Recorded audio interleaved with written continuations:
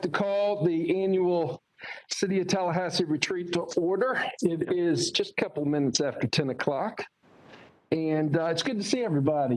This is our first official meeting of 2022. This is going to be a great year. Looking forward to kicking things off with the retreat today. First of all, I believe Commissioner Porter is participating via WebEx. Is Commissioner Porter with us? Yes, good morning. Excellent. Can I get a quick motion for Commissioner Porter to be able to participate via WebEx? Second. Been properly moved by Commissioner Diane Williams-Cox, seconded by Commissioner Richardson. All those in favor signify by saying aye. Aye. All those opposed. Commissioner Porter, feel better. Thank you so much for joining us. Okay, we're supposed to go into welcome and introductions. I believe we're all friends here. Mr. Manager, let me go ahead and just turn it over to you and let's get going.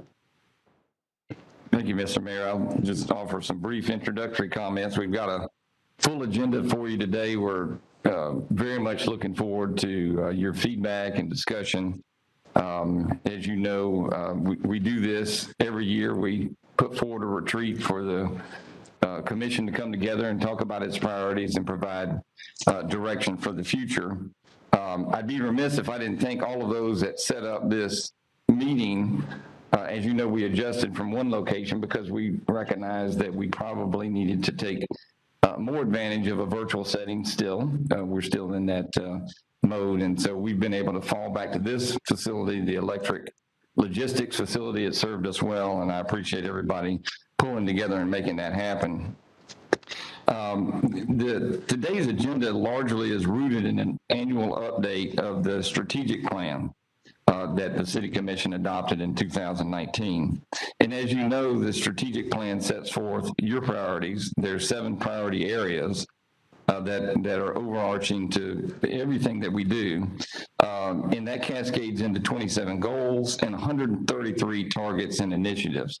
I share that because it's a comprehensive plan, and it does a good job to give us a framework to measure our success. We're about halfway through that 5-year plan, not quite to the halfway point, but in the 3rd year.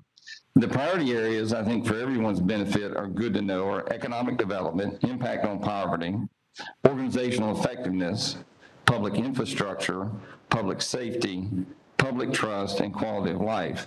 And I think those indicate the breadth of what the City of Tallahassee does every day.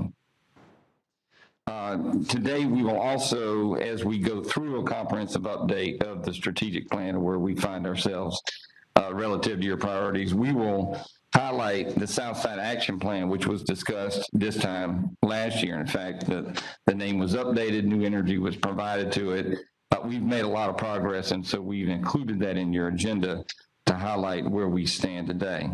In addition to that, we will highlight the Tempo program, something that has been very successful, very supported by the City Commission, and I think now being discussed by others in our community in terms of attention to a young adult population and disconnected youth. In addition to that, this past year, the City Commission, you authorized us to launch the Tallahassee Emergency Assessment Mobile Unit Program. It's a pilot program focused on mental health and a comprehensive response to mental health needs as opposed to only a law enforcement response. And we found great success with that. We will highlight that for you today. In addition to affordable housing progress, we know that's a priority of this commission and a need in our community. We've seen good progress, and we'll share some results there with you. And finally, the clean energy plan. So those will be among the many things updated in the strategic plan, but focus areas that we know are contemporary and timely. Mr. Mayor and Commissioners, I'd like just to highlight a few things. They're not all on the same level, but I think they're indicative of the milestones and accomplishments that we saw in 2021. And clearly we're in the mode of progress and outcome and achieving results. And in this past year, just a few things, and you're going to hear more today, but we completed FAMU Way.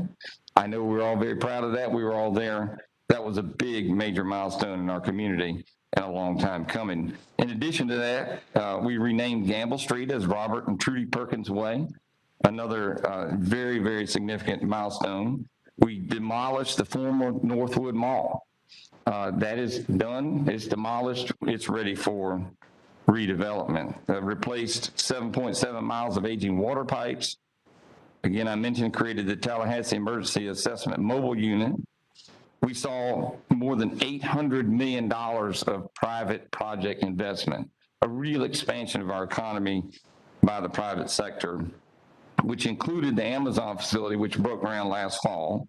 We know that it's planned to create about 1,000 direct jobs and as many as 3,600 other related jobs overall, with nearly $500 million economic impact. Something that I know that we're all proud of. We were recognized again as the #1 public utility in the United States. Pretty awesome. Thank you, Commissioner. It's certainly when you're recognized by your peers that gives it a lot of weight. We were recognized as one of the only 5 cities in the world to achieve a gold level designation LEED certification. And I know you're aware of all these things because they come before you, but it's easy to forget because as we move on, these are significant accomplishments that we saw.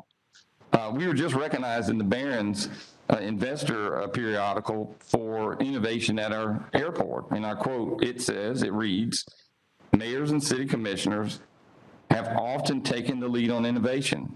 To cite just one example, Tallahassee, Florida." And the article goes on about the innovation of Tallahassee and the leadership of the mayor and commissioners, the policy leaders, to do things like we're doing with the largest solar farm at any airport in the world.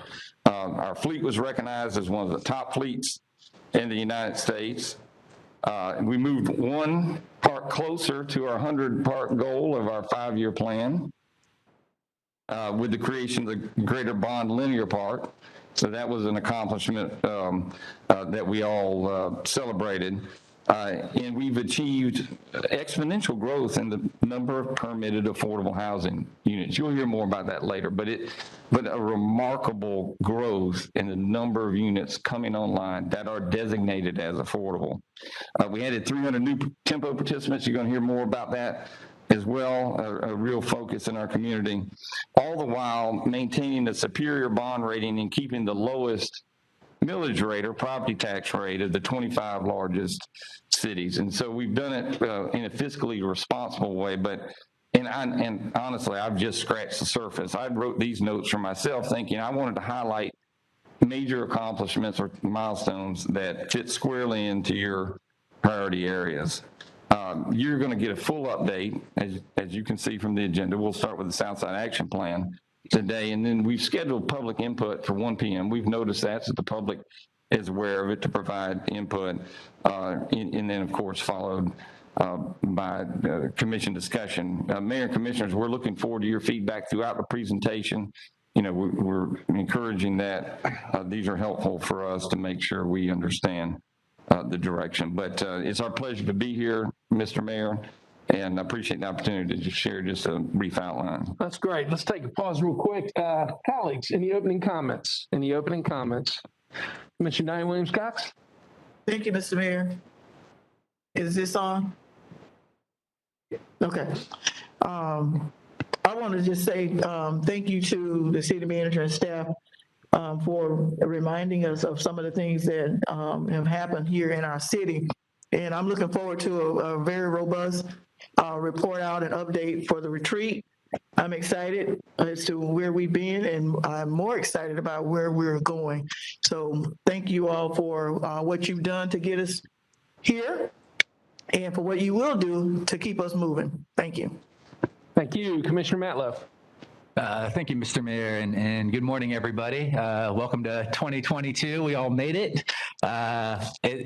It was a challenging year last year, but as the city manager highlighted, we did make a lot of accomplishments despite our challenges. The city business never slows down, so I'm sure we continue to hear about things we can improve on over the holidays, and I look forward to working this year to address our most pressing issues. Thank you, Mr. Mayor. Thank you. Mayor Pro Tem. Thank you, Mr. Mayor. Good morning. Happy New Year to everyone. Mr. City Manager, I want to applaud you and your leadership team for the work that you've done, that you all have done over the past year or two in keeping our city on the straight and narrow. You talked about the awards that we were recognized for and given, but what people don't realize that there's a lot of hard work and hardworking individuals who go behind or who are behind the scenes making that happen. And so we certainly want to give them credit. You aren't just given an award, you earn those awards by the work that you do. And it is hardworking men and women who are part of the Tallahassee family who make that happen, and they are simply recognized for that hard work. We've accomplished a lot over this past year. We're far beyond where a lot of other cities are that are in dire economic needs right now. Our budget has been balanced, of course. We did that without a property tax increase, which we haven't increased for years now. And so our citizens have not been burdened with tax increases over the past several years. During this pandemic, we've supported our local small businesses to keep them afloat. We've supported our nonprofit organizations to make them successful in serving the populations that they serve. And we did all of that without having to dismiss one of our city employees. We kept all of our city employees on board. And this year, we're even able to give all of them a raise in recognition of the good work that they do. That suggests a hell of a lot to me in terms of the leadership that we have here in the city of Tallahassee and the kind of community that we have. And most importantly, we have not skipped a beat in terms of the services and the quality of the services that we provide to the citizens of this community. I've not heard one person say that their garbage has not been picked up on a consistent basis, that their neighborhoods are not adhered to, that police services are not the best that they can be, and fire services, our first responder services. And so, again, that speaks a whole lot to what we're doing to serve our friends and neighbors and family throughout our community. And then finally, I certainly want to give recognition to our first responders, because without them, we wouldn't be where we are today, y'all. I just had a rough time as the mayor and Commissioner Matlow with this damn COVID virus. I told my wife the other morning, y'all gonna laugh at this, but it was so good to wake up and look on the other side of the bed and she was there next to me. Because that hadn't happened in a long time when I was tested positive for COVID.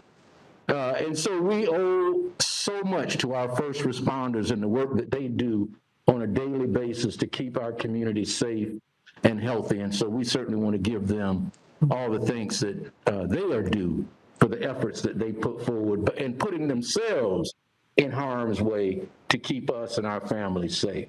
So thank you, Mr. Mayor, and I look forward to the rest of our retreat and where we're going in the future in this great city of ours, the capital city of the state of Florida, the fourth largest state in the United States of America. Thank you. Thank you. Commissioner Porter, I want to give you the opportunity as well. Opening comments? Thank you, Mr. Mayor. I think that the dean of our commission summed it up pretty well, and I'm looking forward to today. I wish that I could be there, but I too have COVID right now and I'm recovering. I'm doing okay. But anyway, so I'm looking forward to today and to moving forward this year safely and better than ever. Thank you. Mayor Pro Tem, I agree. I truly am proud of the world-class services that we provide. And I also agree that in order to move our city forward and make it work for everybody, we have to have that comprehensive overall vision, which is reflected in the work that we have done for the past couple of years, while prioritizing, our economy and job creation, investing in our neighborhoods, public safety, all the things that make Tallahassee so special. But I think you summed it up very well. All right, turn it back over to you, Mr. Manager. Mr. Mayor, with your indulgence, we're ready to move forward. Let's do it. It's a busy agenda, and what we have first on tap is an update from Devin Levins, one of our senior planners who has the lead on the Southside Action Plan. We've got a lot of good information to share So we're ready to move into that if you would like. All right, let me make sure I got this straight. We're rolling right into the Southside Action Plan around 10:45. You want to move into the strategic plan updates. Of course, we'll spend as much time as we need on both. About 12:30, we'll take a break. 1 o'clock, we'll take public input. 1:30, we'll come back with commissioner discussion until we are done. Yes, sir. Sounds great. Any questions? Nope, let's move forward. Good morning. Good morning. Y'all doing all right? We're great. Good morning. So what we're going to do is we want to bring you an update to the Southside Action Plan. We kind of started this here, I think, last year virtually, but now we're here in front of you today with it. In your packet, if you notice, you'll have everything that I'm going to go through, so that way you can follow along as we go through this. So the Southside Action Plan, what you're seeing here in the slides, it's going to look a little different than normal PowerPoint slides because these are screenshots from a web plan that we're building. The way we're trying to do this is a little bit different. We want a living plan rather than a paper document. So what you're going to see here is how we're laying out this interactive website plan. So to start with, so far we've had just over 600 responses as of November to the survey. That's not including how many people we've touched through either going out in the community. We've had over 1,400 emails that we've sent out to businesses, churches, folks that we could find listservs to. So we've been able to have some really good conversations with folks on the South Side and really start understanding today what people are wanting to see on the South Side. What we're hearing from those folks, so in the survey that we built, the idea behind this survey was we didn't want to trigger any responses. We wanted it to be very open. We wanted it to be, if I was to ask you a question on the street, give me your immediate response. So the questions were, for the first one, what makes the South Side great and gives you pride in the South Side? Nothing else other than that. The interesting thing here is if you look what comes up the highest in this, the people. People really care about each other, their neighbors, things that are happening in the community, the neighborhoods. They think the people can do a lot for their community, followed by culture and history and a sense of community. It's really about the people of the South Side. If you want to make change happen, they think that the people of the South Side are where that change starts. I don't disagree with that as we look through and see what they're saying. The next question is, what do you want to see happen here? We're really good at asking people what they want and then trying to figure out what they want, but what does it fall into? How does it, when they're telling us what they want, what are they actually asking with the words? So here it really fell into a few different categories. They were asking for activation, beautification, growth, infrastructure, resources, safety, but maybe not in the way we think of those things always. But those were kind of the buckets we could put it in. And here you'll see a few different quotes like from growth. Something someone said was, we want more shops, stores, and places to eat. Multiple people along the way would say how they want to see businesses coming back to the South Side. They want to see businesses that would look like businesses that would happen anywhere else on the South Side. So I think these things that we're hearing from the terms we're using, growth, infrastructure, we can find how they fit into those. It just may be a little different than we're used to seeing. The next question was, what will it take to make this happen? This is one that I want us to look at for a little bit here. So these bubbles kind of show you like a different percentage of what the people said would make it happen. You ask people what they want, but we also need to ask them how to be part of the solution, right? It's easy to ask what you want and then us try to figure it out, but we need them to help be part of the solution. What they told us it would take to make it happen are the highest response was citizen participation. So this goes back to the people. Citizen participation of people are what's going to make it happen if we want to move forward on the South Side, followed by at 22% public and private investment, the next one being 15% government support. Now, let's stop there for a minute and think about this. 15% of folks said government support, while 26% says citizen participation. It's almost double citizen participation over government support. So we all have to play a role together here, but if we don't have the citizen participation with the government support, how do we move forward? You guys kind of following me on this already? Okay. And then to make a difference, somebody should. This was a question we kind of wanted to have fun with. So if we were asking this to someone, just in general walking by was, you know, if you're somebody, if you could make a difference, what would you need to do or what could you do? And folks said, be accountable. They said, take action, invest, beautify, participate, engage. It was all about what people could do. If you notice all those things, it was what all the citizens could do together to really help us start making things happen. So we got this information from the community. We heard what was going on in the community, and we said, well, what have we heard in the past from the community? Does it align with what we're hearing today? So we went back and looked at the old plans. There's a lot of sector plans from the mid 2000s. We have some neighborhood plans from the early 2000s and some we're currently doing now. And then there's a whole other allotment of plans that you'll see at some point when we're able to show you the full document. We said, well, what are the themes from these plans? Are there any consistent themes since we've been planning so much for this area in different little pockets? Well, there were. And those themes come in the idea of land use and zoning, housing, infrastructure, education, economic development, safety, beautification, and resident empowerment. And we looked at this and we're like, well, this sounds like what people are telling us today. It's not really that different. So for 30 years, we've been hearing the same thing. Where's the action? That's kind of what started coming up next. Where's the action? So we said, well, what are we learning here? What are some of those key points that we're getting from the community? Well, a lot's been done since 1998. We have a lot more projects planned. Has our messaging been right? Have we been able to message what we're doing and tell people what we're doing? Is it being broadly communicated? Do people actually see where resources are being spent? That's something that we heard. Like, we don't always know where the money's being spent in the community. We don't see it. We don't feel it or feel like we feel it. And then one that really stood out to me was Southside residents have been surveyed and the areas have been planned multiple times. But at this point, they really want action. Like, this just kind of kept floating up as something that they really want to see. So we thought about this and we said, well, 30 years, we've looked at multiple types of plans. We have plans going on here. We now took in some input. What could we really categorize this as if we wanted to look at what people are saying? And it really kind of fell into three categories: a beautification, an investment, and an engaged and active citizen categories.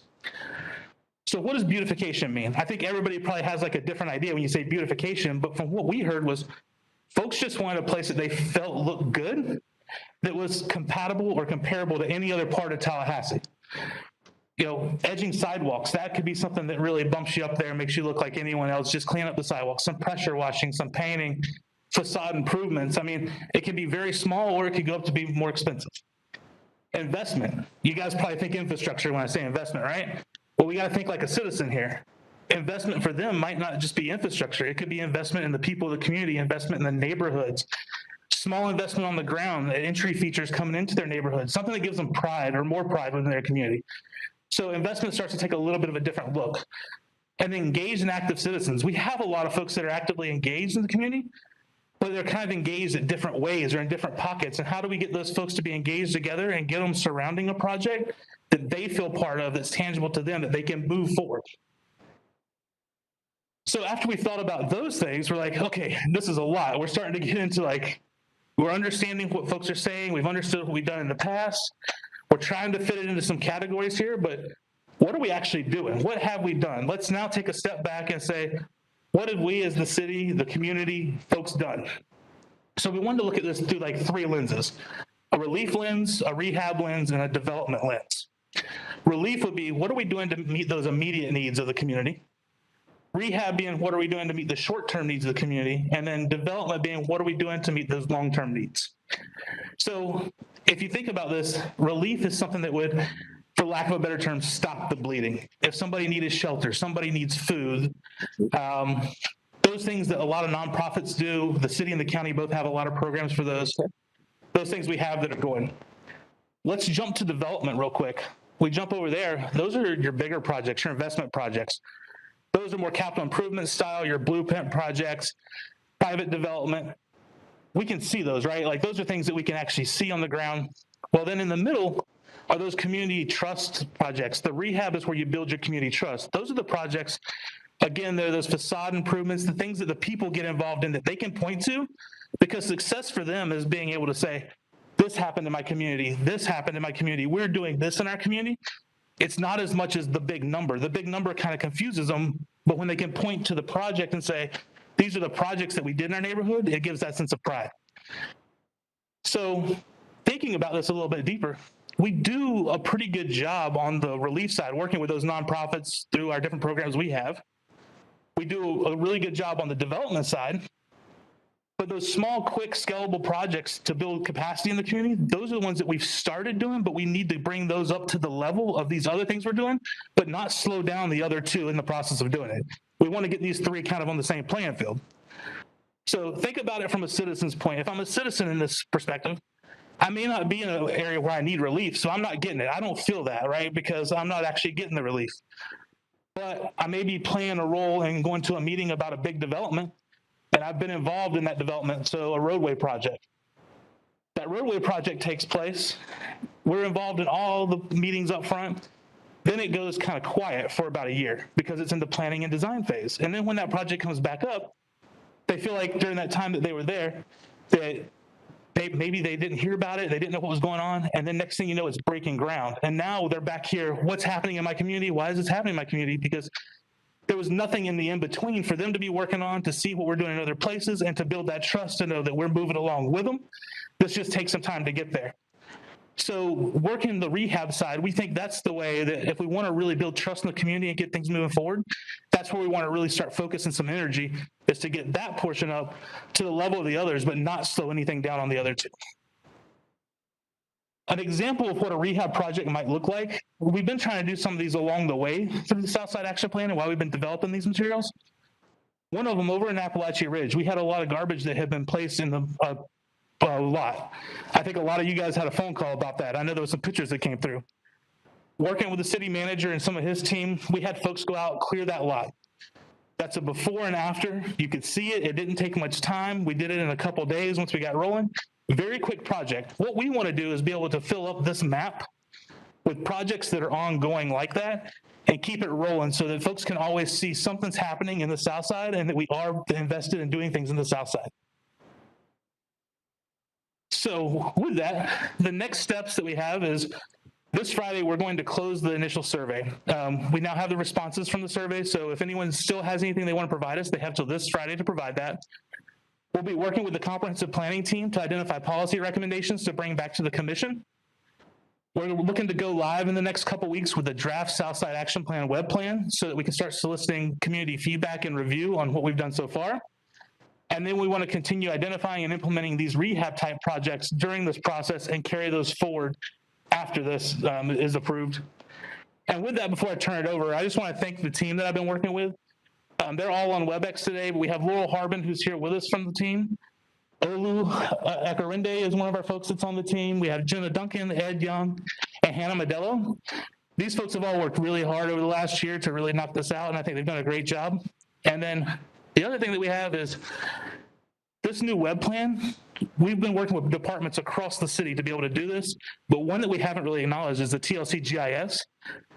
Those guys, Ned and his team, Ned, Scott, and then Franklin over there. Those guys have been working with us, and without them, we wouldn't be able to do this new unique product to bring to you. So with that, if you guys have any questions, I'm happy to answer them. Thanks, Devin. Mr. Manager? Yes, sir. Look forward to your feedback. I think it's a good, timely update. I think you can tell this is a quick version for us because we want to be sensitive to time. A lot of work has gone into this. I think we can all appreciate you have to put the work in to build the inertia to have the springboard. I think we have it. We've got the pulse of the community.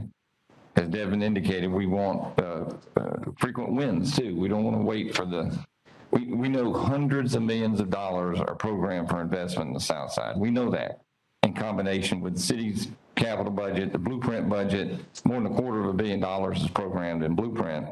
But it will take time and it will be hard to see. And so we've got to stay engaged, have early wins and things of this nature. But real proud of the team. Devin acknowledged everybody. This is a priority and I think we can all see it. And we're just, we appreciate being able to share it with you at this time. You're going to hear more in the year to come. Well, I agree, and we'll just open it up for discussion, but I think that one of the and we have a lot of work still to do, obviously, but one of the reasons why we see such exceptional results is that we are setting priorities, we're setting clear goals. We've got, we've got opportunities to move forward, and we're taking advantage of those opportunities, and we're engaging the community. And Devin, you and your team are doing a fantastic job, and certainly appreciate it. Let's just open it up for discussion. Commissioner Williams-Cox. Thank you, Mr. Mayor, Mr. City Manager, and Devin and the team. Let me just say that a year ago in this very room, we did rename this and made its middle name Action. Mm-hmm. And I must admit that a lot of action has taken place in 1 year. And you didn't wait until now to let us know that I've been getting those updates, and I've been providing those updates at commission meetings as we've gone along. And I am really excited about what I'm seeing. The things that excite me the most are the fact that I was out there with you, Commissioner Richardson, and myself as well, was out there with you collecting some of these surveys, you and your team, and the interaction that we were getting from people in the community was phenomenal. And I think that also now that you have a location, an office on the south side, have a storefront on the south side, it also provides opportunities for people to drop by and tell you anything that they missed. So I appreciate that you're not only gather that information, you've penetrated and moved into the south side to allow folks to stop by and tell you whether they were able to complete a survey or not. They can still provide you with the feedback. And I know you're there next to Tempo, so you're probably getting some of that overflow from Tempo as well, and maybe you all are doing some of that work together. I'm really excited that at least 600 plus folks did complete and provide the surveys. And a lot of times we put surveys out and you don't get that kind of response, but that happened because you all got out there and made it happen. It wasn't a passive survey collection. I appreciate that. I am just really, when I look at what you're reporting out on what you heard, I'm really proud of my fellow Southside residents in the fact that they agree and they understand that it requires citizen participation first and foremost. And I've said this for years in the work that I've done on the South Side, we don't need anybody to come to the South Side and tell us what we want or what we need. We need to be able to tell people what we want and what we need. And I'm glad to see that citizens are saying that it's going to require citizens participation. As I say sometimes at my house, closed mouths don't get fed. So we've got to open our mouths and be able to tell people what we need in order to be fed. Also, the public and private investment, that is important. And that's one of the pieces that I want us to explore even more so, because we're inviting smart public and private investment to the South Side. It has to be done carefully, and it has to be done well and without destroying the character and the culture and history of the South Side. And then that government support. I know that for this commission, many times we get calls or emails and things of that nature, and we try to respond. But government is only going to be able to do so much, because then we'll be accused of overreaching. So I'm glad to see the order has been set by the people who responded. First, citizen participation. Secondly, private and public investment, and then government. Now, what is most interesting to me is those things outside of those bubbles. And I will admit that I was a little surprised at the small numbers on some of these other items. So can you talk a little bit about? I'm on the page with the bubbles. Talk a little bit about the kinds of things that you heard that was provided. Because a lot of times when people talk about Southside, they're talking about crime. They're talking about housing. They're talking about some of these things that are really small bubbles of the responses. So what were some of the things that you heard? I think the best way to answer that question is, who are you talking to? Are you reading the newspaper, or are you out there talking to the citizens, or where are you at on this? And for us, we were talking to the citizens on the street. Yes, they know there's a need for affordable housing. They know that there's a need for youth involvement. They know that they need these resources.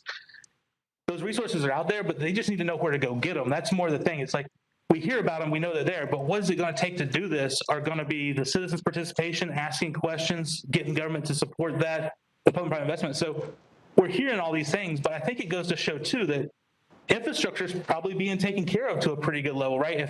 We know we need more of it, but we're seeing it and we see participation. So I think it's just where you're getting your information from. If you're actually talking to residents, this is where they feel is really important about their community. Okay. Does that help at all? That does. That's very good.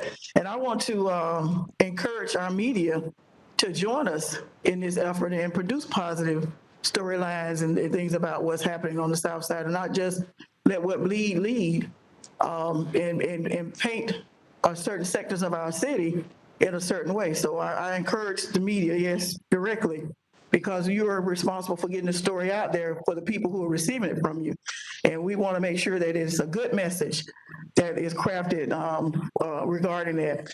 I'm also impressed with the background work that you all did to bring all of these plans into one place so that I don't have to go looking all over the place, looking for plans that happened in the past to see how they interconnect and to see promises made and promises not kept. We can now have them in one place, see it all, and understand where we're trying to go from 30 years ago. 30 years ago, a lot of things have changed. And so I'm appreciative of that. And I looked at some of the plans that you have listed here, and I know that there are so many more, such as, the neighborhood plans. And I know that we're going to get all of those plans in place, correct? Correct. So that anyone who, and as the plans are updated, are we going to be receiving those into this this web plan as well? So the ones that we have in there right now are all ones that have been completed. But yeah, if there was ever a plan that was updated, the nice thing about this web plan is that we can do that. We can put the new PDF right in and link directly to that. Okay. So if your CRA plan went through another update or something like that, the most recent one will be put there as a direct link. Okay, so I asked that because I want to put this message out to the neighborhood leadership that as you're updating your neighborhood plans, let's make sure, I'm through Mr. Baker's office, make sure we get those plans so that we can make sure we plug them in here and working from the most recent plan. Overall, I'm still very, very excited. I may not sound like I am, but I am very excited about where we're going. I see a lot of action. I look forward to seeing a lot of more action, and I agree with your theory in that we seem to be doing pretty good, getting immediate relief. We seem to be doing pretty good with the long-term development, but it's that piece in the middle. When you're baking a cake, it's got to be done in the middle too, in order for it to work. And so that piece in the middle is where we have to work. And I think that one of my experiences in coming to the commission was coming in at the end or the beginning of some huge development, such as FAMU Way and others, where there may not have been enough engagement in that rehab piece. And so the community had not been kept in the loop, or we're maybe not aware of the status of where we were. And I think that going forward, if we keep the community engaged in that middle piece, then we won't have such, frustration when things start popping up out of the ground and they knew nothing about it. Because that too has been a source of my frustration prior to coming to the commission. Now that I'm at the commission, I'm getting information, I'm trying to share it. But you understand where we're trying to go. We're trying to make sure that all people who want to be involved and informed are involved and informed. So I want to just say thank you. I look forward to continuing to work with you and your team on this project. And let's keep the action, put our foot on the pedal, and let's keep moving and showing more and more of what we're trying to do and keeping citizens involved. They have told us that citizen participation is paramount. And so we want to make sure that we keep them participating, engaged, and informed. Thank you, Devin. Thank you. Commissioner Matlow. Thank you, Mr. Mayor, and thank you, Devin, for the great presentation and displaying it the way you have. It's been very informative and helpful. A few comments.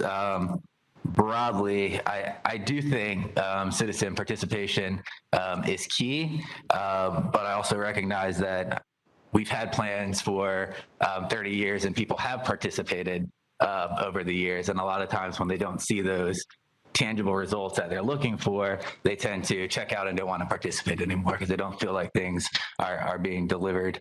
And I think that leads us to the parts on the chart that we do have a direct role in, and that's the government support and the public investment. We can't really control the private investment without some sort of partnership. But I do think we need to hone in on that and see, as we encourage our citizens to participate more, we also ante up and we invest more and we provide more support I'm ready to be accused of overreaching. I'm ready to be accused of saying we're trying to do too much to improve the neighborhoods on the south side of the city. When those accusations come, we can look at it and readdress, but I haven't heard those yet. On the relief part, we talked a lot about the resources that are out there. We have a lot of great resources in our community, from housing to elder services to feeding the community. But when we talk to our nonprofit partners, none of them have the resources to actually meet the actual need in our community. They all say they're doing the best they can. They're serving what they can within their budget. But when the housing authority opens its waiting list, there's 10,000 people in need of housing that we are unable to serve. As more nonprofits, we had the homelessness conversation last year. You know, all of our nonprofits said, we're doing the best we can with the resources we have. It would actually take this much more additional investment, this much more rapid rehousing for us to actually know the need. So I say that to say, I don't want us to, we can't celebrate our way out of the problems. We have to continue to readdress where we can improve, where we can do better, where more investment is needed. Because when we look at, when people say they're not seeing improvement, beautification, I think, is a good example. And we do get the calls to beautify lots, you know, illegal dumping and trash and that sort of thing. But it really becomes a point in time. A lot of the times we'll get calls from the Providence neighborhood. We direct them to the city manager. His team does a fantastic job at going out and addressing that issue. But then a week later, there's another illegal dumping, or a month later, you know, there's more trash in the neighborhood. So how do we put together a plan to make it where, I think the metric should be more, when we ask people in a neighborhood if their neighborhood is clean, that number is increasing. That's what we want to see. Like we're in there so often, we're picking up trash so often that people are seeing that visible difference, not just in a point of time, but throughout the neighborhood. And then, you know, as they invest in their private properties, everybody, you know, the value just starts to increase, and the community pride starts to increase. And then, you know, development, I think we have a lot of great projects that we're working on in the city. We hope to recruit private development. And I know that's not meant to just be critical of where it is, but just a broad perception of how do we start changing what people were saying 30 years ago from now. And I think we're on the right track because we're addressing it head on, right? We're asking people for their feedback, but at the end of the day, it's going to come back to the public investment and really us pushing to do more. Thank you, Mr. Mayor. Mr. Mayor Pro Tem. Thank you, Mr. Mayor. Devin, I want to give you a congratulations for the work that you and your staff have done. I've seen you on the streets where it matters, talking to the citizens of the south side of Tallahassee and getting input, and we see the results of that. So thank you and the staff that you've worked with. This is monumental. You know, I've said it before and I'll say it again. 26 years ago, my wife and I moved into our home. February 26 years ago, we moved into the home that we built on the south side of town because we wanted to be a part of the improvements to the south side of Tallahassee. And we've seen that happen over the years. Has there been neglect? Certainly there has been in certain areas of the south side. And I don't want anybody to have the mistaken impression that all of the south side of Tallahassee is impoverished and in need of immediate improvement, because they are a wonderful neighborhood. I'm so proud of my neighborhood where I live, and that's where I want to be. That's where my wife and I have raised our family. And so I don't want anybody to leave here or online to get the impression that the south side of town is somehow uniformly impoverished and in need of rehabilitation and repair. We're not. There are lots of us that look out for each other and look out for ourselves and our neighborhoods. Is there work to be done? Certainly there is, and this points to the work that needs to be done. And that was the reason I ran for the city commission when I did, because I knew that I think up until that point, we had not had anyone who lived on the south side of Tallahassee and was invested in the communities and neighborhoods on the south side of Tallahassee on this commission. And that's why I decided to run for the commission. And that has been my goal ever since, to advocate for those kinds of changes. And we see that happening. This is an exciting plan because this shows people where we've been, what needs to be done, and where we're going. The point that I want to make, though, is that the south side of Tallahassee is not an island unto itself. We are a part of the Tallahassee community. We're all neighbors. I consider someone who lives in Golden Eagle as much my neighbor as my next door neighbor. And I'm going to look out for the person in Golden Eagle just like I'm going to look out for my elderly disabled next door neighbor.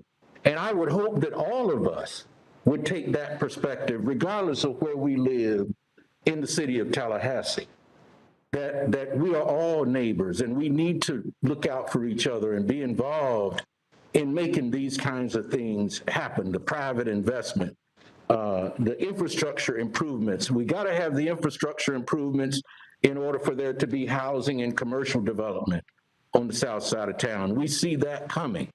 And if we looked at the holistic plan, that would include the blueprint projects, the $270 million that will be spent in infrastructure improvements on the south side of town in the next 5 years. Some of that, which has already begun to occur. If we look at what's happening on Magnolia Drive, the resurfacing that's happening on some of the streets in the south side of town, and improved lighting, the neighborhood first plans that are happening, much of that is already occurring, things that people can see.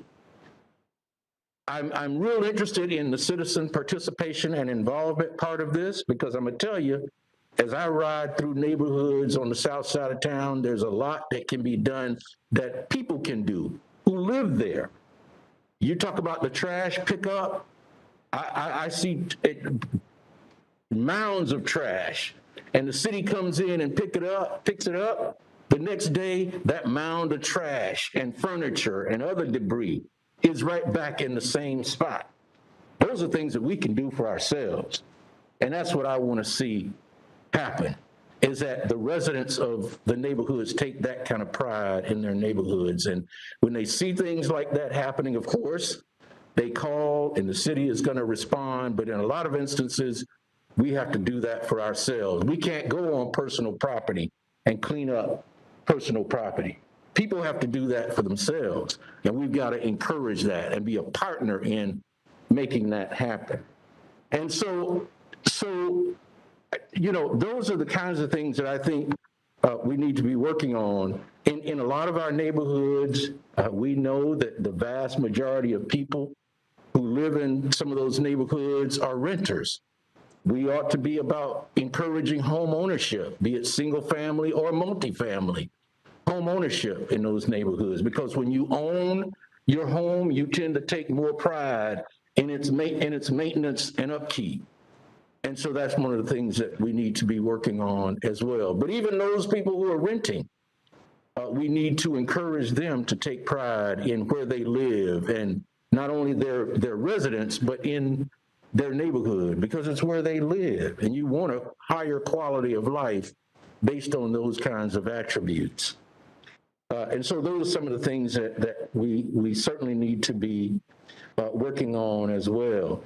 And then finally, you know, as we move forward, I'm going to just caution us to keep in mind this notion of gentrification, because we know as development occurs, as property values increase because of the kinds of improvements that we're talking about, we've seen in other communities where, and even right here in Tallahassee, where neighborhoods have been gentrified because the indigenous residents are no longer able to afford to live there.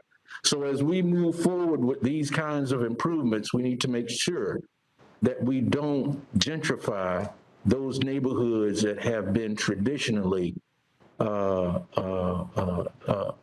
ones that have been neglected in our community. So that just for us to keep in mind as we move forward in making these improvements and bringing about change on the south side of Tallahassee. But certainly for all of us to keep in mind that we're all neighbors and we've all got to be in this together. Because if Tallahassee is to be the all-America city that she has been designated twice, then all of us, regardless of where we live, have to feel like we live in an all-America city.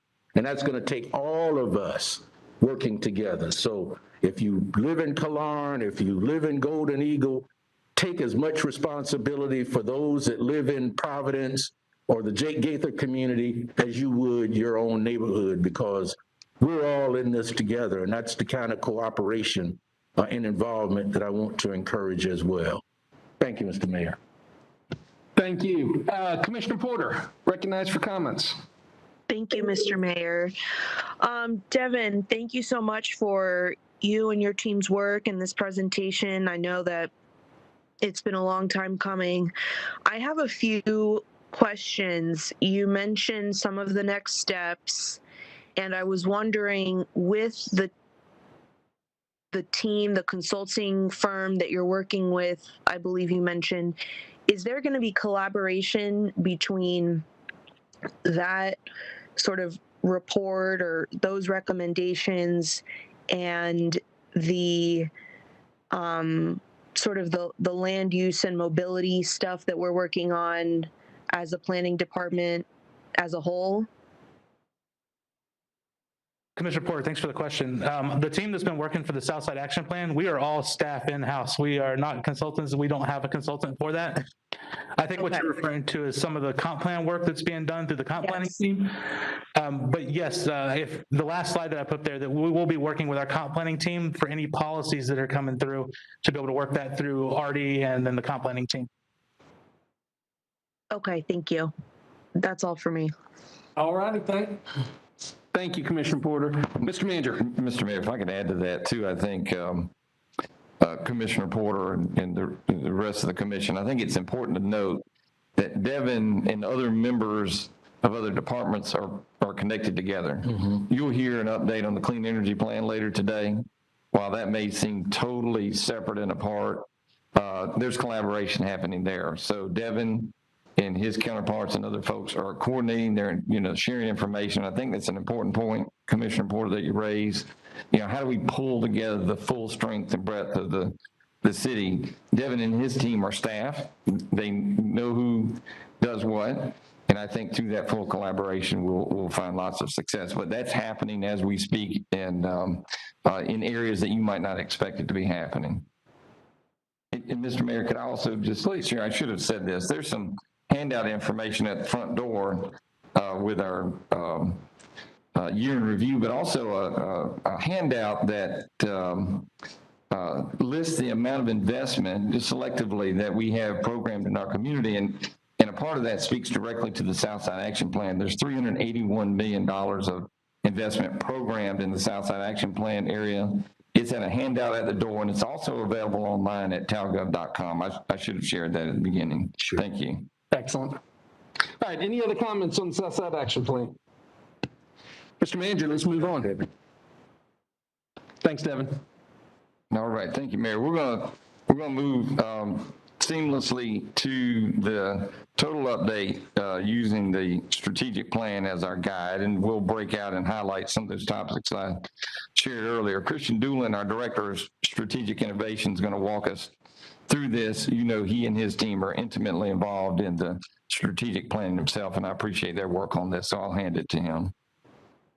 Thank you, Mr. Manager and Commission. Can you hear me? All right, the mask on. Okay. Appreciate it. I'll run through multiple areas of our strategic plan and defer on some highlights to my peers and directors throughout the city. And just a reminder, this is going to represent just a sampling of the targets in the broader plan, where I can highlight some areas of progress and maybe some opportunities to drive further progress in the coming 3 years left in our planning period. First, to touch on some economic development targets, this is the first area I'll address. Just as a refresher, we frame economic development efforts through positioning our region as an economic hub. And to do that, we are focused on the airport, infrastructure, and target industry growth. So on this first target, I would like to light on is our customs facility, which last year we brought an update to say we were midway through the design And as you know, we've completed that design as of last year for the International Passenger Processing Facility. Moving forward, we've also awarded a construction contract, which will begin this year and with targeted completion by the end of this plan. And that facility, the reason this is important is that's a precursor for establishing a foreign trade zone. So when we talk about using our airport as one of the few levers to get to this goal of becoming a regional economic hub, establishing that trade zone is a very key objective, and we're tracking towards that. To our objective of investing in infrastructure to further economic development, here's a target where we are focused on investing $25 million through the 5 years of this plan for water quality improvements and mitigating flooding. And as you'll see here, on our baseline year in FY19, that was at about $9 million a year. And since then, we've invested a total of $28.3 million. So that's in the first 2 years of the plan. And this is an area we will continue to invest at your direction. And then finally, in the economic development realm, I'll just touch on another highlight of the performance here. We have a target to reach total cargo of 22 million pounds annually at the airport. And pre-pandemic, this was around 20 million pounds annually. Since then, we've seen 20.2, 20.8 million pounds. From 2020 to 2021, over the last year, we saw a slight increase, but overall holding during the national and economic and health impacts. What I'd like to do is just pause there, just if nothing else, if you don't have anything, I want to just, I didn't say at the outset, I'd love for this to be dynamic. We've crafted time in this presentation, so please interject. If you have questions along the way, we can take them at the end or during. So if I'm kind of hitting the end of a priority area and you'd like to dive in further, I'm here, as well as the entire L team's on the call. So we'd be happy to take questions as we go or afterwards. Moving into the commission and plan's next area of strategic focus, impact poverty. We frame our efforts and actions on poverty as putting us as the leading partner that connects residents to resources that remove economic and social barriers associated with poverty and living in poverty. And our focus is on 3 areas: housing, education and job skill training, as well as wellness. So we have several targets focused on actionable initiatives like this one, which is increasing the number of affordable units or homes through the Community Land Trust. To turn it over, I'd like to turn this over to Director Ojitayo, who's coming up behind me, to give just a quick overview of our efforts in the area. And Abena, I can drive the slides if Sure. you just, yep. Okay. Yeah, thank you. Commissioners, we've been talking about affordable housing, and I love to talk about it as many times as I get the opportunity to, because we know it is important. Mr. Mayor, Abena, could you introduce yourself for the people that Yes. may not know you in the room, but Sure. certainly those that are. Everybody, my name is Abena Ojitayo. I'm the director for the city's housing and community resilience programs. And again, it is my honor to shed just a little bit of light on the subject of affordable housing, but I do want to remind everyone that affordable housing and housing in general exists along a really broad spectrum, and there is certainly no one size that fits all. Our partners are working so much better together over the years, understanding where they fit along the spectrum and identifying the strengths that each agency has. And so the image before you is one you've seen before. It's a reminder that, yes, we connect those that are unsheltered to the issue of housing, as well as those that are currently housed but are feeling the burden. And so when we talk about affordable housing, we're talking about making sure every household spends no more than 30% of their income on housing. And so again, that is no one size that fits all. We've recognized over the years that there is a lot of pent-up demand for housing overall, not just with affordable units, but in the general market as well. And we've seen some significant activity happening along that. And so again, when we talk about affordable housing and the programs that the city tends to focus on, we're talking about certified projects that are targeted to those that are earning lower than the area's median income. And in particular, those that are feeling the crunch the most are those that are earning half of the median income. That's those that are earning around a living wage, or what we call a living wage, which is about $15 per hour. And if for that kind of household, they need rent that's below $800 a month on average, just to make an estimate there. And so we're very pleased to see that the actions that you've taken over the years have really started to spur some activity in the private sector. We're seeing activity across all parts of the community, and we want to see more. So again, Commissioner, to your point, we don't want to just celebrate out of it, but we want to encourage those things that seem to be working. And some of the most important tools that you have in your pocket are the development incentives and the regulatory tools that you make available for those that are willing to partner with us to make more units available. Right now, we know of at least 250 units that are in permitting, meaning they are started on their work on the ground right now. And that's compared to about 700 residential units across the whole city. But even more importantly, because this development work takes time, we know of at least 1,200 that are in the pipeline at various stages, from conceptual work to planning to financing. And that's largely due to some of the action you've taken, where you've given zoning flexibilities, you've given density bonuses, you've given a small investment subsidy that those projects have now leveraged to secure state funding. And that's also to say there are projects that we don't even know about that are still in the pipeline. There are others that we've heard about because the state has given them funding, and we know that that project will be located in our city, and they didn't come to us first asking for any money. And so some of those things are really working, and we want to pay particular attention. Just to put it in context, 1,200 projects that are in the pipeline now, that's more units than have been brought online over the last 2 decades in our community in terms of certified affordable housing. And so we're punching well above our weight. Please don't give me more work. But this stuff is working because I think sometimes it's about signaling the priority and taking the steps that are within your power. And one thing, those are big flashy projects, but another action you took was the construction revolving loan fund.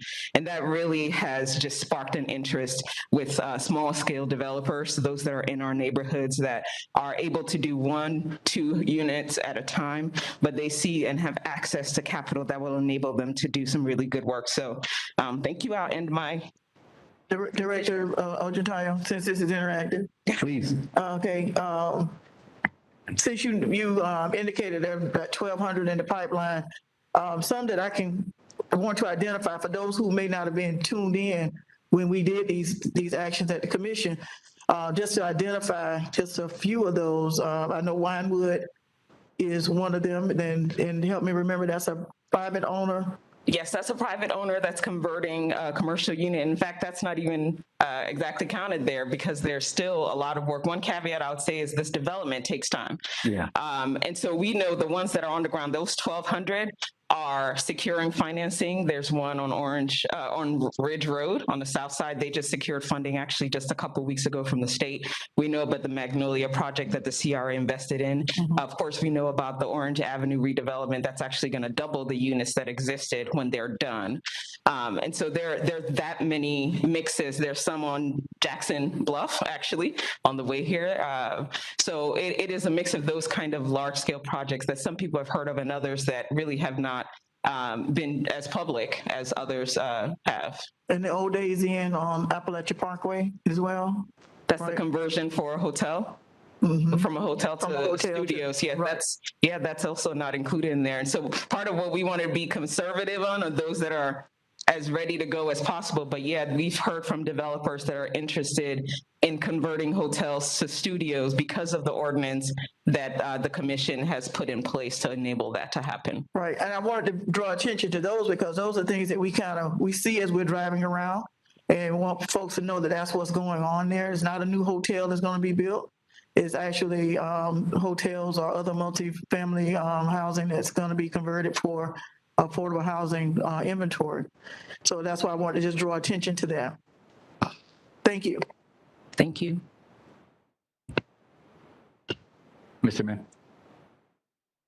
Commissioner Mantley, you had a question? Yeah, thank you, Mr. Mayor. And thank you, Ms. Sajitayo. I think most of the time you come before the commission, it's with a new innovative approach to really kind of push us forward to see how we can get more housing stock. And I think those efforts should continue to be applauded as we continue to do the most we can. We're all aware, unfortunately, some people come to our community and engage in more predatory behavior. As we're pushing to expand affordable housing stock, we've seen mobile home parks, purchase and the rates raise exorbitantly. And I think, whatever we can do to send a message that, that type of predatory behavior is not welcome in our community, and we're all working together. We're not against people making profits, but when we're kicking the most vulnerable out of their homes and pricing them out of their homes, to me, that is unacceptable. So I think we need to continue to encourage to work with people like you mentioned who are using the revolving loan fund, who want to really invest in our community, be a part of our community, so we can address this issue collectively. But what we saw happen and forcing children to take more dangerous paths to school, that's not something I think we can accept. And I think in the future, I know there's not immediate solutions to that, but we need to be looking for solutions to try to limit that behavior and encourage what we want to see, which is people having access to a nice, safe place to live. But thank you for all the work that you've done over the past year. Thank you, Commissioner. Commissioner Porter? Commissioner Porter, you there? Hi, yes. Go ahead if you have any comments. Well, I want to thank you for all of your work, Abena. I think that, some of my comments are, time is going to show kind of the results of this work that we've done. Some of the questions I think I'll ask for you as a follow-up are, looking at, especially in particular, Objective 2C.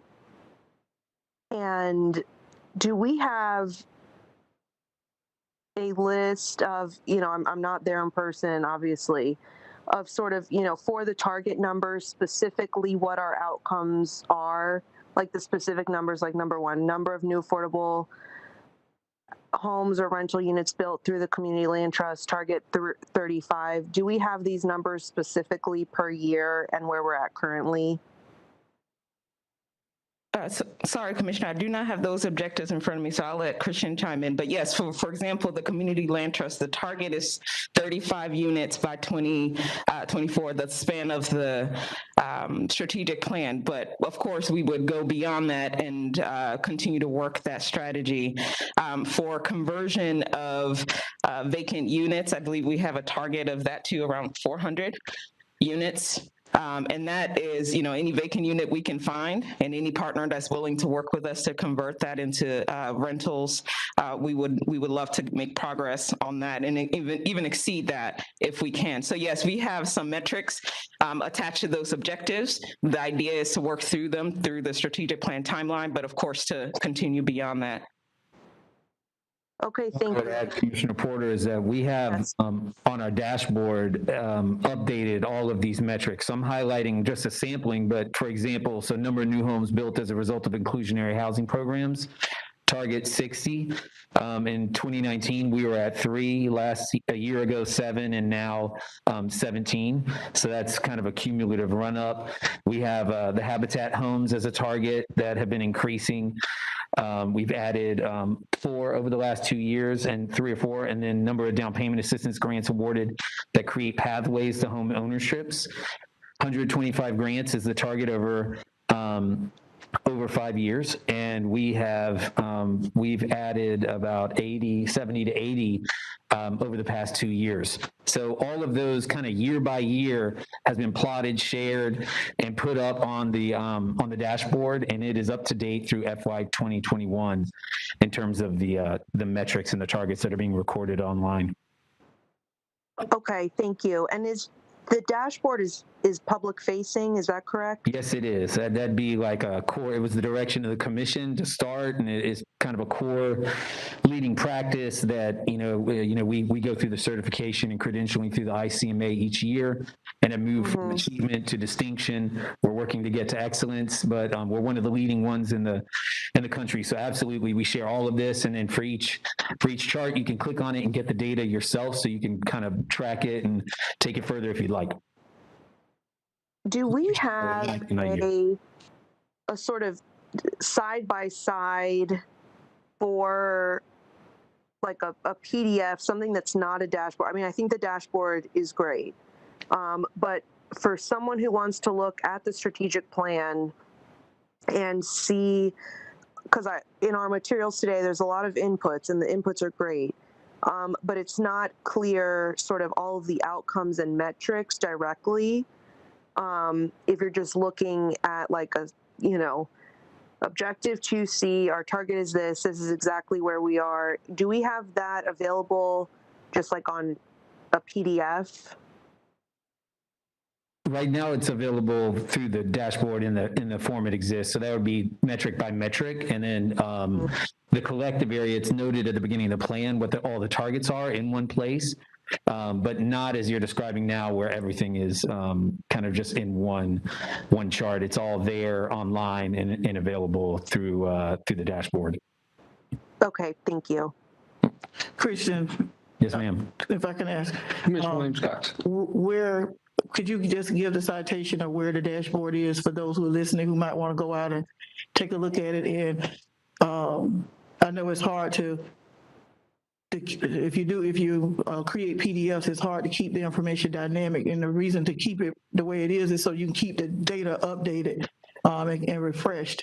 So could you just tell the audience and all of us where to find it at? Yes, ma'am. It should be at talgov.com/dashboard. It's also, if you just go to talgov.com and if you just scroll down to the bottom, there's a link that says a strategic plan dashboard. You click there and you're on the main page.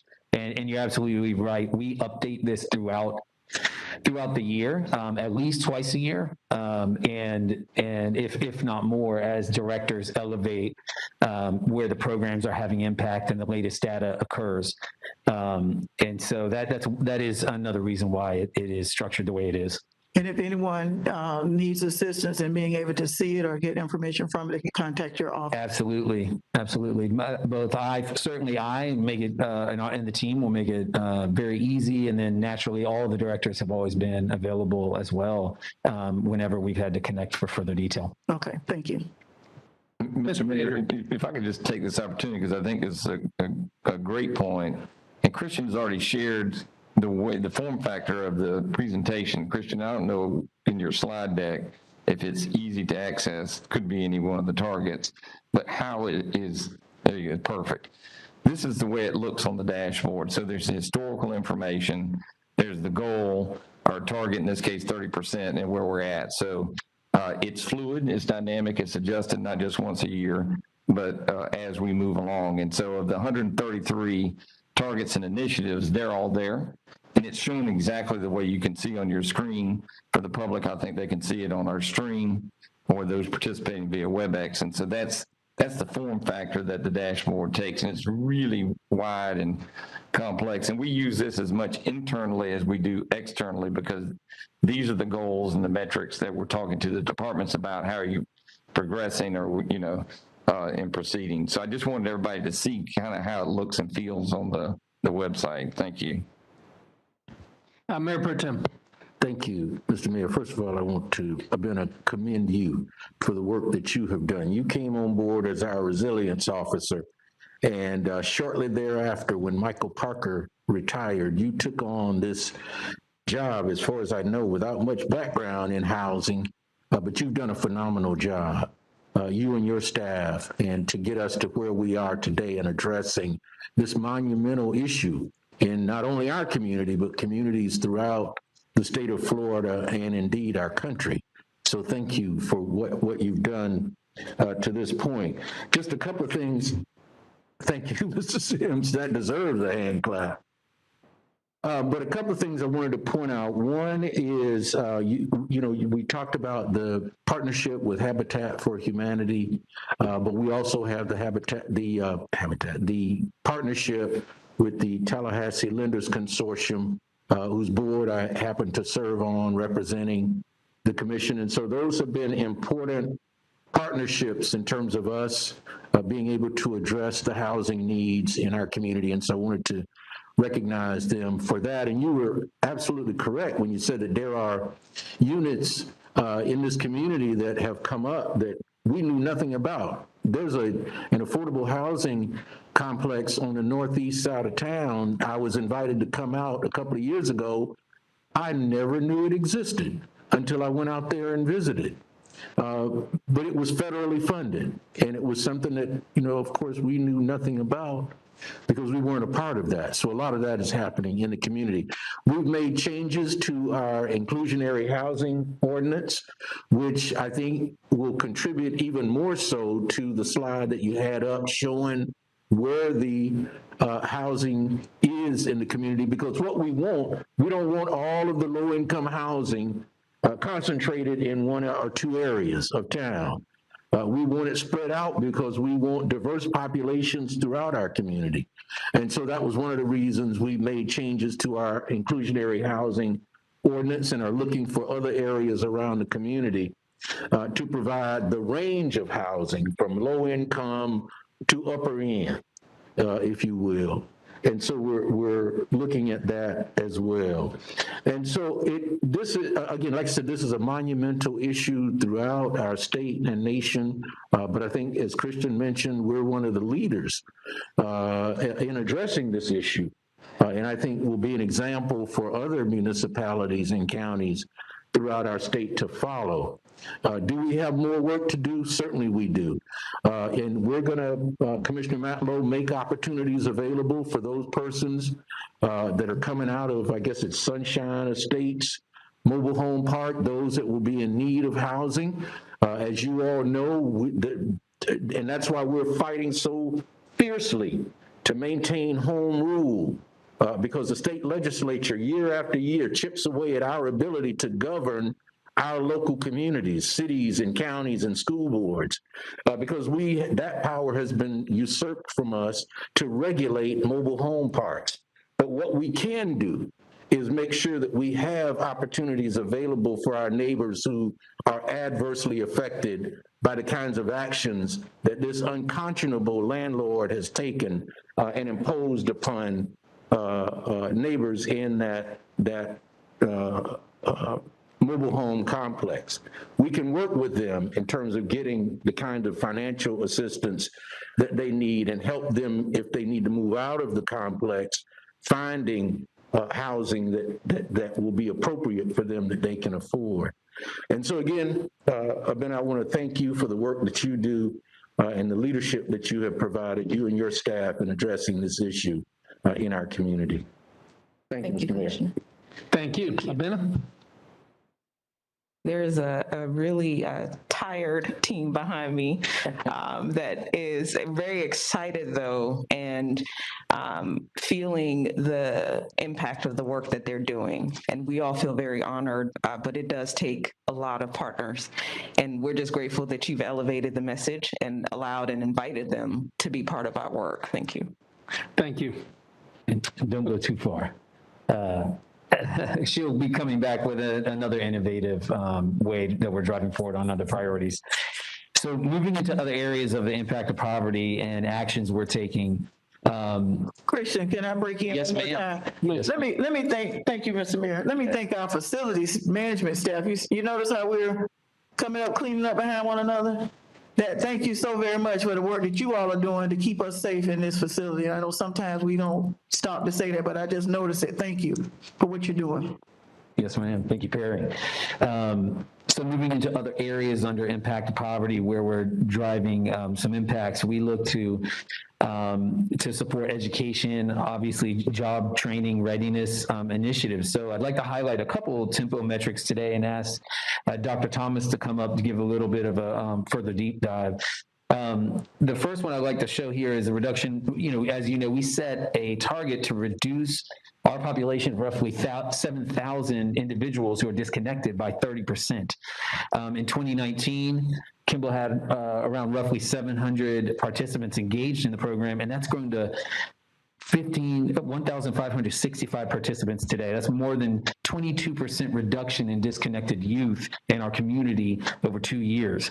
And the majority of that has been accomplished, in the front 2 years of a 5-year plan. What I'll do here is highlight the next one, which is focused on securing fair and living wage.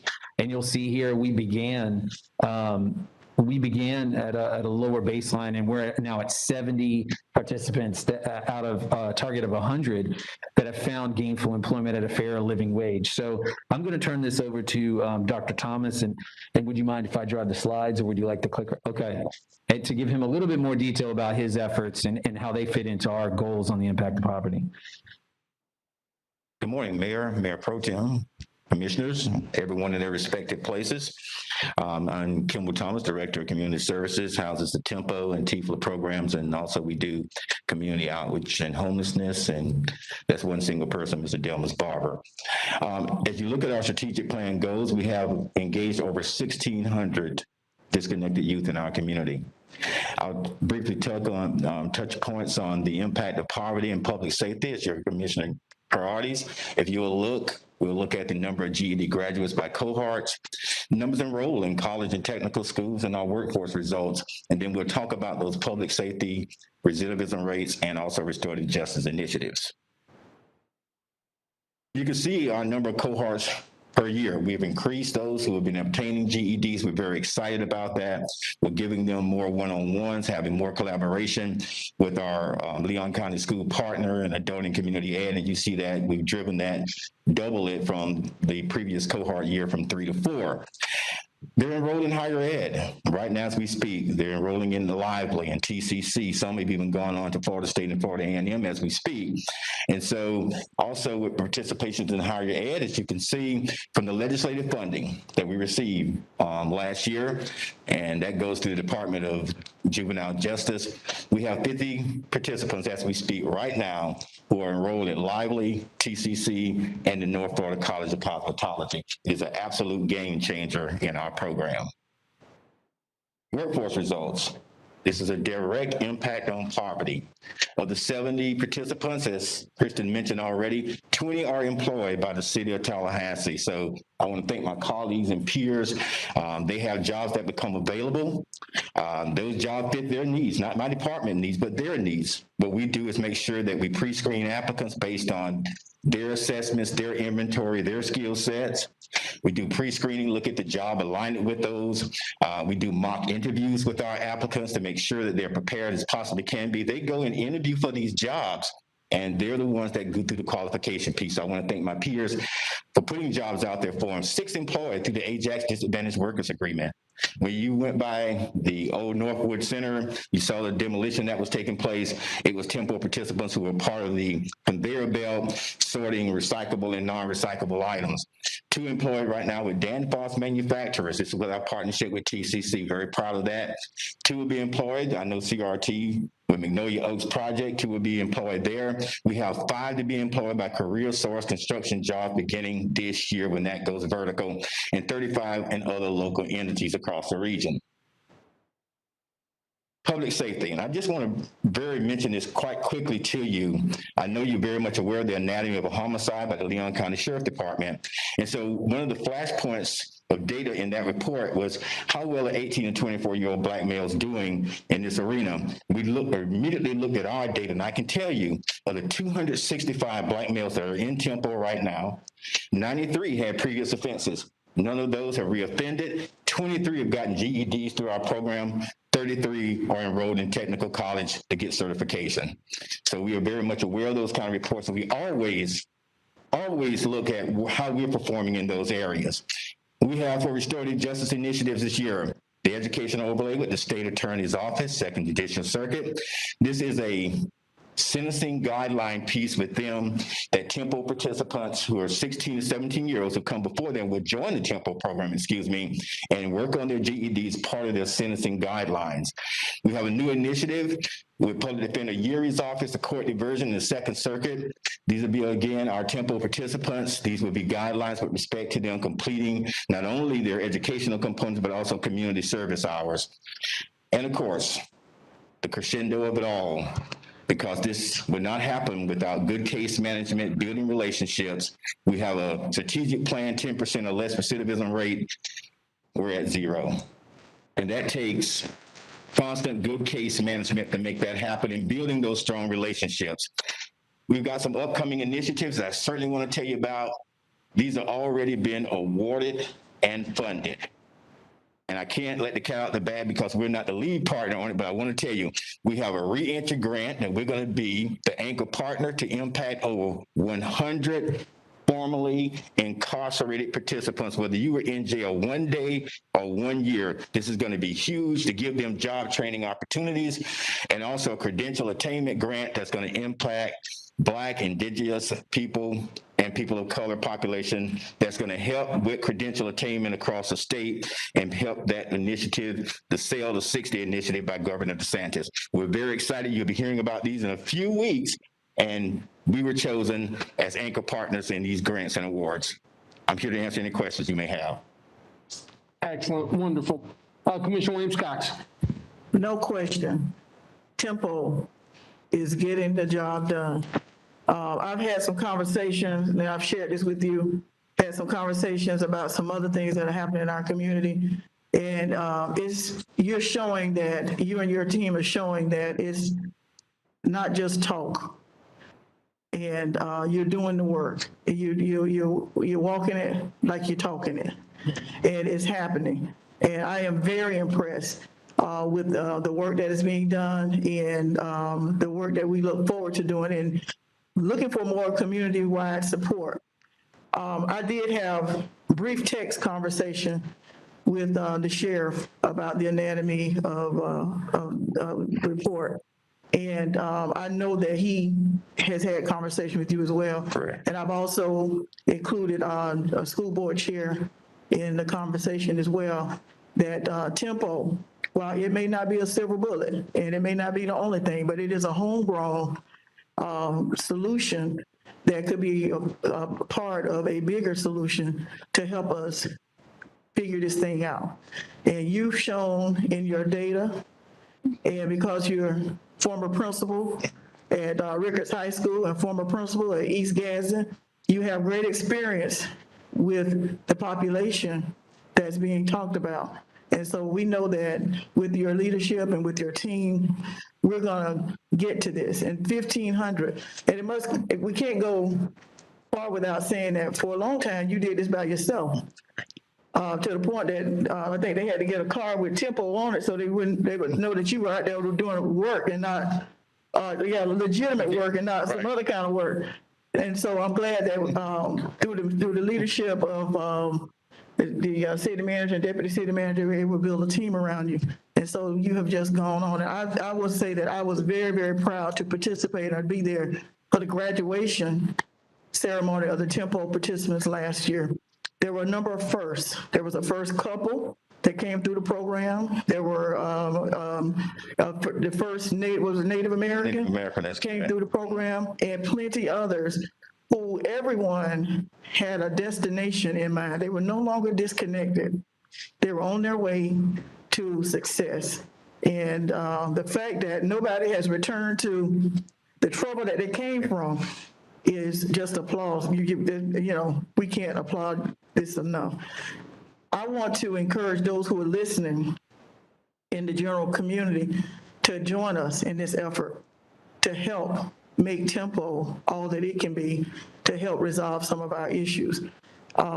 We know that violence is still a problem, guns are still a problem, but working together, we're gonna get this done. We believe that getting people livable wages will get them out of doing the kind of things that they're doing, because they, at some point, you're no longer 16, 18, 20, you're 40, and you look back over your life and you try to figure out what have you done to prepare for being 40 with a family. And so I think that Tempo is going to help us do that. And so I want to just thank you and your team again for the work that you're doing. Thank you for your storefront. I thank you and Blueprint of Neighbors. That's correct. So I'm encouraging folks to go by and visit you. I know some folks are talking about you, but they hadn't been by. So they need to come on by and see what the program is really about and what's going on so they can help us spread the good news. Again, I will encourage the media to join us in this effort. If you're located on the south side, you're in the South Side Action Plan area. So I'm encouraging the media to help us produce some positive stories to help our youth find their way and not be disconnected. So thank you, Dr. Kimball and team. Thank you. Keep doing what you're doing and let us know what we can do to assist. Thank you. Commissioner Williams-Cox, thank you so much for your comments, and I'm going to weigh in as well. Dr. Thomas, you're doing a fantastic job with Tempo.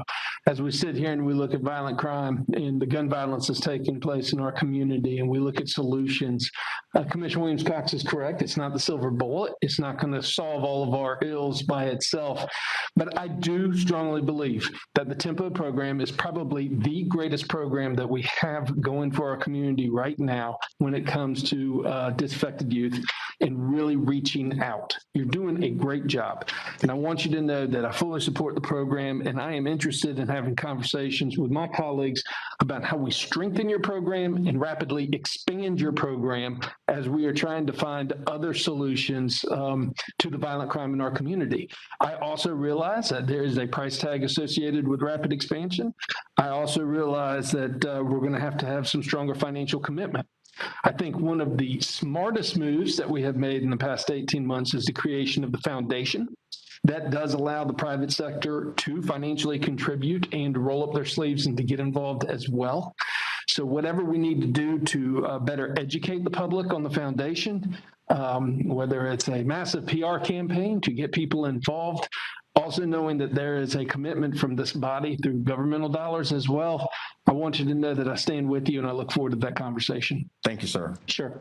Other comments? Commissioner Matlow. Yeah, just briefly, keep up the good work, Doctor. You know, we make a difference one life at a time. And I know it's a heavy load, but I think everybody you reach and impact, I mean, that's tremendous. So I agree with the mayor as well. But, you know, let's keep the pedal to the gas and expand what's successful. Thank you.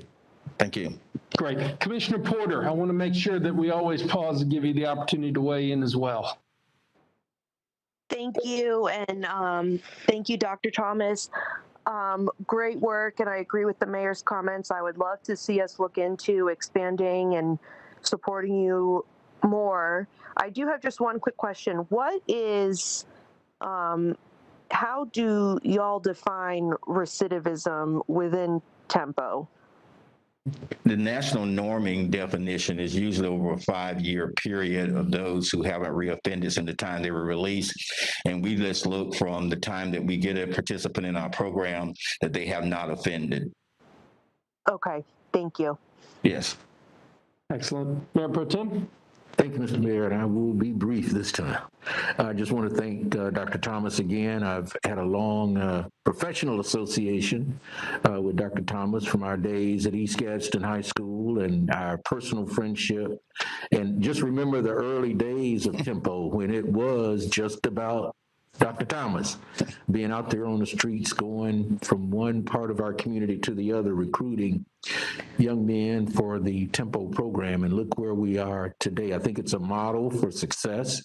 Hopefully that will be replicated in other areas of our state and that we can expand. But again, it's not a silver bullet, and we've just got to keep looking for answers. And I think one of those answers, given my background in education, is that we catch these young people early before they start committing crimes out in the community. And I think our Children's Services Council will contribute to that, giving our young people that early start in life that they need in order to put them on a track for success, being ready for kindergarten when they hit our school system. and in our school system, giving them the opportunity to, if they're not going to be a college material, then understand that career and technical education is very honorable. I spent my last year and a half of my professional career at Lively Technical College, and I am a disciple of career and technical education because I saw what those jobs, Mr. Mayor, was providing for the students that came out of Lively. A welder, after 1 year of training, making $100,000 a year. I've got 3 college degrees, and I've never made $100,000 a year in all of my professional life. And so those are some of the other types of strategies we're going to have to connect with Tempo, working with the school district and providing opportunities like that for our young people and catch them before they get associated with the life of crime. But certainly what you're doing is phenomenal, and we certainly do look forward to working with you in terms of how we can expand the success of the Tempo program based on the foundation that you've already given us to work with. Thank you, Mr. Mayor. Well, thanks to all of you again, and to all of our Tallahassee colleagues. I will say again, as Deputy City Manager Barber will say, let's all pick up the tempo. Thank you. Thank you. All right, Christian, I'm turning it back over to you. Time check, it's 11:40. In 45 minutes, 50 minutes, we're scheduled for our break at 12:30. Yes, sir. Appreciate that. So as Dr. Thomas was highlighting, many of the strategic initiatives we're covering address not just one, but multiple priorities. And in the case of Tempo, there's a strong correlation there to the public safety impacts. So moving into this area, which is focused on creating Tallahassee as a safe, resilient, inclusive community, we are now building on the successful track record of many proactive community-based solutions. And recently, at your direction, the city launched the Teen Mental Health Initiative. So here is Director Ojitayo again, who can provide a little bit more detail about where the pilot is and moving forward. Director Ojitayo, thank you. It always sounds weird when he says it. Abena here again, and I love talking about this as well. This is near and dear to my heart. We were so excited to launch and kick off the team just last spring. And we were excited to pull together an interdisciplinary team that just did not exist in our community. And quite frankly, it's very rare across the nation. For those that may be less familiar with it, the Tallahassee Emergency Assessment Mobile Unit is a group that is consisted of a specially trained TPD officer, a paramedic or EMT from our fire department, as well as a mental health counselor, a licensed mental health counselor, finally coming together, actually in one unit together in the same space and responding together to 911 dispatch calls where the client is experiencing a mental health crisis. We started really small, but I can't tell you enough how excited I am about the kind of collaboration that's happening between fire, police, the CDA, and my department, which includes human services, and that is primarily our role and support in this way. But this is a pilot that is really small, but it is a really important part of our public safety initiative. We know that adverse childhood and adverse community experiences are the underlying causes of almost every public health and safety event. When we see people having a mental health crisis, we have no idea the backdrop that they exist in and the kind of crisis that may have been a regular part of their life from as early as 0 to 2 years old, and some of that stuff starts to show up. But we also recognize that the pandemic really exacerbated that, and you took that leadership right around the onset of the pandemic to say, we better pay attention to this before it gets out of hand. But another important aspect of this is that this crisis response unit takes a specialized team that can respond appropriately and removes that additional burden that is typically on law enforcement. And so part of the strategy is, yes, to free up law enforcement to focus on those issues that they're best equipped for and to bring the right person to respond to the right cases.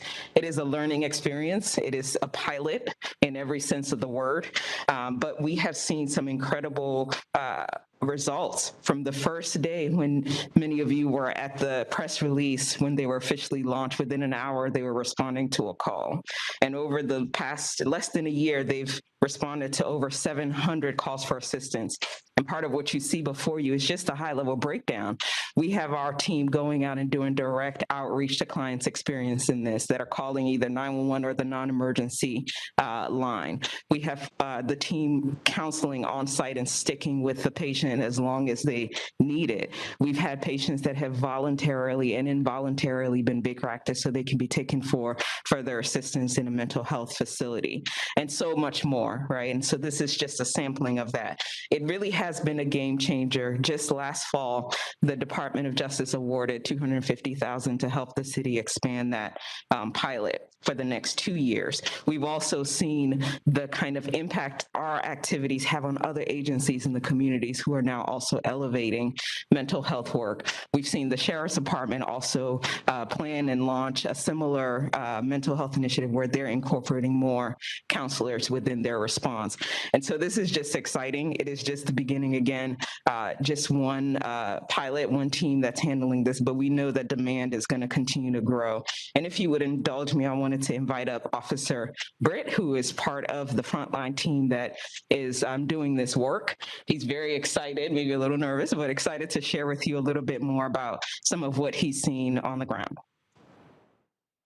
Officer, thanks for joining us. We appreciate it. Yes, sir. Thank you. I appreciate it. As she said, I am a little bit nervous. I don't do a lot of public speaking. Mostly it's on the streets. So if you'll indulge me, I have some notes here. Good morning. Thank you for having me here. I'm Officer Britt, and I am with the team unit. I have been here since the first operational shift in March 2021. At the Tallahassee Police Department, we've long had a motto of going beyond the call. In late July, I was tasked by Chief Revel to join this unit full-time. We are now very, very much going beyond the initial call for service. This has been the most impactful work I have shared in my career. After assignment to this team in full-time in July, we have developed several processes to ensure equitable, streamlined, and trackable activity. The most notable of these have become our efforts for individual and mass outreach. This has resulted in us contacting over 500 people. Some of these encounters are simple in nature. It often involves calling a prior contact or their family to ask how things are going and offering to assist. Alternatively, we conduct walk-in talks, develop a rapport, offer simple snacks, and get outreach guides, specifically social service guides, into citizens' hands. A few of these encounters, though, have afforded us the opportunity to really roll our sleeves up. This is where we get to be fierce advocates for our citizens and strive for big impacts. In this short time, we've collaborated with social service providers, court officials, doctors, emergency housing, women's shelters, and local and global family members for our citizens. We've also helped schedule appointments for addiction, mental health, medical, prenatal, and even a surgery appointment for our citizens. As a specific example, the team unit succeeded in getting 10 people from 3 families, including 5 children, emergency housing before the chilly holiday season. This was a direct result of our outreach efforts and hikes into encampments and our collaborative relationship with the Big Bend Continuum of Care. People often ask me the difference between patrol and team in terms of response. The simple answer is time. The team unit has the time to dig into these things. We address small crises before they become big. Social services are often in short supply. Roadblocks, for example, due to busy phone lines, have been surmounted by the team unit physically driving to a facility to arrange assistance for our citizens. On team unit, we strive for progress and fight for every inch. Our initial steps in this pilot program promise a great future of long strides. I look forward to helping our citizens, and thank you for your time.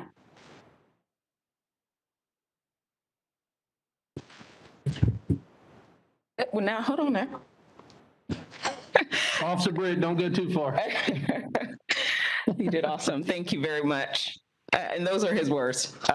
He is a staunch advocate, and he does go above and beyond. The whole team is doing an excellent job. But you could call Officer Britt probably at 3 a.m. in the morning, and he'll have an answer about the team, and he'll be thinking about a specific client, and can we drive there right now to pick them up so they can make sure they get their medication or their appointments. So we're really excited about this. I did want to, again, highlight the collaboration that's happening. This pilot was just started to focus on Monday through Friday, 8 8 a.m. to 5 p.m. And as if mental health crisis only happens during that window. So we know that we can expand, and our goal is to identify the resources to do so. But we're really grateful that other partners have stepped up. In addition to that, some of the work that the Sheriff's Unit will be doing, where they are placing a mental health professional with a deputy, will expand their reach, not just to the unincorporated areas, but also in the evening hours. And our team as well is expanding to include the weekends now. So we're still treading lightly and trying to scale at a pace that is tolerable and the organization can absorb. But we know the demand certainly is there, and we're seeing the impact. And I'll be happy to answer any questions about that. Thank you. Excellent. I've got a series of questions. I'm going to ask Officer Britt to come join us as well. Ben, I want you to know that I get asked all the time, as mayor, what are some of those programs that I am most proud of bringing forward? And I have to tell you that this is probably one of the, if not the most proud program that I brought before for consideration. The team program is very important for our community, and the success speaks for itself. Couple of questions, and Officer Britt, these are all softballs and you're amongst friends, so don't worry. Nobody's here to bust it up a little bit. For you in particular, so, well, let me go back. Ben, all right, so we keep talking pilot. What do we need to do to take it full-time, 24/7, 365? Is it just money? I mean, seriously, is it just financial resources so that we can go out, we can hire, provide all the necessary equipment and training? What do we need to do to take this 24/7 and make it not a pilot program, but a standard program of the City of Tallahassee? Yeah, Mayor, I think that with all of our programs, absolutely, more resources will help us to strengthen that financially, but more importantly with people. I think one thing that our team has realized is that this is fundamentally different than anything we've ever done. Sure. And so organizing ourselves accordingly and programmatically and logistically, just the challenge of arranging people to execute this is what is difficult. So yes, financial resources, but really the people and the talent to make this work is what's going to be crucial. Okay. I would be interested on your time in a more formal response or proposal as we move forward throughout the calendar year of how do we take this from a pilot to a full, not saying that we can actually do it right now, depending on what the financial obligation is, but I would love to start that conversation as well on what's it going to take. You answered my second question. Is I'm glad to hear the county and the sheriff is on board and that they are starting a similar program as well in the unincorporated, but also to help out with the nights and the evenings as well. So this question is more for Chief, and it's not even a question. Just listen and get back to us, Chief. So when we started the pilot program, one of the benefits was the alleviation of these type of responsibilities on sworn officers when the team could handle it. That obviously frees up, from a management standpoint, your officers. On top of that, and related but unrelated, I know we have the non-sworn officers that also handle some traffic infractions as well. Okay, so we've been a year in. Again, on your time, I would love to know the positive impacts that both team and your non-sworn program has had on the department, and how we have handled that from a management standpoint. I'm just curious, and I know it has had a positive impact, but yeah, if you could get back to us on that in written format, and you can just email it to us, that'd be great. Okay. Officer Britt, 2 questions.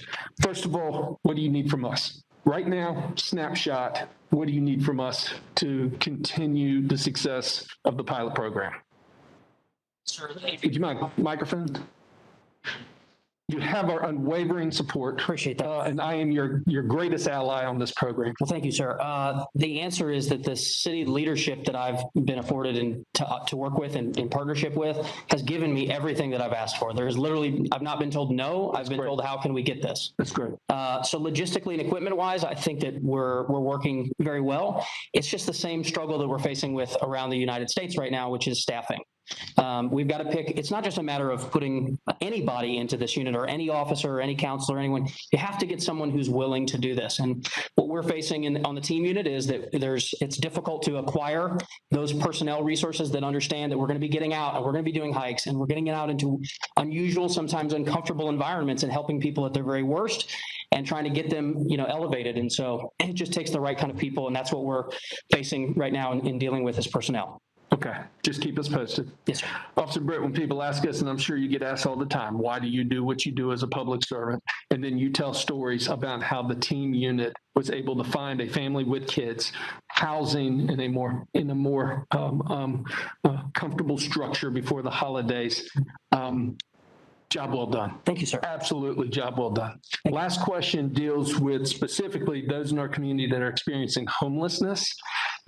You hear that, and I have no idea if it's true or not, but that there is a certain segment of the homeless population that are experiencing mental health issues. Can you tell us a little bit anecdotally about your interactions with with those individuals that are experiencing homeless in our community? And are we providing you everything that you need as well to deal with the homeless community? So yes, we have, like I said before, with the benefit of time, we're not subject to the tempo that unfortunately a lot of patrol officers are subject to in terms of call for service. Mm-hmm. So we have the time to dig into these things, but you're absolutely right. These things are interwoven, mental health, addiction, homelessness, poverty, all of these things are intertwined. So surmounting these things, we take it one step at a time. So if we're moving 1 inch with a person and getting them an appointment, we look towards the next thing. What else can we do? We put them on our radar, we keep them in our appointment list, and we make it a point to try to reach that person. We're going to be moving forward here with our vehicle logistically allowing us to actually transport people at some point. So hopefully we'll be able to help people get to locations if that's within our wheelhouse. So we understand that mesh is there. And so we're trying, 1 inch at a time. Excellent. In closing, I want you to know that when I attend meetings of the Florida League of Mayors and Florida League of Cities like my colleagues, I get asked about our program all the time. Word is spreading about its success. Hats off to you. Thank you for everything you do. With that, we'll open it up for any other questions. We'll just go down the line. Commissioner Williams-Cox. Thank you, Mayor. And thank you, Officer, for the work that you do. The question that I have is in reference to what type of, when you're saying that it can't be any kind of officer that can go out and do this work that you do, what type of culturally biased, unbiased training is provided as you deal with the many diverse populations that you may be dealing with? So the Tallahassee Police Department has a number of programs that they've put officers or offered officers to attend. We've done verbal defense and influence. We've done, you have to be CIT trained to do this sort of program, which is a 40-hour course.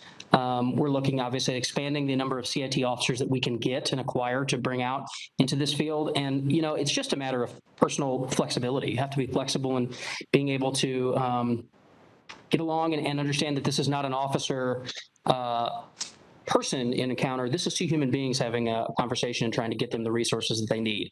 And so that is, instead of being a patrol officer, knowing that you have more calls that you have to get to or more investigations that you have to tie up. With me, I show up and I try to help, John that I met on the road. And I mean, that's the difference. And we need the kind of staff that can do that and have the time to do that. Okay, thank you for that. Because I know that you got to be able to speak the language. And the English language is not the only language that you have to know to be able to work with a diverse community. And so I just wanted to make sure that we're taking that into consideration because, someone may say one thing and it means this to them and you think it means something else. And we just want to make sure that the persons dealing with our individuals are folks who are not going to escalate, but de-escalate based on, it may look like aggression, but really it's a cry for help. Is that you're able to see that and be able to bring it down. Yes, absolutely. We have a tremendous amount of de-escalation training that comes through the Tallahassee Police Department. That's been on the forefront for several years. And you're right, it takes the right kind of officer to be able to have that little bit of leeway. Anecdotally, we responded to a call yesterday that involved a situation as you're describing, a concern for if a traditional law enforcement response, the individual we were encountering was a very large individual. Myself and my counselor were able to talk to this individual and convince him to take his prescribed medication without there being any need to have a marked patrol response at all. So this sort of approach is absolutely, it works. for us. But that's a special composition between the Appalachia Center's counselor, who is exceptional, and myself. And so that kind of partnership, that's the personnel we need. Great, great. And this question is for Chief. And I know you're keeping, you know how I am about data. You're keeping track of those things that would traditionally, this would have been a response, but with teams, this was a response and the outcome as well, so that if we're having to report out the effectiveness of team, which we see it, know it, feel it, but you know, you got to put it on paper. We're keeping that kind of log to know those differences, and being able to compare to previous years before we had this response. Okay, and will that ultimately become a part of the dashboard?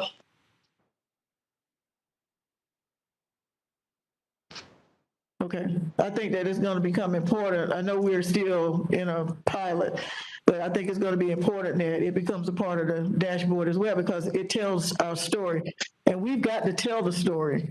No one can tell it better than we do, so we've got to be able to tell the story.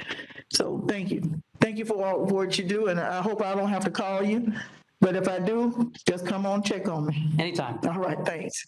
Commissioner Matlin. Thank you, Mr. Mayor, and thank you, Officer Britt. I don't have to tell you how meaningful and important the work that you're doing is, but I do want to express my appreciation for you and your team. You know, historically, we've seen our jails function as these type of mental health options of last resort, because we didn't really have options on the table. I talk a lot about my brother, who's a schizophrenic in Texas. Usually when I get a phone call from Texas, it's from a jail, you know, another arrest. And I just want to share a similar situation, I think, along with the work that you're doing. I received a call last year from Texas and thinking, you know, here we go again. And it was an officer on the other line. And he's like, you know, we're just trying to figure out what's going on. Is he on drugs? Is he off his medication? And, you know, I had to explain, you know, I can speak with him and I can probably give you an idea of where he's at, but, you know, largely he probably needs help and probably needs to be back on his medication. And they were able to, rather than arrest him like normally happen, get him into a treatment center for a couple of weeks. And, you know, that was over a year ago and he's still on his medication and going to the appointments today. So just that one small interaction from my family was a tremendous impact, and we're just appreciative for that type of work. So thank you. Mayor Pro Tem. Thank you, Mr. Mayor. Just briefly, and this is to piggyback on Commissioner Williams-Cox's comments. There are those in the community who do cultural sensitivity training, and I don't know if you all are contacted with them. There are some faculty members at Florida A&M University. There may be at FSU. I'm just familiar with the ones at FAMU that provide cultural sensitivity training, and I would urge you all to participate in that from time to time, because a lot of times situations are determined by cultural determinants, if you will, and certainly the historical interaction between those in the African-American community and police. And so I think having that kind of training would be beneficial as well. Thank you, Mr. Mayor. Excellent. Commissioner Porter, would you like to weigh in? Sure. Thank you, officer, for your work. I can, even remotely, I can hear your passion and commitment to this, and I just want to express my support for transitioning this from a pilot program to a full-fledged program that's running 24/7, 365 days a week. So I look forward to that conversation. Thank you. Officer Britt, keep on keeping on. Great job. Thank you. Thank you. Okay, Christian, it is 12 o'clock. Yes, sir. So just to move through to our next staff presentation, just, you know, our public safety, just to highlight a couple other in public safety, we're increasing the number of neighborhood watch programs that we're engaging, and additionally continuing to focus and make a lot of progress on the reduction of vehicle burglaries, which we know are tied to stolen firearms, which have terrible consequence. So a lot of great headway in the metrics there we could dive in, available to talk. In terms of organizational effectiveness, our focus is to serve at the highest level and do so inclusively in a pioneering fashion. As you know, we've provided updates over the year with our fleet and how they continue to climb all of the various rankings nationally. And additionally, another area, we want to maintain our strong financial standing and fiscal stewardship. So grants is one of the ways we do this, and you'll see us taking great advantage of a lot of the federal programs over the past couple of years and sailing over the 5% target. In terms of infrastructure, we have two areas we're focused on, which is the leading utility supporting our community's growth, as well as the efficient transit network. And as you'll see here, and as you know, FAMU Way extension project, the roadway was completed, continuing development there with a skate park. On-time transit performance is where Star Metro has been making great strides as well. The baseline was at 79. The Star Metro has been able to increase that to 88%, which is right under our 5-year target. So great strides there. And then again, moving into where I'll turn this over to Michael Olson to say a little bit more about the Clean Energy Plan. One of the various metrics in the strategic plan that tie in there is the electrification, hybrid, and CNG of our fleet. And you'll see that continuing to make progress as we go forward. And we are about a third of the way towards our target over the 5-year plan, tracking after 2 years. At this point, I'm going to turn this over to Michael to say a little bit more about our strategic initiative in the Clean Energy Plan. Thank you, Michael. Mr. Mayor, Thank you for joining us. Sure, Commissioner Williams-Cox. I know we're trying to stay on schedule, and I appreciate what you're trying to do, but I'm okay if we don't break at 12:30, that we continue to work. This is important work, and I don't want us to blow by it, rush by it, because we only do a retreat annually, and there are those out there who are listening. I want to make sure if they don't listen to us any other time, that they get the full throttle of what we have here. So I'm going to encourage us as commissioners to not have staff rush through some of this, because it's very important. It's our strategic plan.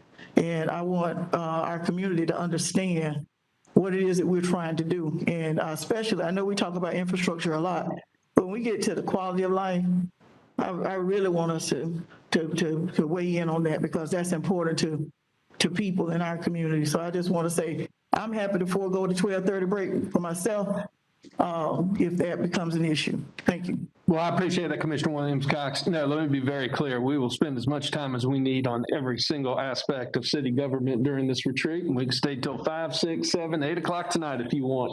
We will break at 12:30 for lunch, and we will come back at 1 o'clock, because we've told the public that's when we're going to have it. But let me be very clear, especially when we get into commissioner discussion.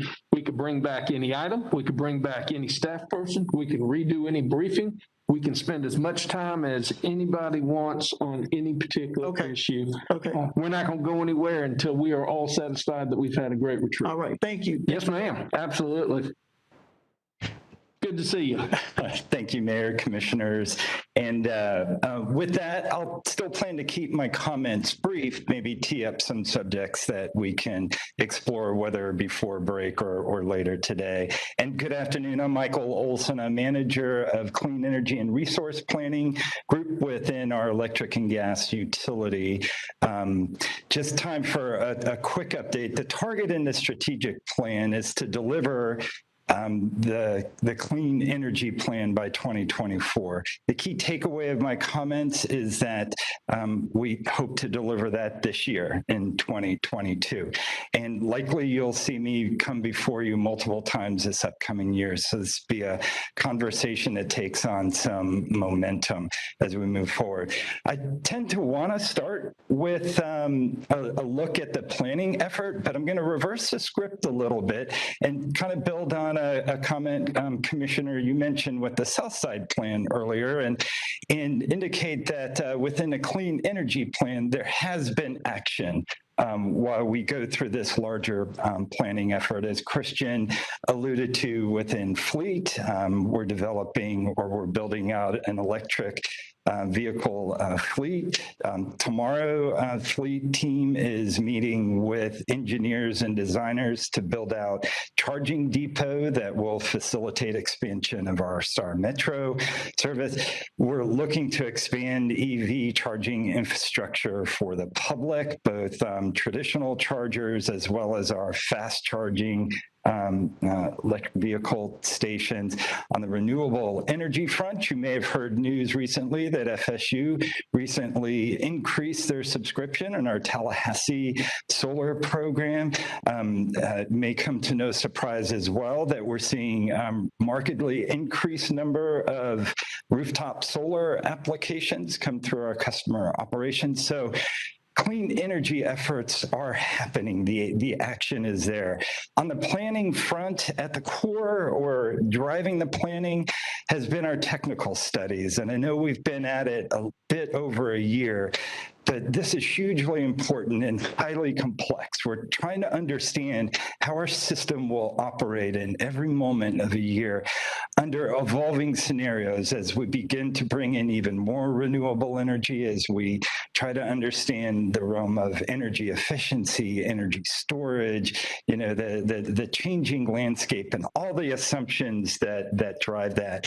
So hopefully within the next few months, we'll see the results of that effort, which will begin to identify what are the pathways that make sense for our community. And that will begin to frame the community conversation around what are the policies, programs to get us going, building on the efforts we've made and taking us towards that full clean energy future. And so we expect to begin that later this spring into the summer, and then finally through that whole effort culminate in what we'll call sort of the clean energy roadmap. This is the plan, but a lot like the Southside Action Plan, it's not static. It is one that envisions this clean energy future, but doesn't try to predict every step of the way there. Instead, it'll give us something that will help us understand where best to place our efforts, our investments over the next few years,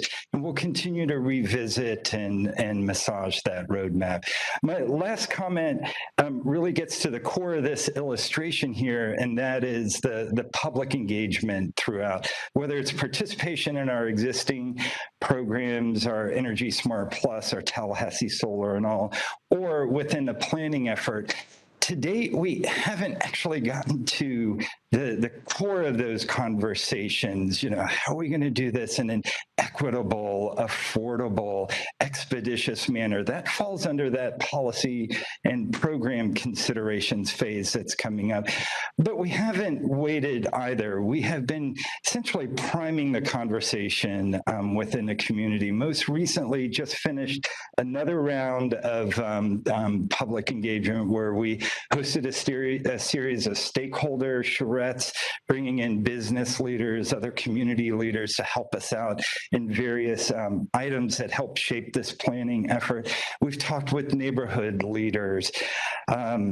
We have provided community forums to hear from residents directly. COVID still continues to complicate that. We've held both in-person and virtual meetings, but in the end, a lot of this has been to both, like I said, prime the conversation and to build on a comment city manager made earlier, also to build that network by which when we move into that policy and program consideration stage, we've got the universe of folks to begin to have this this deeper dive. And I guess my final comment before I open it to any clarification I can provide or details is that this clean energy effort isn't standalone. As city manager mentioned, energy is a part of every initiative. So we're not looking at doing this as a separate necessarily initiative of the city, but integrating this conversation, this participation within, say, the Southside Action Plan, maybe within the Tempo Group, within our neighborhood affairs, with all the other different ways that we do engage our community every single day. So with that, any questions that I can address at this moment, knowing that I'll be back before you with additional details, more information throughout the year. Mr. Manager, you want to comment real quick? Yes, sir. Mr. Mayor, I think appropriately on Michael's comments, if I could just illustrate the interconnection with our other efforts. In the Southside Action Plan, you recall last year you gave us authorization to go build standalone modern day gas stations, if you will, charging facilities that really are in limited supplier capacity, but we know as a community we move forward to a renewable future, we're going to drive electric cars, and that will be sooner rather than later. One of the locations we have, and with your clear direction, really wanted to put one of these stations is in the south side, if you will. We had looked at the Star Metro facility, the transit facility. That may not be the best fit for a variety of reasons, but that is a good location. And Michael and his team have worked with our internal partners, and I don't think I'm speaking prematurely, but we believe maybe an even better spot could be the Blueprint project. That's the Orange Avenue placemaking, where we're putting the park directly across the street. We think there's compatibility. I say that to say there's a lot of conversation and effort, and you don't just put one of these in place. It has to be supported from a transportation network point of view, but also from an electric point of view. So that's how deep the conversation goes. It's with emphasis in the Southside Action Plan, as well as emphasis to meeting our goals of the Clean Energy Plan. I just wanted to highlight that because that, I think, illustrates the kind of work that's happening as we speak. Thank you. Excellent. Before we open it up, I got 3 points, Michael, and I appreciate your presentation. When we talk about the clean energy roadmap, and this is as much for the city manager as it is for you, there's two things I want us to keep in mind that has not necessarily been a focus, and that's not a negative thing, but I think we have a tremendous opportunity moving forward. So when we talk about clean energy, and specifically in our case, solar, I do know that one of the pressure points in the industry is storage, okay, batteries. This is big globally in the industry. I think we've got a tremendous opportunity with the FAMU Florida State College of Engineering. I've spoken personally to both university presidents about how we can do partnerships and, more importantly, create jobs by attracting the private industry to Tallahassee. We have the largest solar farm located at Municipal Airport in the world, okay? We are the leaders in solar. We've got two incredible universities. We have hardware. We've got the Research One College of Engineering. We have this incredible opportunity, if we're flexible, to put together some really cool deals to become the leader in studying, specifically in this point, how do you create expanded storage with solar when it comes to battery life. I want us to think creatively moving forward. Again, this is a great opportunity for us to create jobs, to attract new clean business to Tallahassee, which fits into the fabric of who we are. And I think that with the university leaderships at both FAMU and Florida State, we've got a tremendous opportunity. Absolutely. Number two, when we talk about expanding our economy, creating new jobs, and attracting businesses, I do know that one of the things that corporations, especially light manufacturing, is looking at right now is their board of directors are increasingly putting pressure on the C-suite to lower their carbon footprint. I know one of the ways to lower your carbon footprint is the type of energy that you tap into, which again gives us a tremendous resource and an incredible opportunity because of our solar initiative. We should be highlighting the fact to come to Tallahassee, quality of life, great place to live, work, and play, raw land for development opportunities, #1 public utility in the nation, solar, reduce your carbon footprint. We have not been highlighting this as we're trying to attract to Tallahassee. This should be one of the mainstays of our attraction. So let's also have this conversation about, as we're attracting businesses to Tallahassee, especially businesses that are interested in reducing their carbon footprint, how do we come into play? Finally, from a transportation standpoint, over the past couple of years, I've had conversations with Angela at Star Metro about this in particular. I am ready, Mr. Manager, to formally put on the table that we need to explore a pilot program with autonomous vehicles in Tallahassee to be able to move people. Now, I'm not saying that you do it citywide, okay? But I do think that there are certain corridors that we can run a pilot program to see if it works. Gain Street's a prime example. From the stadium all the way to Cascades Park, just up and down. Maybe down in Midtown with a couple of block loop that goes around. This is not a new concept. Other municipalities such as Gainesville is currently, as we speak, running autonomous vehicle pilot programs to see how it fits into their mass transit study as well. I think it's time for us to have this conversation. Anytime that we can add to our mass transit infrastructure to be able to safely move mass amounts of people around our community, we should take a look at it. So I'm putting that on the table for consideration as well, and would love to hear your thoughts when appropriate. With that, well, go ahead. Thank you, Mr. Mayor. Those are all exciting propositions, and some of which we've already begun to explore, especially that tie-in with the research arm of FSU, FAMU, and within TCC. But I understand from your comments to begin to leverage that and create that sort of center of excellence in this kind of clean energy development engine, and that's certainly an aspect we'll take a closer look at as well. I do think that we will find that it is a huge leveraging point to be able to come in and sit across the table from a company that might be relocating or expanding to Tallahassee and say, just by the fact that we're solar, we can help lower your carbon footprint by X amount after doing the analysis. So, absolutely. What do you think about the autonomous vehicle pilot program? Mr. Mayor, I don't know that I have read enough to understand, but I do know, not that I do know, in my readings, I have come across communities that are looking at transit holistically, you know, how we move people, what the future of work may even look like as we learned through the pandemic the last couple of years, what the potential for remote work, you know, especially in a community that's largely governed by institutions. And how does that begin to impact what the grid or the energy system of the future?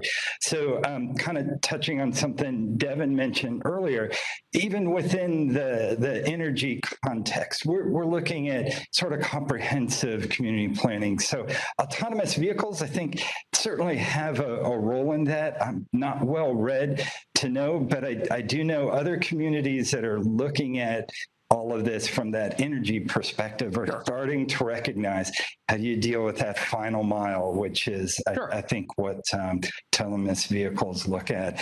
And frankly, that whole arena is exciting and a reason that we'll, you know, keep examining and building on sort of the latest of where technology and public interest is. Well, I do think it would be fun when appropriate in regards to the pandemic and when safe to maybe drive down to Gainesville for the day and check out their autonomous program that they have and actually ride it and kind of get a firsthand look. So, all right, with that, let's open it up. Commissioner Williams-Cox. Michael, thank you for your presentation. And City Manager, thank you as well for your leadership and meeting with me with the group regarding climate. I think I owe them at least to raise it, because I know when we talk about energy, renewable energy, climate is a part of that, but they have come to us, this group has come to us time and time again, and we've met with them to talk about some of the things that they are asking for in a climate declaration. Where we are currently is that they have gone back and they're doing some modifications to the declaration that they sent to us. I want to thank you all for meeting with them and meeting with us to do this. One of the things that someone in this room who shall remain nameless, A.K. Agnon Thomas, said to me is that, and this has stayed with me, A.K. I listen, there's a group that we're not really tapping into. Yes, we're having the public engagements for whoever comes, but we're not specifically calling for this this group that's between high school and 35, I'm expanding it there, but he said 18 to 35. But some of the young folks who come to us about climate are in high school and, going on to college. There's a group there, and I'm trying to wrap my arms around it, AK, that we need to listen to, because we're going to hand this over to them, and we don't want to just hand it to them. We want them to be a part of what we're trying to do to save some of this earth for them, and to have something that we can pass on to them. I would like for us to have a targeted focus group that includes not us old folks, and I said I'm including me in that, but the young people, the high school and college age, the young professionals who've chosen to stay here and want to be a part of what we're doing. I want us to have some conversation with them. And right now, what they're talking to us about is climate. And I just want to, as the mayor said, he wasn't going on record about autonomous vehicles. I want to go on record that we have got to tap into this group. And this is probably a charge for all of us, that we've got to tap into this group that may feel as though their voices are not being heard. We need to hear them. And I say this to you because, you've worked with us to talk with this group. And so we need a targeted group just for the, let's say 16 and beyond. And it can include the young at heart if they want to be a part. But I specifically want to hear from these folks, these young folk, that we're getting ready to pass this on to. So if we can make a note to figure out how to make that happen, so that the next public engagement is public for them, invite them to come and be a part. Thank you. Sounds good. Thank you, Commissioner. Thank you. Commissioner Matlow. Thank you, Mr. Mayor. I look forward to seeing more of you this year and getting updated on all the progress. A couple questions. The work we're doing now, I know since we own our own utility, we're focused on that energy transition, but are we looking at building standards and transit and transportation and all those other impacts that can reduce the climate impact of our community as well? Yes, Commissioner. So it begins with load forecasting, and that load forecasting is both informed and shaped by evolving standards, whether that's through building codes or the very green building policies we've implemented here, as well as advances in technologies, fuel efficiencies, appliance efficiencies, and such. So to the extent that that's built into the forecast, that begins to frame out, so now how do we meet those needs? So this larger clean energy effort certainly takes into account those pieces, including the energy efficiency, the behavioral side as well. It's not purely just a resource, is it going to be met by solar or whatever? Okay. Secondly, I think last year, I believe all city facilities are now operated based on the solar farms output. What out of the solar farms we brought online, are those fully subscribed? I know we offered subscriptions for people to pay a little bit extra and that sort of thing. Is that at capacity? Commissioner, I'd like to defer answering that question for another week or so. We're in the process with FSU's new commitment to kind of understanding where we are. That said, we are close to being fully subscribed, which is success, but I don't have the specific answer to say, well, we've got a bit more capacity for, say, 500 more residential customers or a handful of small commercial. I don't have that level of precision just yet, but hopefully within the next couple of weeks. Okay. I asked that just to follow up on the mayor's point, if we're going to be trying to recruit businesses based on reducing their carbon score. Maybe that should be part of the plan of, as we expand more solar facilities, how we can make sure we're doing those in tandem. Because if we went out right now, we're pretty much at capacity. So looking forward as we expand the solar program and how we can integrate those ideas together. Yeah, thank you. Thank you. Fantastic. Thank you, Commissioner. Mayor Pro Tem, and then we'll come back to Commissioner Williams-Cox before Commissioner Porter. Just say I'm just excited about where we are, Mr. City Manager, and the leadership that you have provided and the work that staff has done in this regard. I mean, we've come so far so quickly that we should be proud of where we are. I think we are a model. Certainly the accomplishment of our solar farm at the airport and the worldwide leadership that has shown. We're going to get there, and I think that we will get there before the year 2050. I know that 2050 is our goal, but it seems that at the rate we're going, we will hit that mark prior to that 2050 date. And I want to thank all of our partners because this has not happened without their participation and input. And so we want to thank them and certainly continue their involvement as we go forward. Thank you, Mr. Mayor. Thank you. Commissioner Williams-Cox, you want to jump back in? Okay. Okay, Commissioner Porter, let's go ahead and pause, make sure you get an opportunity to weigh in as well. Commissioner Porter? Thank you, Mr. Mayor. I too am excited to hear about this. I also want to explore, as always, expanding mobility options for, that conversation I'm excited to have.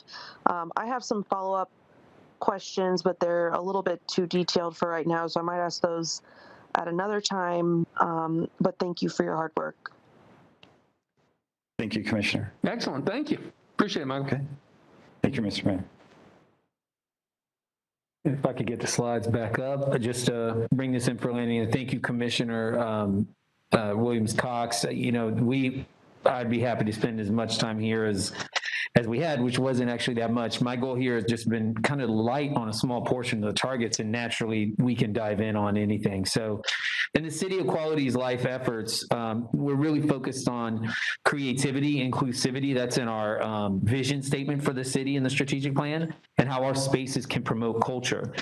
So here I will highlight programs like the Neighborhood Partnership Grants, the Vibrant Neighborhood Grants programs, which over the last year have been supporting signs in front of outside many of our neighborhoods and placemaking initiatives. And additionally, partnerships and investment in the Riley Center and museum have gone a long way towards a strategic initiative of establishing historic district, museum walk. As you know, we've made significant strides here through recent conference installations, guided community walks downtown, which are preserving and promoting different communities in Tallahassee and our history, as well as the growth of multiple other trail initiatives that are historical and cultural trails. Again, these highlights represent just a small portion of the targets in your approved plan, and it's the foundation for how we measure and manage progress. Most we are doing well, and some are challenging. It's all shared broadly online, and we've as I mentioned before, we go through for performance management in this plan an accreditation process each year with the ICMA, and we've been moving from achievement, which is the initial level, which we were at last year, now to distinction for how this is all being tracked and shared and managed. And so appreciate the opportunity to present just a small fraction of this. As the manager noted, the entire leadership team is here at your behest for any other topics you might want to dive into. Thank you. Excellent. Comments or questions? Yes, ma'am. Commissioner Williams-Cox. Not necessarily a question. I want to thank everyone who supported the Journey to Emancipation. We're the talk of the state of Florida because people came from all across the state of Florida to participate in this, and we're continuing to get emails of congratulating the Mrs. Barnes and the city's participation in doing this. And just so you know, this came as a result of trying to educate some folks in high places about Florida's Emancipation Day, and that it is May 20th and not Juneteenth. And so to make sure that point was made across the state of Florida, this conference was held. And I want to thank you for that. And also the bringing of the Riley House into the city of Tallahassee, you're right, that's been a game changer. And I applaud the efforts there. And I know that Mrs. Barnes is probably watching. She is a jewel in our community, and what she and others have done, her and her team, and Dr. Myers and Paige and others, to keep the Riley House moving is just phenomenal, just phenomenal. And these are the kinds of things that I think adds to the quality of life and want people to come to the city of Tallahassee. I also want to add to that the sporting events that we have enjoyed here in the city this past year, and look forward to doing again. Folks have come from across the state and this country to use our parks and our facilities to cross country. They've come 1, 2, and 3A football. They've come to play their state championships here. All of these things add to the quality of life because people come and they bring their money with them and they spend it. And we're able to use those dollars to better the quality of life for our residents.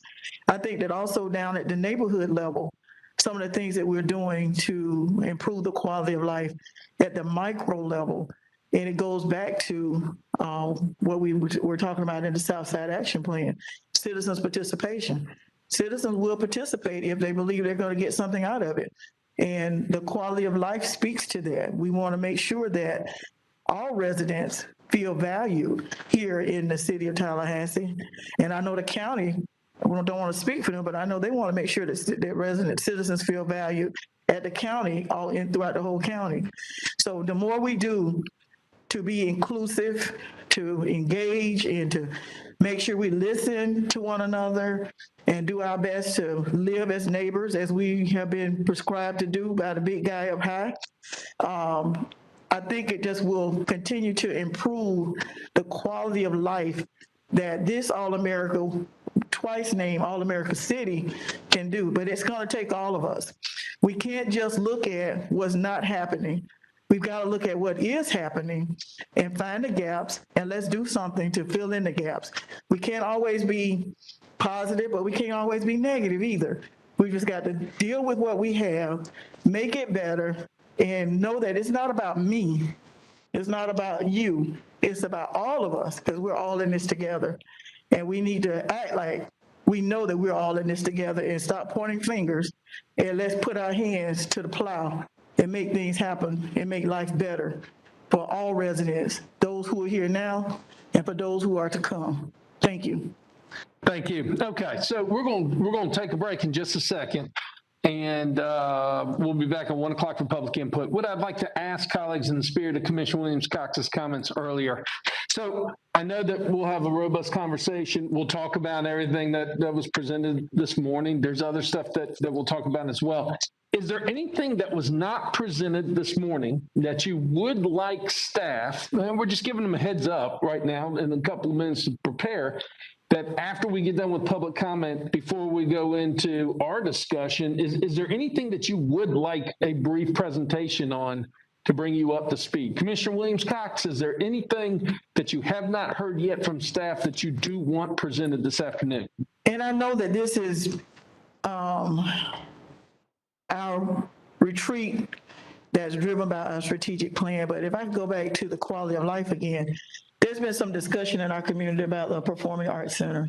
Mm-hmm. And if we, I don't know if it's appropriate to talk about it here, not just the specific one that we've been talking about, but some other attempts that have been made just to kind of figure out where we are.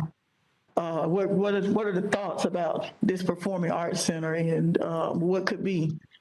Maybe just an update on something along those lines. Okay, Mr. Manager, I know that you have an agenda item that's coming back to us, but after citizen participation and testimony, if you could just provide a brief update on the Sheridan proposal so that we can have a conversation, and then I know you'll have a more formal proposal or an agenda item, I should say, that comes at the next meeting. But yeah, that's a good point. And not just that one, the one at that's in the CRA as well. Sure.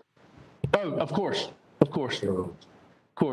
Okay, Commissioner Matlow, anything that you want I want to hear a little bit more about this afternoon. Yes, presentation-wise on public safety, I'd love to give the chief, police chief, an opportunity to discuss work on the ongoing late-night noise parties and reduction efforts, as well as an expanded conversation on the sheriff's anatomy of a homicide and how we can collaborate and move forward on that. I'm also looking around the room and seeing a lot of hungry faces and starting to feel like a preacher talking to logs. So that's all I'll say for now. I agree, Chief. If you wouldn't mind this afternoon touching on the violent crime, touching on the sheriff's proposal, anatomy of homicide, but also I am extremely concerned about the pop-up parties. We have been talking about this as well. The noise ordinance, yeah, that'd be great. Okay, thank you. Mayor Pro Tem, any other comments? Just in terms of quality of life, wanted to point out what we're doing. Excellent. Just wanted to point out what we're doing for our senior citizens and the programs that are being offered for our senior citizens. Choose Tallahassee, that was their initial mission, was to attract senior citizens to our community, and I think we've done a phenomenal job of that. So I wanted to point that out. I wanted to also talk about our world-recognized parks and recreation system. That's right. That certainly adds to our quality of life here in the Tallahassee and Leon County community. And then lastly, our efforts to address food insecurity in those communities and neighborhoods that are having problems with food insecurity through our neighborhood markets and some of the other initiatives that we have begun to address that issue. That certainly impacts the quality of life in our community when we can make sure that our neighbors have the basic food essentials that they need in order to survive. Thank you, Mr. Mayor. Excellent. Commissioner Porter. Nothing for me. Thank you. All right. We stand in recess till 1 o'clock.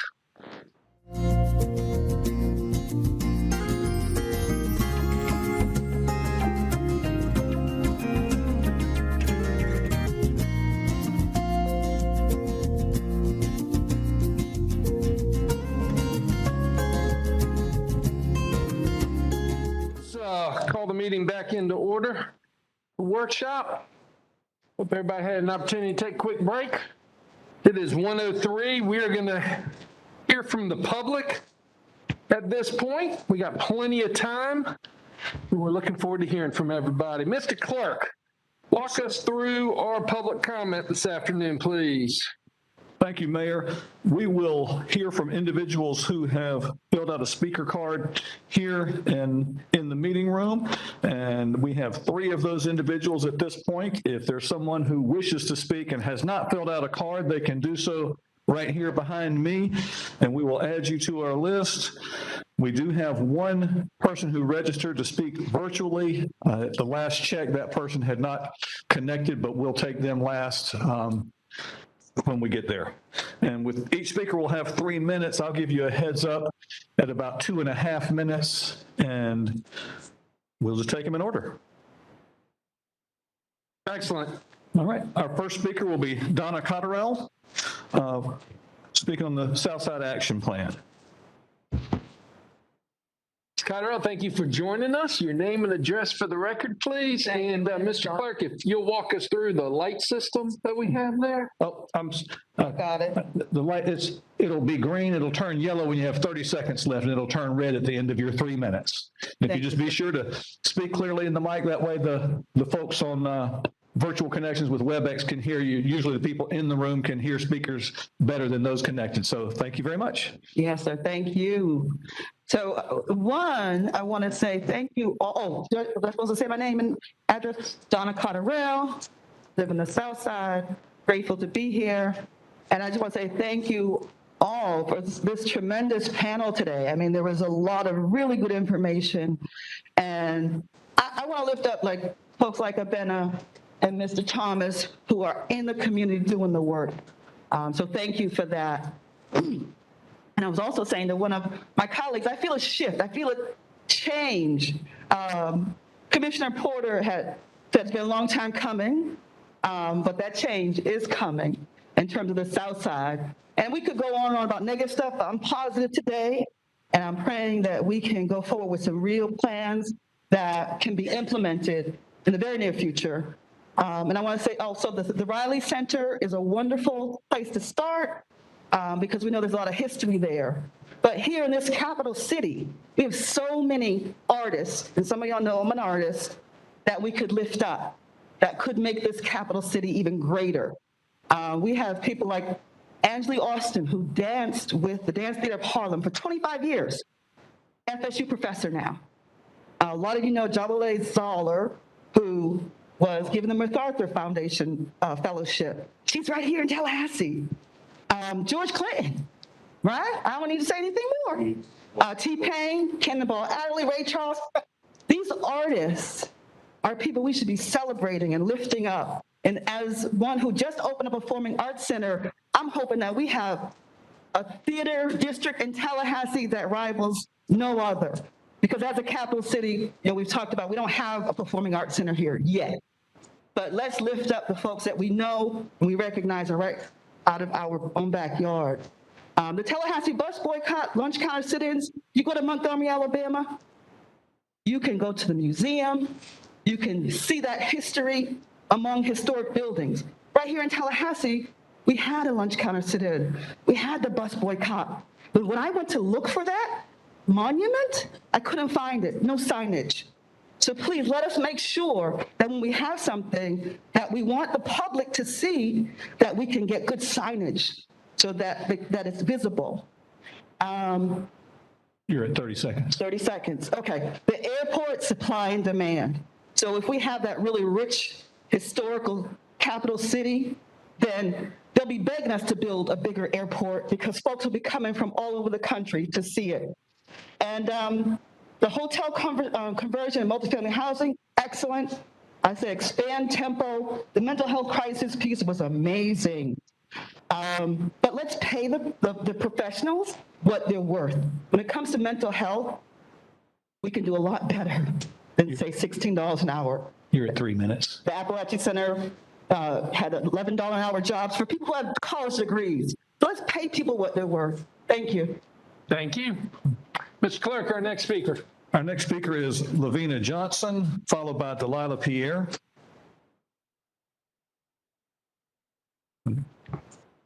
Thank you for joining us. Your name and address for the record, please. Hi, my name is Lavinia Johnson. I live at 3535 Roberts Avenue. I am here about what's going on with the Florida Sun Estates. And I want to start off by saying, this is something we need to live by. I swore never to be silent whenever human beings endure suffering and humiliation. We must always take sides. Being neutral helps the oppressor and never the victim. Silence encourages the tormentor, never the tormented. And I say that to say this. When the city manager reached out to Derek Vickers, he did the people there a disservice because he did not reach out to us living and going through what Mr. Vickers has put us through. Mr. Vickers was then able to send an email telling falsehoods about what we're living through. He came in and he destroyed people's lives. He fired people and then told them they had to get out. How do you fire someone and then say move? Where are they going to get the money? Myself, I signed a lease in August. He was there in September, and he told us we had to leave. We signed a 6-month lease believing from the previous management that we were going to get a new lease when he came. The things that are going on up there, you must see with your own eyes. And I noticed that no one is coming to do that. No one is reaching out to us, like in our neighborhood. Yes, I thank everyone who had the meeting, who came to the meeting, who supported us through the meeting, but no one is really speaking to us. Do you understand that the city of Tallahassee has a homeless problem? Food insufficiency and housing insufficiency is top of the list. The more of us that have to move means the more of us that are homeless. You have student living situations here that are out of control. We see it all the time. We're looking for an apartment, we're looking for a house, student only, student only, student only, student only. We're families. I work here. I live here. I spend my money here. I am not from Tallahassee, but I chose Tallahassee after my first husband was murdered because I was feeling like Tallahassee was the place for me, my children, and my grandchildren to be. This was our new beginning. And our new beginning has turned into a nightmare because Derek Vickers isn't the only one who has done this, but he's the one who finally had me say enough is enough. Where does it end with people owning places in Tallahassee for 2 years and then selling them to the new person who comes in, raises the rent where people can't afford it, then they're gone, and then the next person comes in and does the same thing? You're at 15 seconds. What happened at the Meadows should not ever have happened. And until you all stop playing like we all live in different realities, it's going to keep on happening. Please come see us for yourself. Stop listening to emails from Derek Vickers. Derek Vickers is not the community. Thank you. Mr. Clerk, our next speaker. Next speaker is Delilah Pierre, followed by Stanley Sims. Thank you for joining us. Your name and address for the record, please. Hi, my name is Delilah Pierre. I'm not going to be giving my address to you today. Okay, so first and foremost, I want to do something unusual for me and actually compliment y'all, specifically on teams, the Tallahassee Emergency Assessment Mobile Unit, as well as some of your policies for reform, specifically within the Tallahassee Police Department.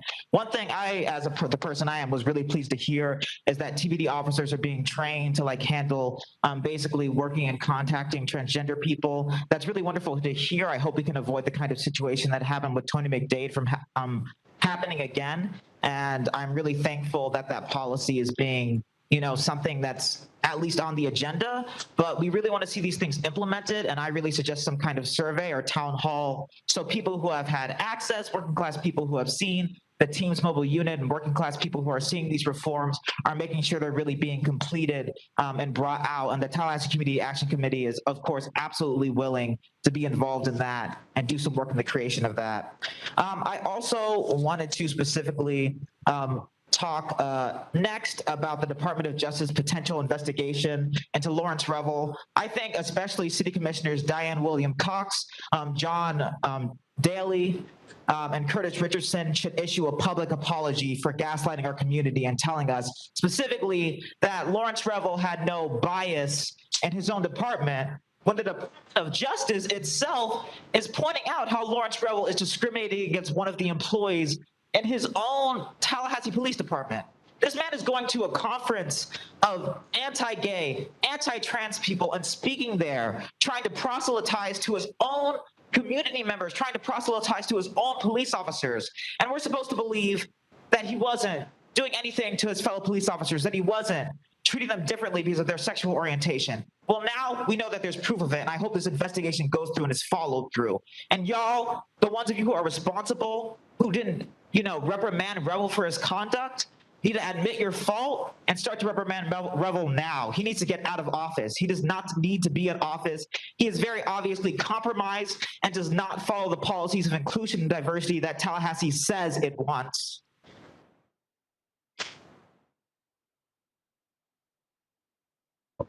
Sorry.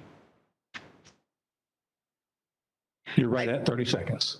I think also that if you've heard specifically about our people's budget, we need to see some of the money in the Tallahassee Police Department reallocated to different sectors, specifically social services. We're seeing, these kind of change in social services through kind of these policies you are passing, but I don't just care about a policy on paper. I care about its implementation and how it actually affects people. The Tallahassee Police Department has $62 million in our community. More of that money should be at the very least being used for the team's mobile assessment unit and for these policies that they have better training to interact with community members. If we're having a problem finding, clinicians, social service workers, the city should take it a part of their job to find people, train them, and hire them. Thank you so much. Thank you.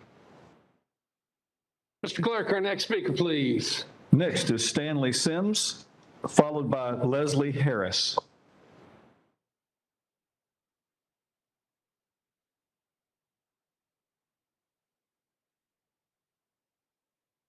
Your name and address for the record, please. Yes, sir.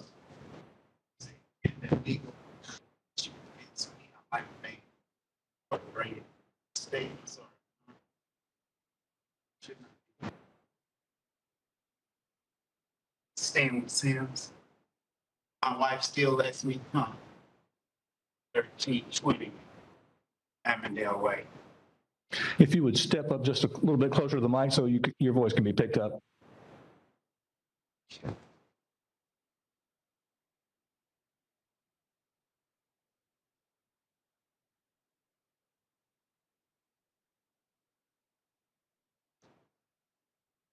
You hear me? Yes, sir. Thank you. My name is Stanley Sims. I'm at 1320 Avondale Way. I'm here today because I want to talk about jobs. And I want to also reflect that I think it's prophetic that Commissioner Curtis Richardson, 7 years ago, gave me my first job through the CETA program. To fast forward today, it's disheartening that my son was only given a 9th hour retrieve, not from a black man, but a white one. And that's Jim, the president of TCC. At the 9th hour, gave my son a scholarship to attend firefighter school at night. Despite him being a city employee for 5.5 years with an impeccable record. I also want to stand here today and publicly apologize in my loud voice to my wife that I never knew fighting for my son to have a successful opportunity in Tallahassee, that I did not take in consideration the pain this fight has also caused her. Our children are dying. Our children are dying. And they're no more just the black children are dying. Yes, more black, but now we are having rage road on the northeast side of town where I live. We don't need no more showboats. We need truth, integrity. I had a very productive conversation with Ro on the phone about my son. You're at 30 seconds. It's time we look past our differences and solve our problems by allowing everyone to not have to come to 6 armed officers to speak their truth. Me, as being an ex-felon with these legal proceedings, made me very uncomfortable. You're at 3 minutes. Thank you. Thank you. Mr. Clerk, our next speaker, please. Next speaker is Leslie Harris. That's the last speaker I have in person, and then we'll try our WebEx. Great.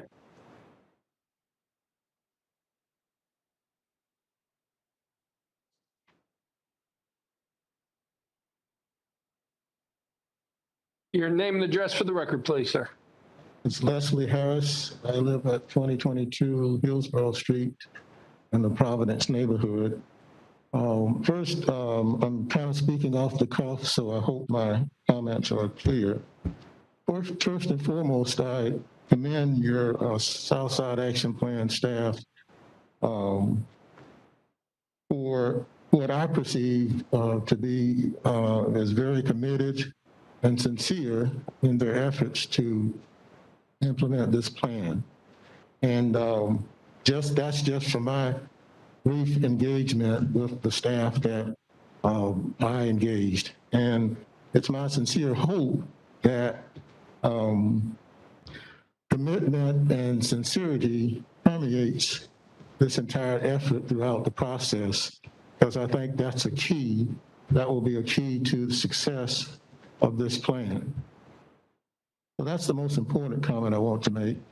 But also in general, I listened to, I watched the discussions earlier this morning at home on Zoom or the internet. And I think all of the comments that the commissioners made were on point. Just a few, for example, Commissioner Matlow talked about, briefly mentioned that some people may not have stayed engaged in the process because they didn't see anything getting done. I think there's a variation on that theme as well. That is, too often neighborhoods like Providence have had to push back over and over again to get a yes answer to what clearly should be a yes answer, but they have gotten no over and over again. And so I think you need to think about that.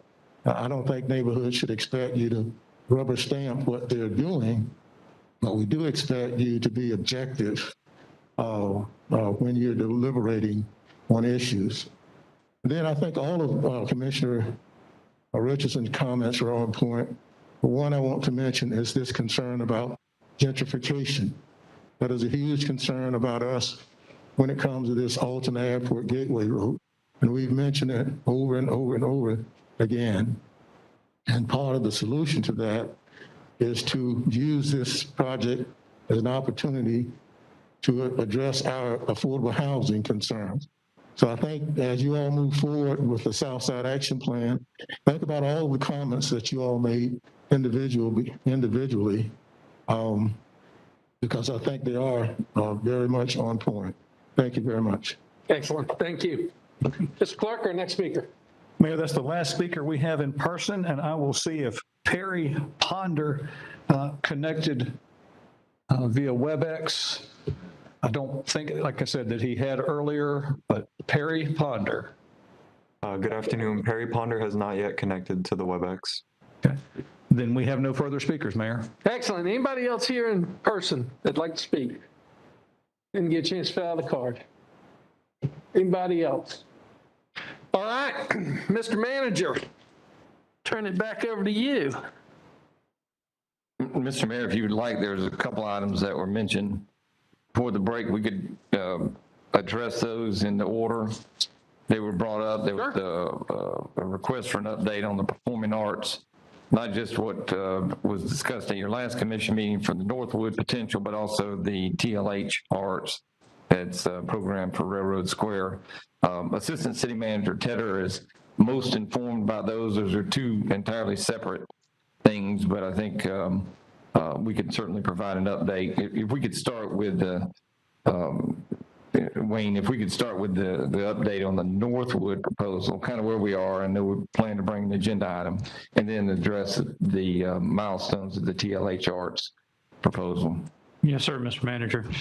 So to start off with the Northwood Mall and the Performing Arts Center, at your last commission meeting of the year last year, you asked for us to bring back an agenda item to kind of give all the commissioners the information that was submitted by the Sheratons for a potential donation of the property at the Northwood Mall property. I can tell you that at this point in time, we intend to get that information to you by the end of January.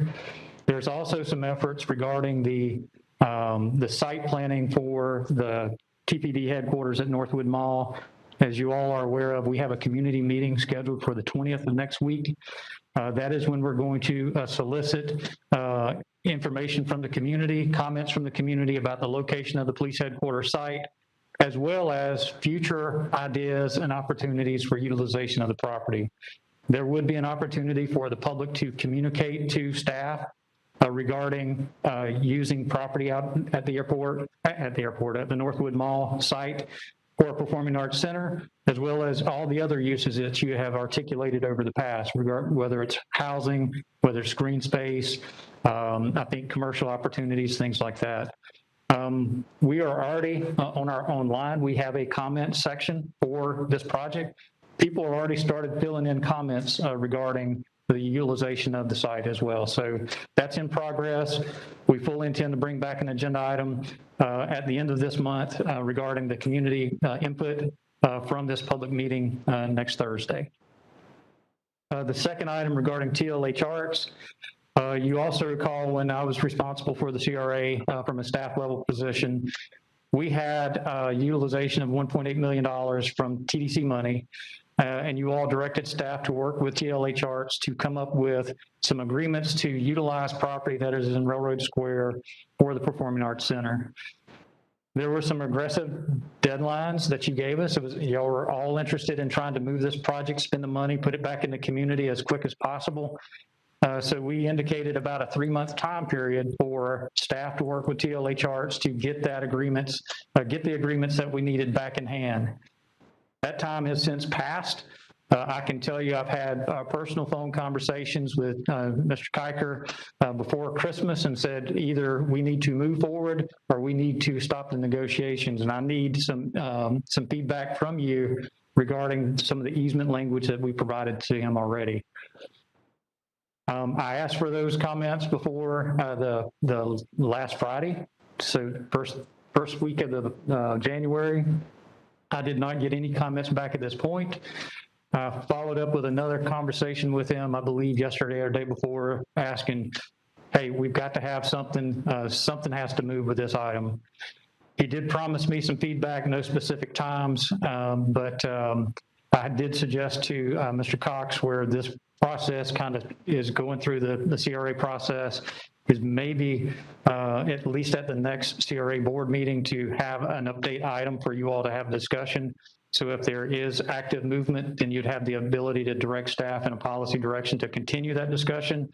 Or if there's no discussion at that point, then you have a decision point that you'll need to make. So that's what I have for the update for those two items. All right, let's open it up. Questions on that particular? Sure. Mr. Richardson. Just on the, thank you, Mr. Mayor, on the last item, I'm just extremely disappointed that we are where we are with that TLH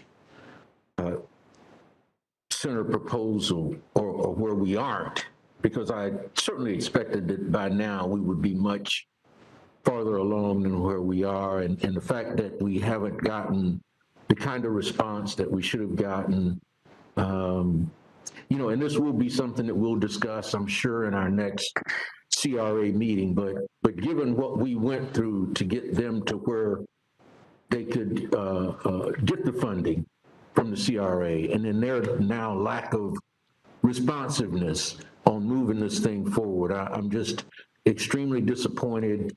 And unless they come back with something real powerful by the next CRA meeting, I don't know that I'm going to be inclined to support them going forward now, when we've got some other proposals that, you know, we could have used that money to fund.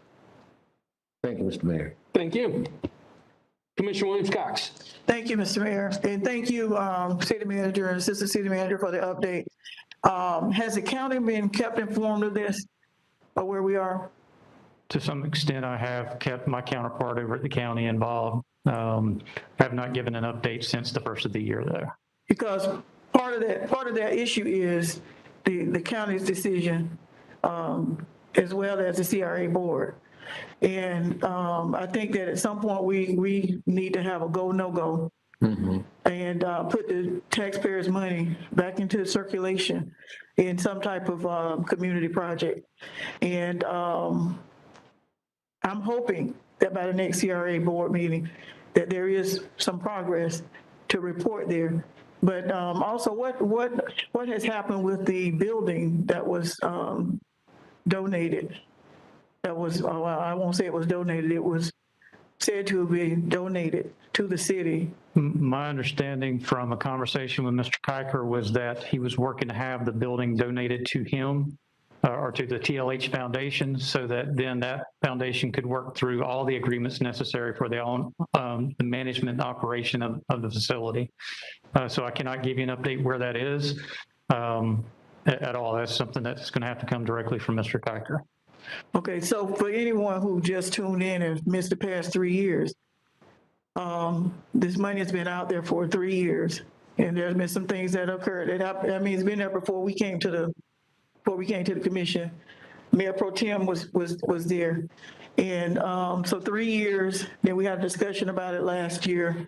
So now I guess going on another year, we need to make a decision and move on. And if Jake, who is a friend, if he's listening, I hope that they're able to get it done. But just know that if they're not, we've got to move on. We've got to do something else. There's been ample time to do something. Thank you for the update. Yes, ma'am. Any other comments? Commissioner Porter, any comments? No, Mr. Mayor. All right, Commissioner Miller? All right, moving on, public safety. Thank you, Mr. Mayor. Deputy City Manager Barber has been working closely with TPD on these matters. I'd like her to bring forward Deputy Chief Holmes, provide a little background. This is something that has been a pressing issue and a lot of time's been spent, so we appreciate the opportunity to address you. Thank you, City. Can't turn it on. Thank you, City Manager. Can you all hear me? Okay. Yes, I'd like to ask the Deputy Chief Holmes to come forth.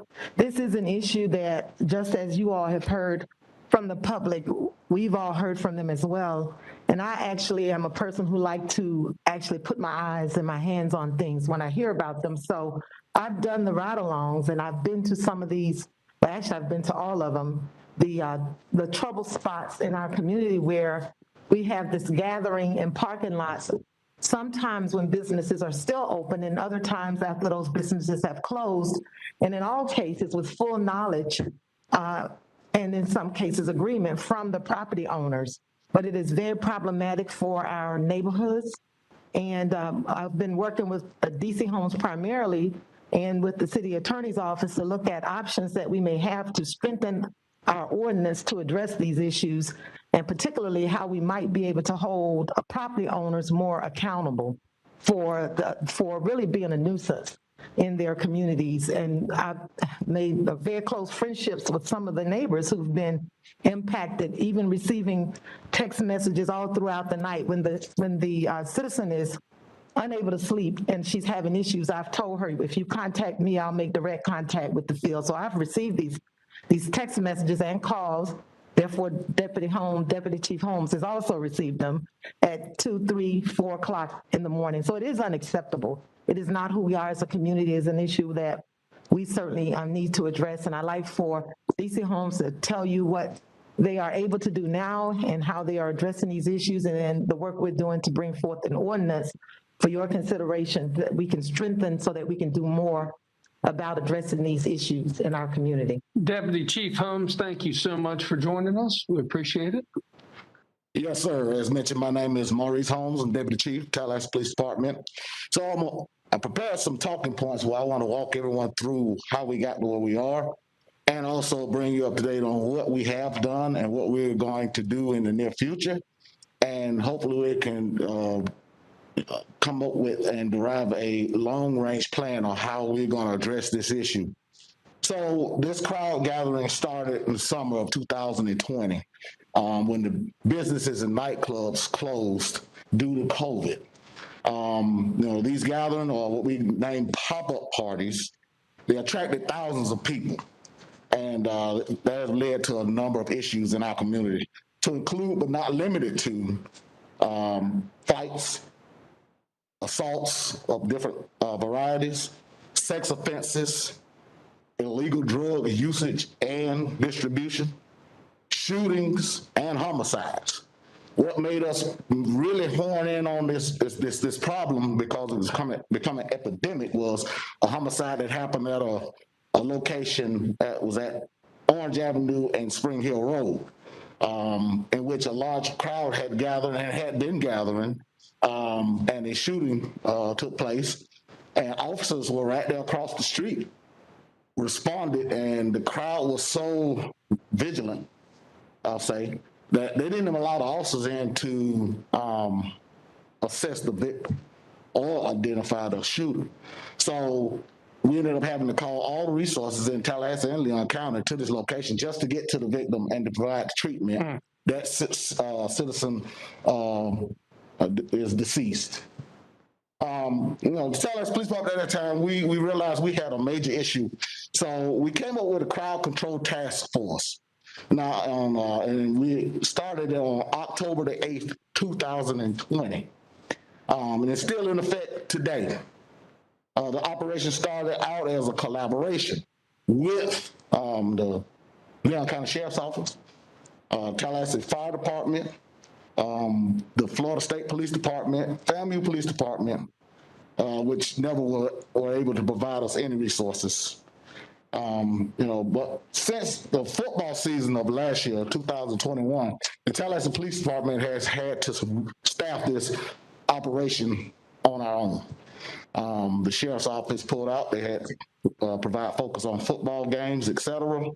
Florida State couldn't provide us any resources, so we were on our own. What we were able to maintain through mandating that officers work these particular operations. They take place every weekend.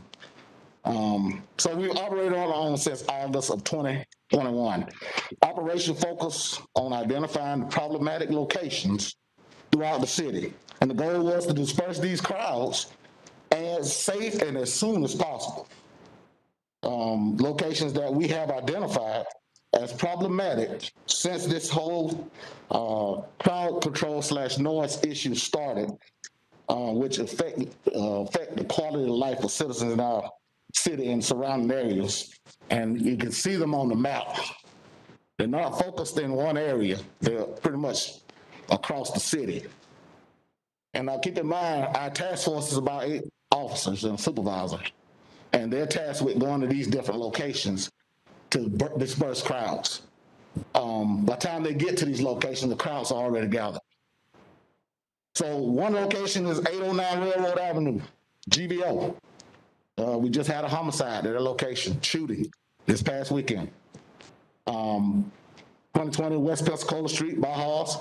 It affects other areas. The railroad, GBO on 809 Railroad affects the service station on Gaines Street, Francis Street, and surrounding areas.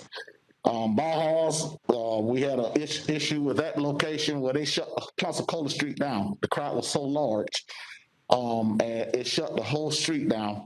And we had a number of violent incidents occurred, and it took a whole bunch of resources to disperse that. Cafe Shisha, another location we just had a homicide at within the last few months. It affects the Marathon gas station on Tennessee Street, Primetime Liquors on Tennessee Street, the Waffle House, Cancun's. All these locations attract thousands of people.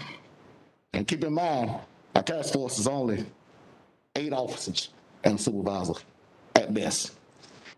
2898 Monroe Street, which is the venue, which I must say gets a lot of blame for the issues over there. But I must say that the management of the venue is the only location that has gone and took proactive measures to ensure that they are doing everything they can to make sure the noise is at its lowest level that it can be. He's hired Florida Highway Patrol to clear his parking lot. He makes sure his doors is closed. He got inside and outside security. So he's doing a lot. The issue is a lot of other locations such as the restaurant Denny's. The parking lot is packed with a number of people who claim to be waiting on food a lot of times, which tie our hands. And the management eventually, after they had some violent incidents, started to cooperate with the police department and enacted trespass notices so we could take proactive measure. Another location that we get a lot of complaints of is Appalachian Parkway, Zingales, and those locations are problematic for us. They're problematic because that parking lot is huge, for one, and another thing is that parking lot rents or leases out parking to places like the Moon and other places.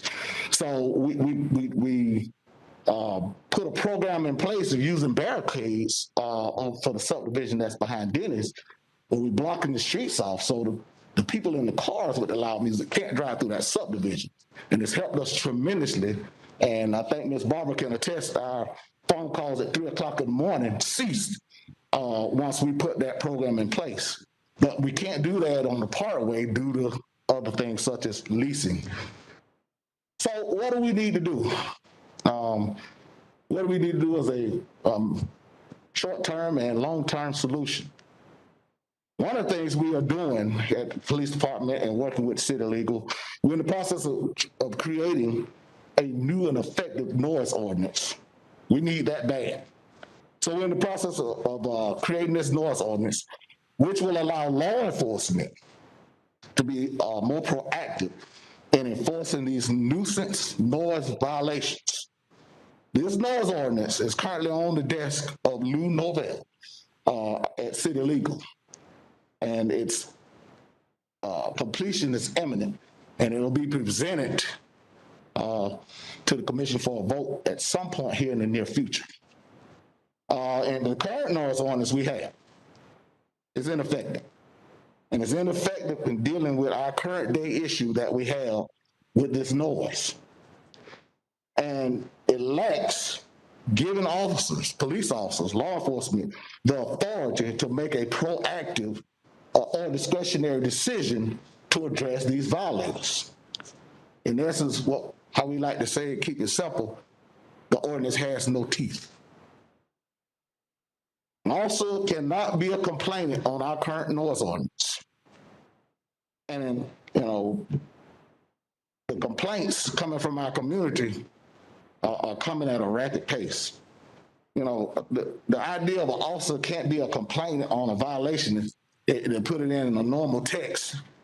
It's like saying that we can't be a complainant on a traffic violation, meaning a speeder or someone running a stop sign red light.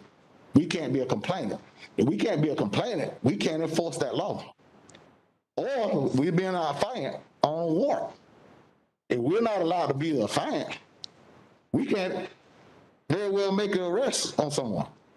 So we need that this ordinance to give law enforcement the ability to take a proactive measure to address this quality of life issue that's running rapid in our community. DC Holmes, let me stop you real quick. Yes. What does that mean? What does, under the new ordinance, allowing law enforcement to take a proactive? Are you arresting? Are you going on private property to clear? What does proactive measures mean? Proactive measures mean we can actually see a violator and make a discretionary decision on, are they violating our current noise ordinance? Meaning, is the noise emitting from their business, their vehicle, their speaker in the parking lot, is it traveling through a community and causing the disruption in that community? If it is, the officer can take a proactive measure, meaning that can be something that an officer can come up and try to get voluntary compliance, which is what we generally want, turn it down.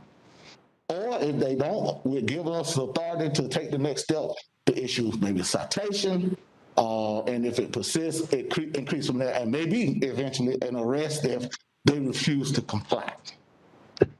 Right now, Mayor, the officer can't be the complainant. So we create a situation where we have to receive a complaint from the community.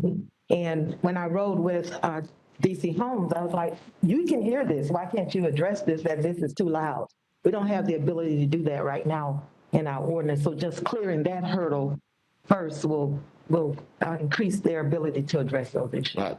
So basically, right now, we went up and say, hey, you need to turn that music down. They can tell us pound sand in essence. So it's 3:30 in the morning, and there's 300 cars at a gas station playing loud music, the whole 9 yards.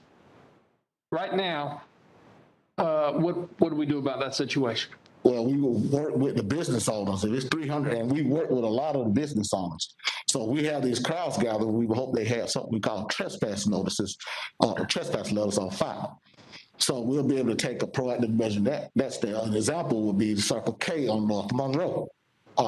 We have, initially we had resistance, but when they had a shooting over there, they complied and they signed trespass notices. So when they do the trespass notice, or when they have the crowds gather, they close the store for business. if the store is closed for business, we can go into that parking lot and clear it. And if those that are refusing to leave are trespassing at that point, and we can they can either leave or they can be arrested. That give us some authority to go and actually enforce the law. So same scenario, 3:30 in the morning, 300 cars in the gas station parking lot, and the owner of the gas station is unwilling to work with you, will not allow you to come on the private property. What do we do in that scenario? All we can do is try to gain voluntary compliance. Do we have any recourse on the property owner for not complying? Civilly, it may be something, but at this point, no, sir. Is that part of the new ordinance? It will be. I'm gonna talk about a little bit more about that a little later. Mr. Mayor? Yes, sir. Deputy Chief Holmes, have you, I noticed you didn't include the Piggly Wiggly shopping center parking lot. I don't know how many complaints you've gotten, but there are times when I can hear music from that parking lot at my house. But I noticed you didn't have them on the map. Right. Is it because you haven't gotten any complaints about that, or? Generally, not many complaints, but our problem been during the 3 o'clock, 4 o'clock in the morning hours. Yeah. When people are trying to sleep. We don't generally have that gathering over at the Piggly Wiggly during that time. Okay. It's usually early in the day. Okay. So we get a lot less complaints now when you're talking about the Parkway and you're talking about the dentist. I mean, the subdivisions are within a stone's throw of those businesses. So, you know, and especially with the subdivision behind Denny's, because it kind of sits in a valley, so that sound just has nowhere to go. So it reverberates right there in that whole subdivision.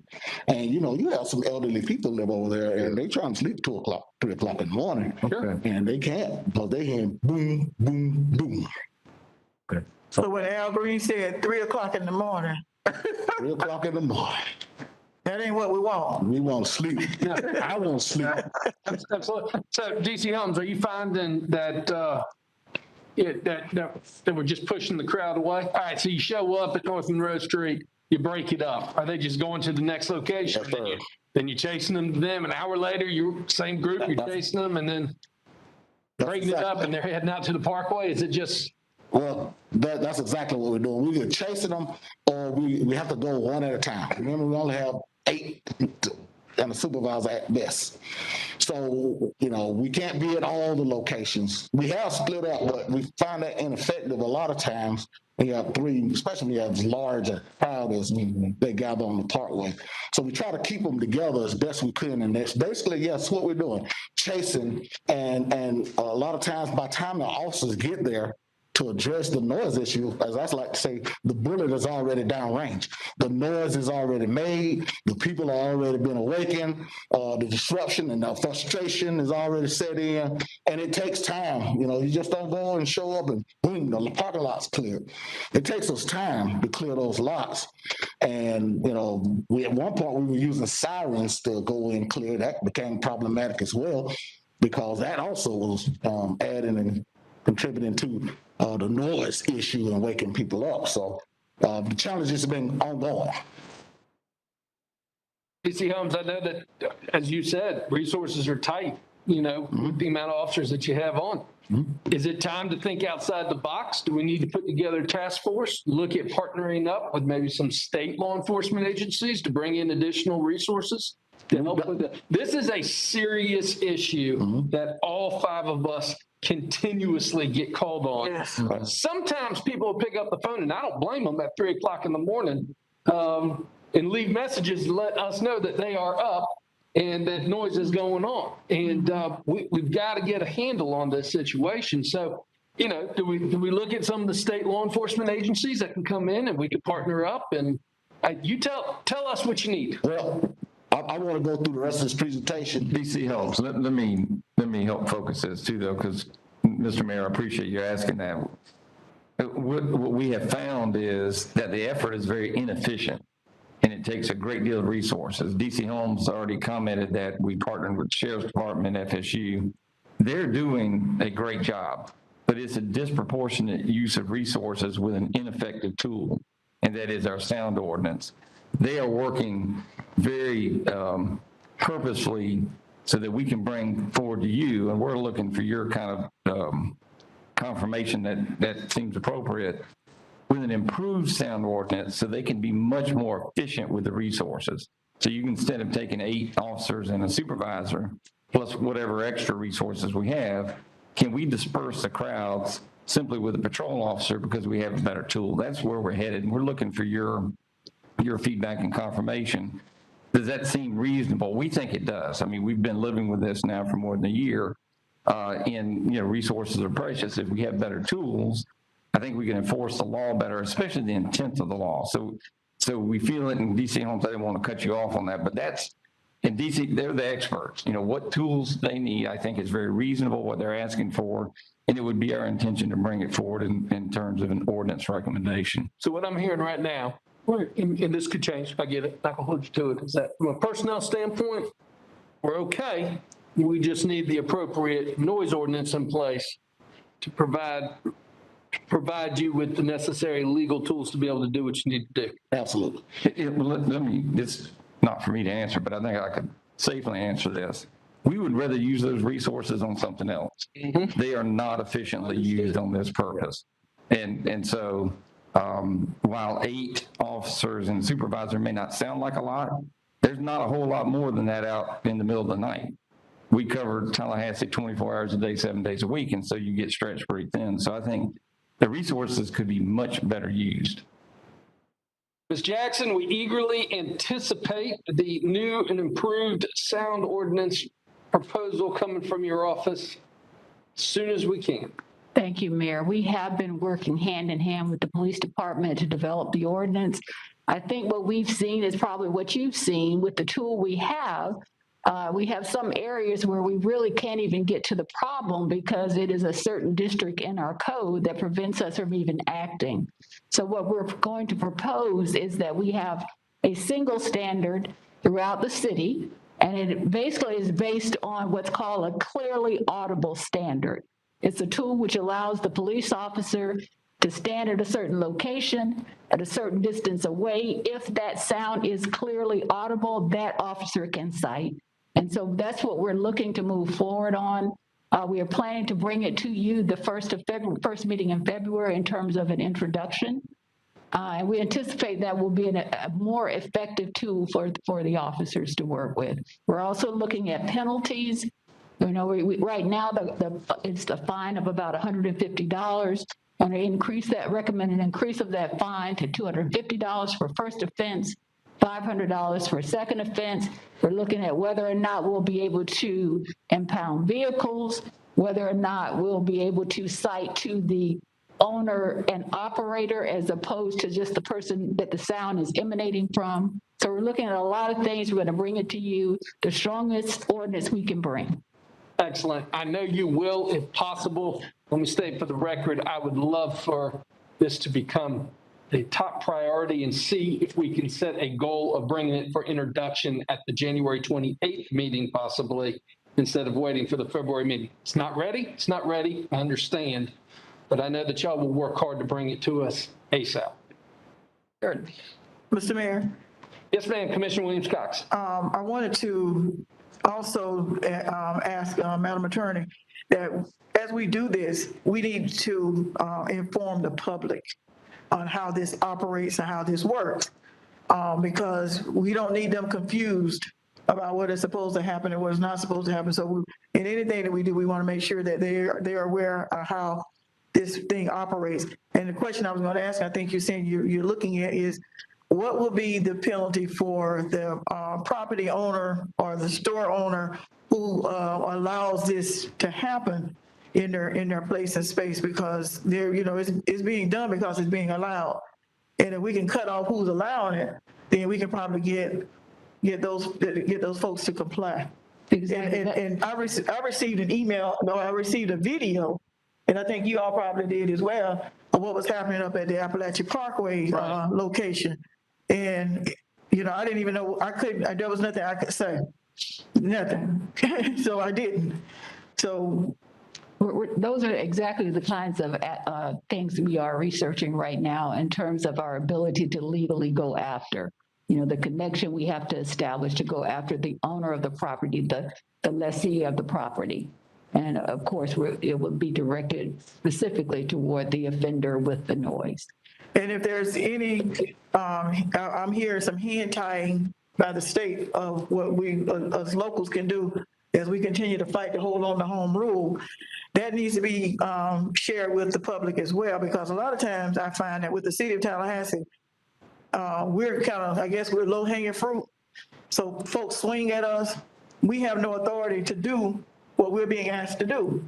And I think that the more we inform people of that, the better our communication will be that we agree with you.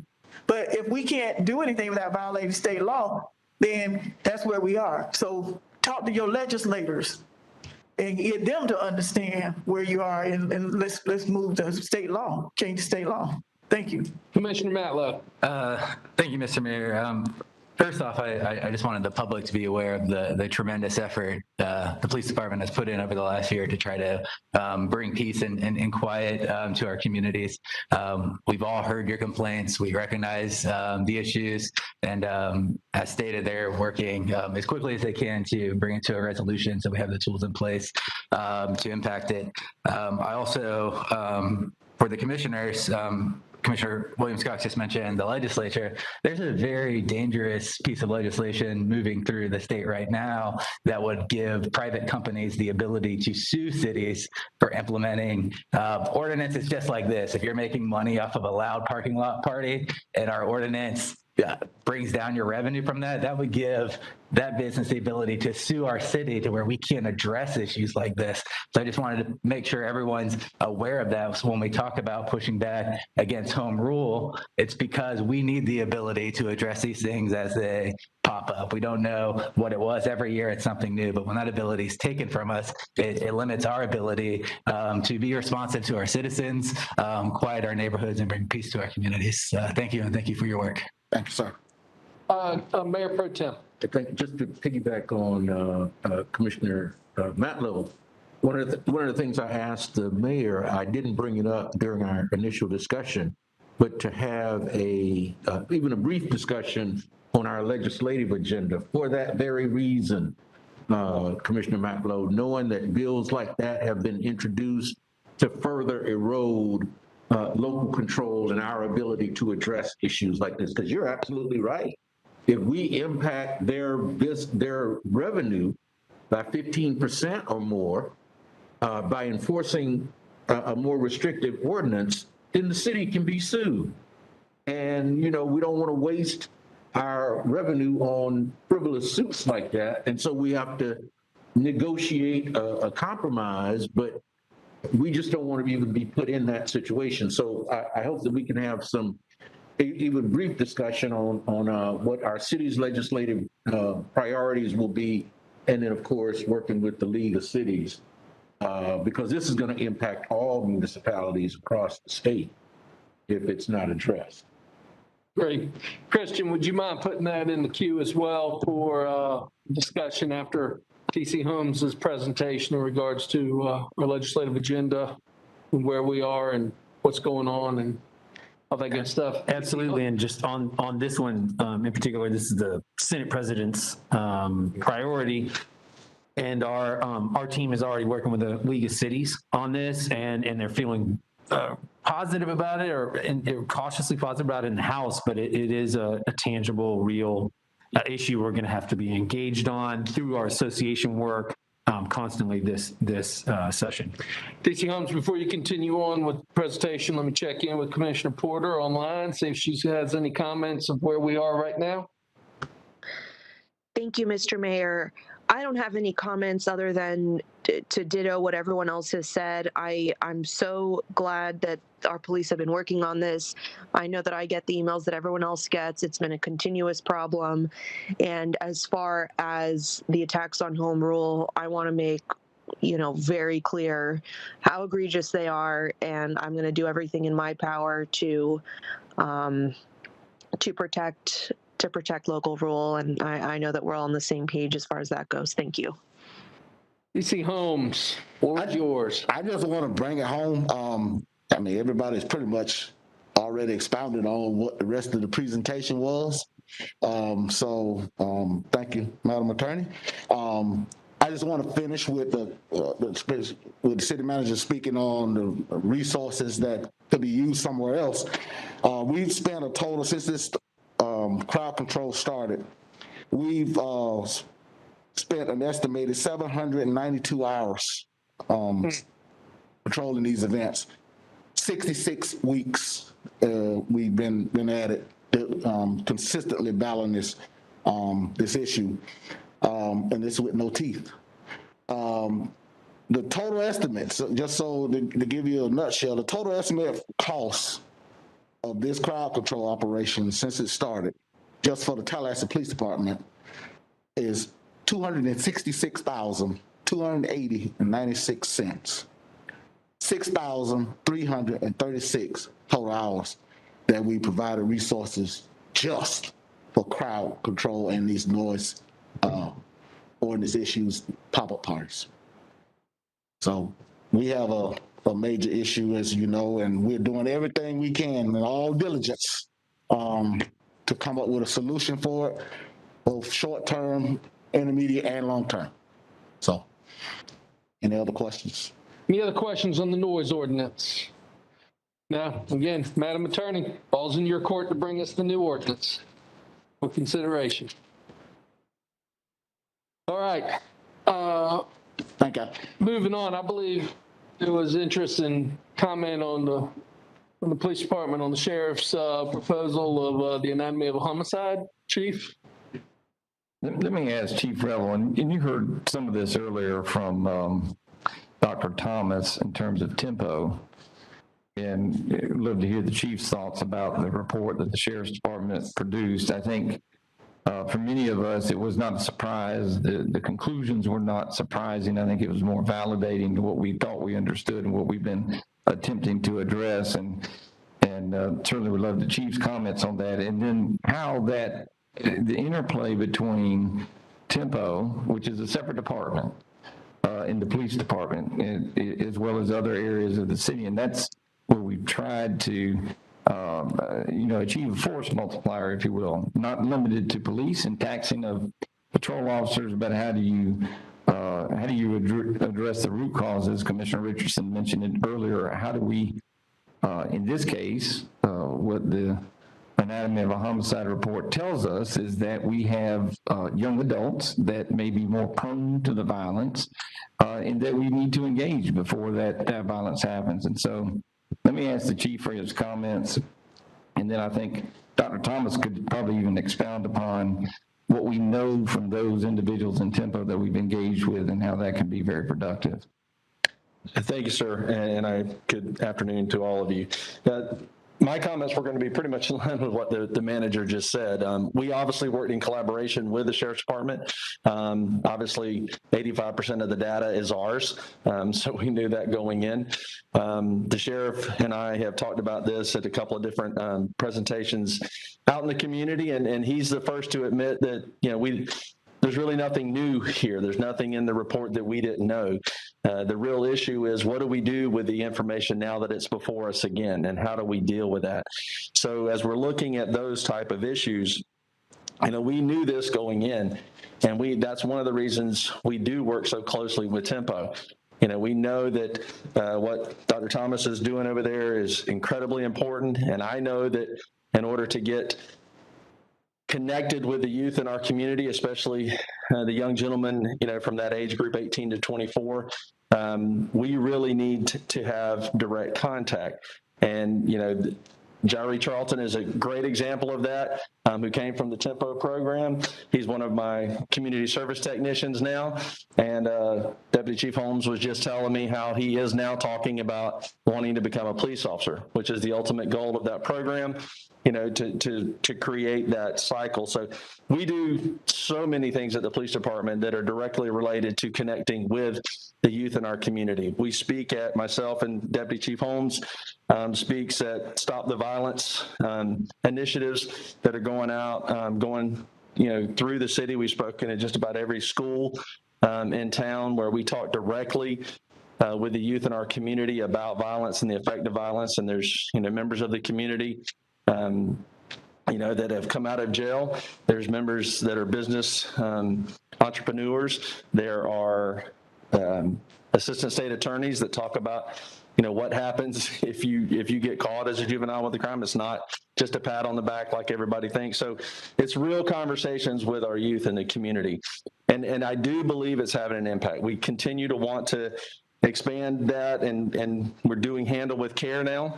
If you're not familiar with that, very briefly, it's simply where we are working with the school system to make sure that anytime a child is impacted by crime or violence, we as a police respond to that. We let the school know that, so that that child and the teachers that are dealing with that child have a better understanding of what that child may be dealing with that day and trying to go through. They may not be in a learning mindset. So it's just another way we're reaching out. Obviously, our real-time crime center is moving forward rapidly, and that's going to help us dramatically with the effects of, on-the-moment violent crime. But I will say, that we had 29 homicides in 2020. We had 18 last year.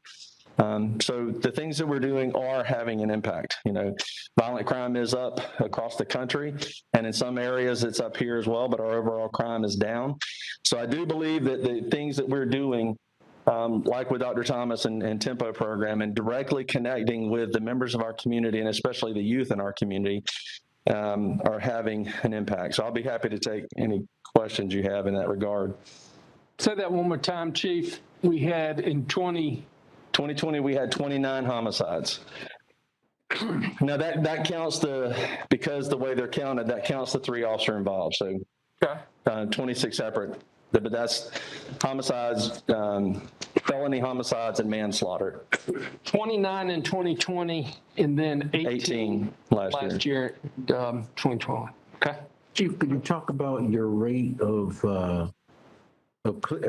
solving these issues? Because I think that's pretty impressive. Yes, sir. Like a year and a half ago, we were recognized as the best homicide investigative unit in the world. This year, I think we're at about 80, don't quote me on this number, but I think we're about 83%, which is still far above the national average for solving violent crimes.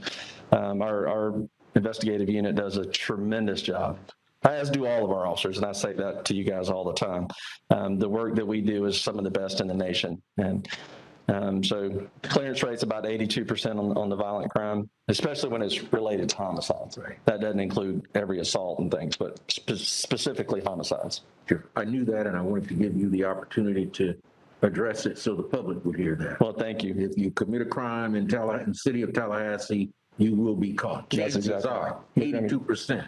You will be caught. Right. Thank you, Mr. Mayor. Sure, Commissioner Matlow. Thank you, Mr. Mayor, and thank you for the update. Chief, I don't have to tell you, this is a priority for our community. Yes, sir. People read about it and hear about it every day. We recognize the national trends amongst violent crime, but we also do see communities that are bucking those trends and seeing reductions. I do think a lot of the solutions that we saw in Anatomy of a Homicide that I read are things we know. If we connect with people, we give them those direct services and give them a choice. Talking to Dr. Kimball earlier, even one individual that we reach and reduce, one murder, what we saw in the report could save our community millions of dollars. So I just think the issues of concern in our community, the sound being an immediate issue, but the gun violence and the housing, that's what I hear about consistently. And I think we need to be all hands on deck to get creative, see if there's more we can do to expand tempo or look at other partnerships. One thing in Anatomy of Homicide went through different communities and things they did. Oakland ceasefire, Cure Violence. We're all different communities and we have different needs and different things that are fueling violence. But I do think that collective approach is where we need to land. So I appreciate what the sheriff's doing, what TPD is doing, all of our community partners. But what does that task force look like? What does that Department of Gun Violence Reduction look like? where do we go in a more structured approach to address this head on? So I know the sheriff did a presentation at the school board, I think last night. I think it would be beneficial to invite the sheriff to present the findings in their report along with the police chief to, as a commission, get us updated on this and see if there's any action we can take to be helpful and engaged. Thank you, Chief. I agree. Commissioner Diane Williams-Cox. Thank you, Mr. Mayor. Thank you, Chief, for all that you do. And you know, you and I have a dialogue all the time, because when I ride around and see things happening, I'm in the moment. Yes, ma'am. I do the same thing with the sheriff, because we're all friends. We're all one community. We are. And so I've had some conversation this morning, early morning, with he and school board chairman Darrell Jones about the anatomy of homicide and the tempo program and how they can come together and work. Not a silver bullet, but a factor that definitely can be looked at, because we have something that's tried and true, that's proven, already homegrown. There are programs out there that you can purchase, but you don't know whether it works in your community or not. Right. And you've made this huge investment. I would rather see us invest in a homegrown, already got outcomes, got buy-in, has received some legislative funding, could be eligible is eligible and has been awarded other funding. I would like to see us do that. And I am in support of, and I'm saying this so the sheriff will hear me say it publicly, because I said it to him. I am in support of the development of the council for on the status of men and boys. And I understand that Dr. Thomas will be a part of that. And that's how we make this happen, because we've got to have intersections and intersecting programs and parts. But what I also said to the sheriff is that, and I'm gonna look at Christian, because I know you know this guy. Like Master P said, we gotta be about it. We don't have time to have a council sitting around talking about it. We gotta be action about it. We gotta be about it. And I also said this because full transparency, Richard Pryor said, I'm quoting all the prophets. Richard Pryor said he showed him in court for justice and found out it was just us. So I want to make sure, since the anatomy of a homicide are people who look like us, we got to make sure that whatever is put in place will work for us. And finally, there was one other person I quoted. I'm trying to remember now, but I can't remember. But there's one more, but you get my point. I do. We don't need people sitting around talking. We need people out there making things happen, because I'm the mother of 3 black sons. And the folks who are lying on the ground in blood look like my children. And it doesn't matter the color, because what we're learning is that crime doesn't stay in one place. It moves about. And I'm reminded that in the early days of COVID, when large crowds were gathering, and this shooting occurred, I think the one that Deputy Chief referred to, I had people of other nationalities and what have you in our community say, oh, that's a Southside issue. It's no longer a Southside issue. It never was. Right. But now we're seeing in the last few days and weeks that crime is everywhere. And people are dying everywhere with gunplay.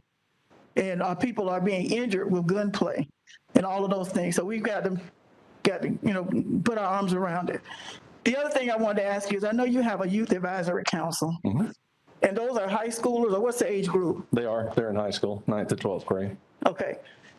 I would be real interested in hearing what they're thinking, what they're saying about what's happening, because many of these individuals are their peers at their schools. And I hope that what we have is a diverse group, a part of this youth advisory council, that can tell us what's being said on the street, not just the 3.0 students in school, but for those who are barely holding on. What's causing these things to happen? We think we know. And police officers, y'all probably do, because y'all got the tools to figure it out. But the community needs to know, because that community participation is going to be key as well. many of us grew up in a community where the village was involved. The village is afraid to get involved now because they don't know how these children are going to respond. And so we've got to get the village back engaged, whether they want to be face-to-face engaged or they just want to do some things to try to bring them together. But we've got to hear what these kids are saying. What is the reason they think these things are happening? And what can we do and what can they do to stop it? Yes, ma'am. We do talk to them, and my youth advisory council is from all over the city, all GPAs.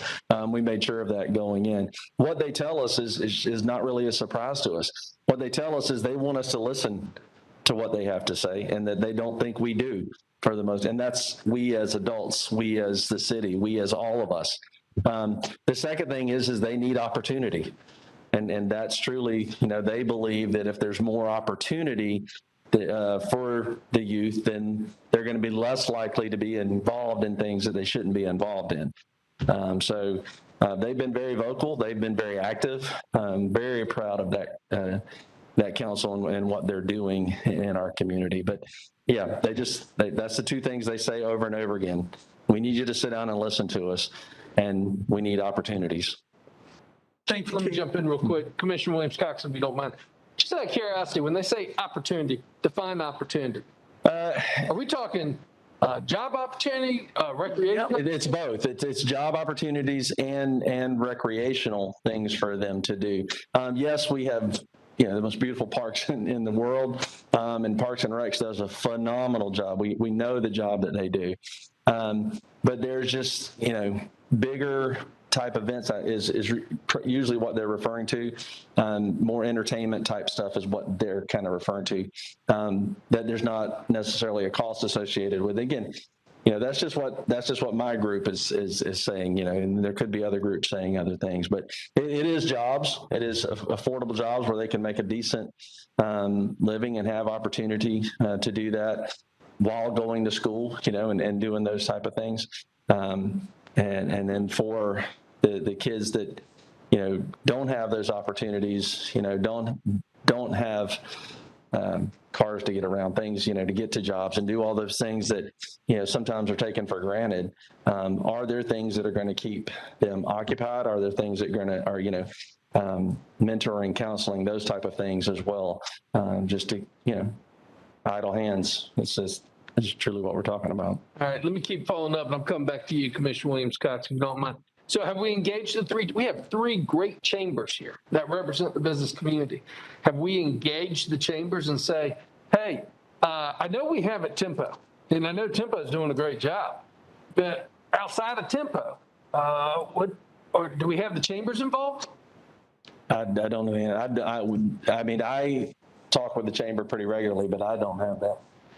Mr. Mayor, we do, it is through Tempo, but the intersection is 100%. The correlation is 100%. In fact, Kimball probably can share some news. We've got a partnership, I believe maybe on the next agenda with some jobs, because it's all about jobs and opportunity and the funnel and the throughput. We absolutely do, Mr. Mayor. The chamber has been a part of a greater conversation about what I said, equitable credential attainment. That announcement will be coming out soon. They've been working with us with respect to what we do in Tempo and how that will positively impact us. So you'll be hearing that very shortly. And Mr. Mayor, the police, to the extent there would be that opportunity, because that is the disconnected youth, and that pipeline to a job, they would work with Kimball. And it's not just what oftentimes we may refer to as the chambers. The chambers, all three chambers, are partnering with us to make connections and put people in jobs. And I think it's working really well and can be expanded, but we've been welcomed with open arms on that. I'm not trying to bust chops or anything, just out of curiosity, how many Tempo participants are on your youth advisory council?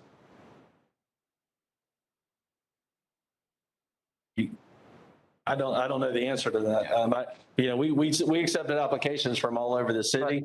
We made sure they were diverse. Right. We've had actually about six go through the hiring process so far. And that's great. But what I'm pointing out is we're doing a great job through Tempo. And again, this is the workshop. This is the time when we're supposed to be digging in on this kind of having these conversations. We're doing a great job through Tempo, connecting, working with chambers, getting at-risk youth jobs and employment opportunities, mentorship. But we have another segment, and maybe they're not at-risk youth, but there's still the youth of the community that are crying out saying, we want jobs, we want opportunities. And so we need to continue to try to bridge this gap with everybody that's working with the youth in our community and with the chambers to help provide these opportunities. Does this make sense? It does. Yeah. Dr. Thomas, do you interview the Tempo participants when you're doing the onboarding? Brother, do you interview them to kind of get a sense of what may have led them in the direction that they went? We go through the process of when we do the outreach and the engagement piece, we use the 7 phases of case management. Okay. Part of that is assessment. Part of that is a deeper conversation of some historical perspectives. We allow them to tell us their story. We go through then looking at a kind of inventory of their skill set that they may already possess. And then we try to make sure they have an action plan within a calendar year to move them from point A to point B. Are there any common themes? Do they say, well, we lived on this side of town or in this neighborhood, or, I didn't have the $250 Michael Jordan tennis shoes, so I had to find a way to get me a pair of those tennis shoes. Are there any kind of common themes that you're hearing from them that maybe we could be on the lookout for in some of these other kids coming along? Well, I think what you'll see even in the definition of disconnected youth, not only for the 7,000 plus, but less than that now because of our engagement here in Tallahassee, there are over 300-something thousand in the 27 congressional districts across the state, the 4.5 million nationwide. There's a common theme of poverty, single-parent homes, common theme of dropouts, and those type of things. So all those kind of common things lead into the definition of a disconnected youth. Commissioner Williams-Cox, I jumped in on your time. You had the floor. Let me come back to you. All right, thank you. On that point about opportunities, not having transportation to get the jobs or what have you, we still can provide bus passes, can we not? Yes, ma'am. Okay. Students ride free. Yes, ma'am. Students ride free, so we need to connect them to those services. And also, I was thinking this, and someone just pointed this out to me. What would it take to have TIFLA year-round, not just in the summertime?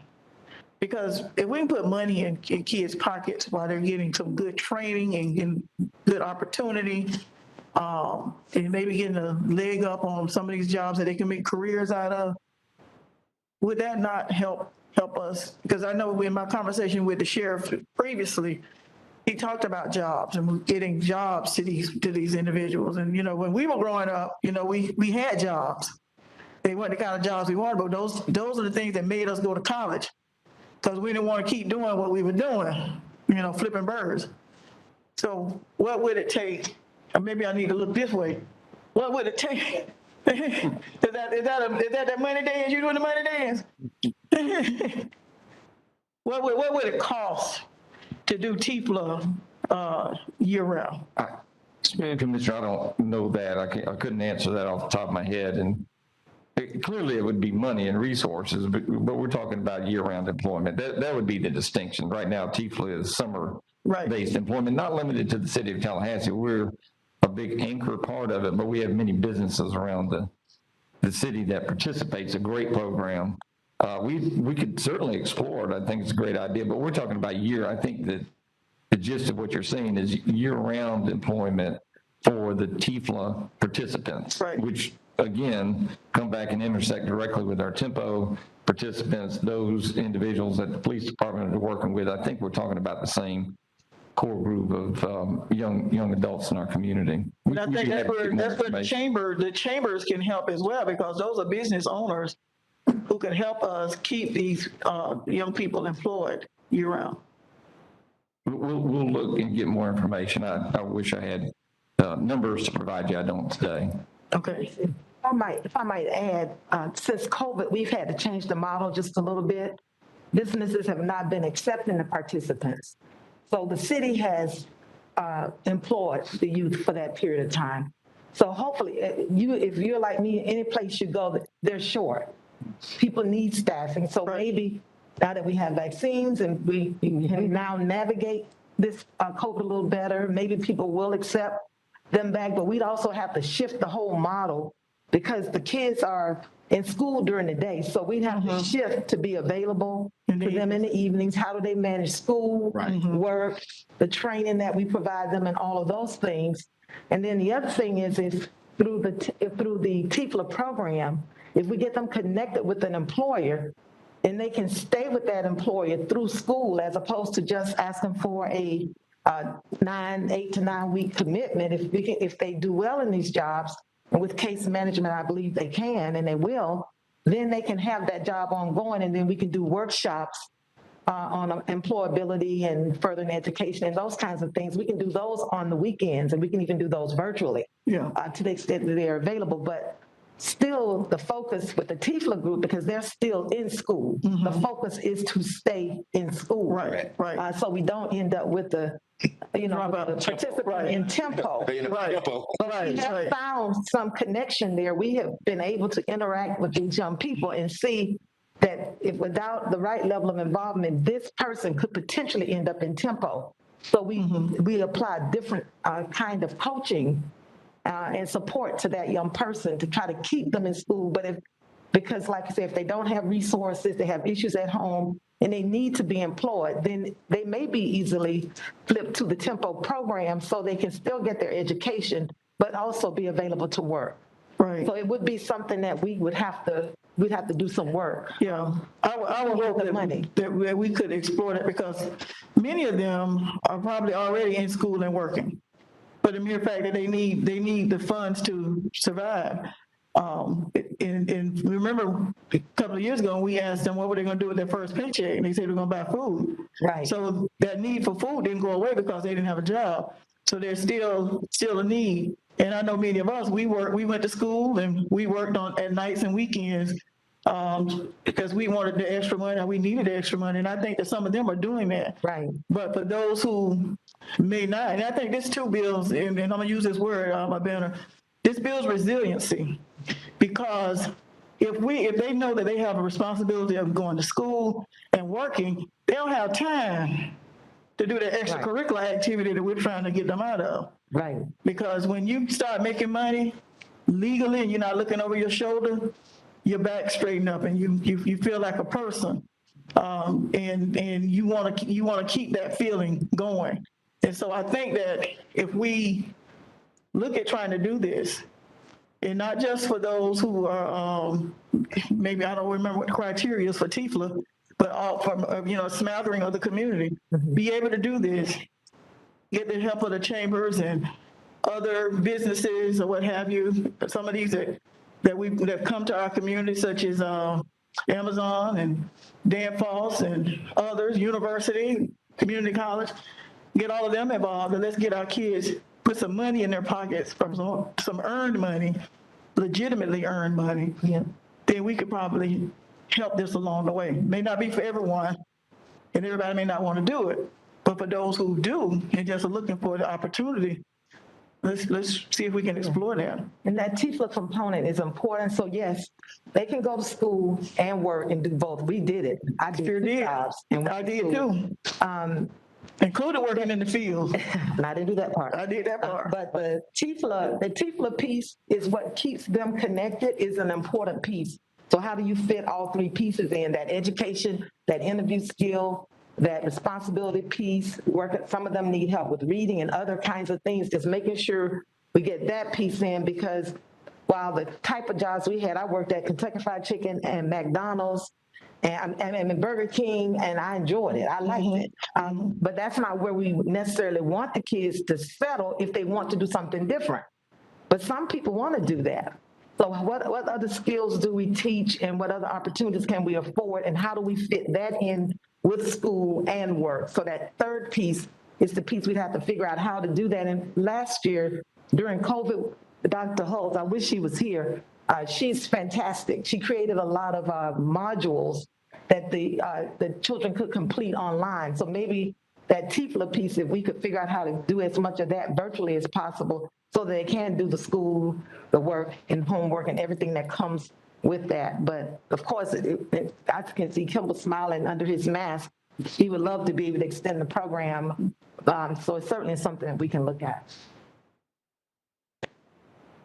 When we talk about barriers as well, one final note, and I don't expect any of us to have all the answers right now, but part of the conversation is not only transportation to and from, but also childcare.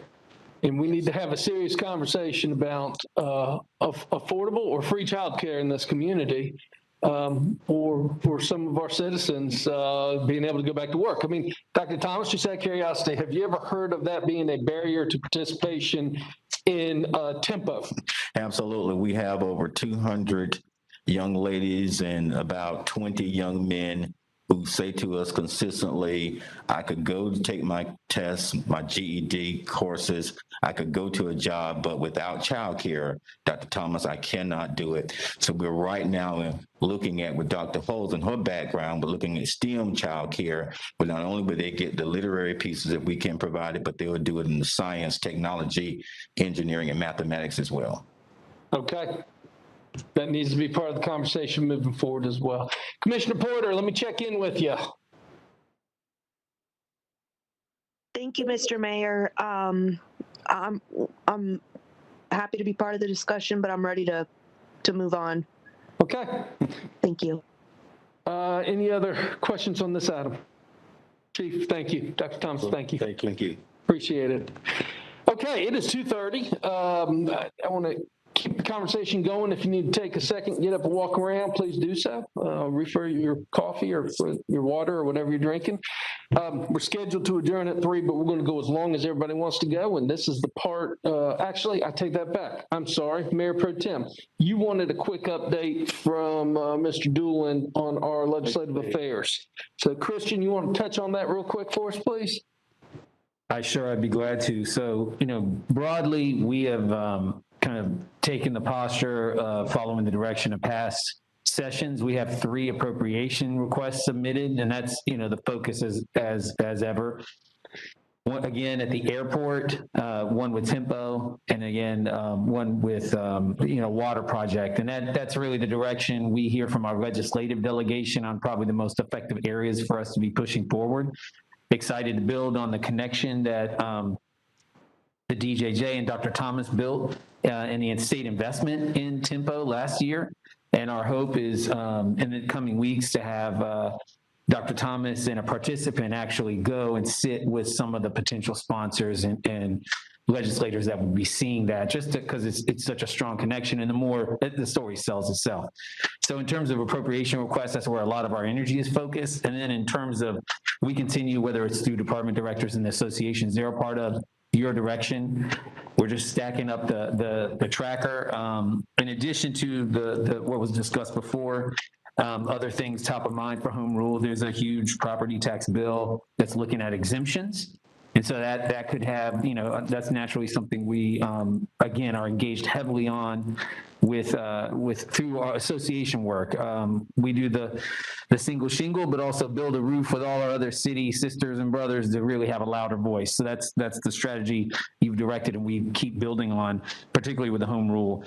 And then additionally, there's discussions around another round of potential state worker pay or bonus, and naturally that is something we are fully supportive of, given the impact specifically to our community. And so, in addition to those broad-based issues, we are, the brunt of our energy is focused on those appropriations, and we will be bringing forward updates throughout the session.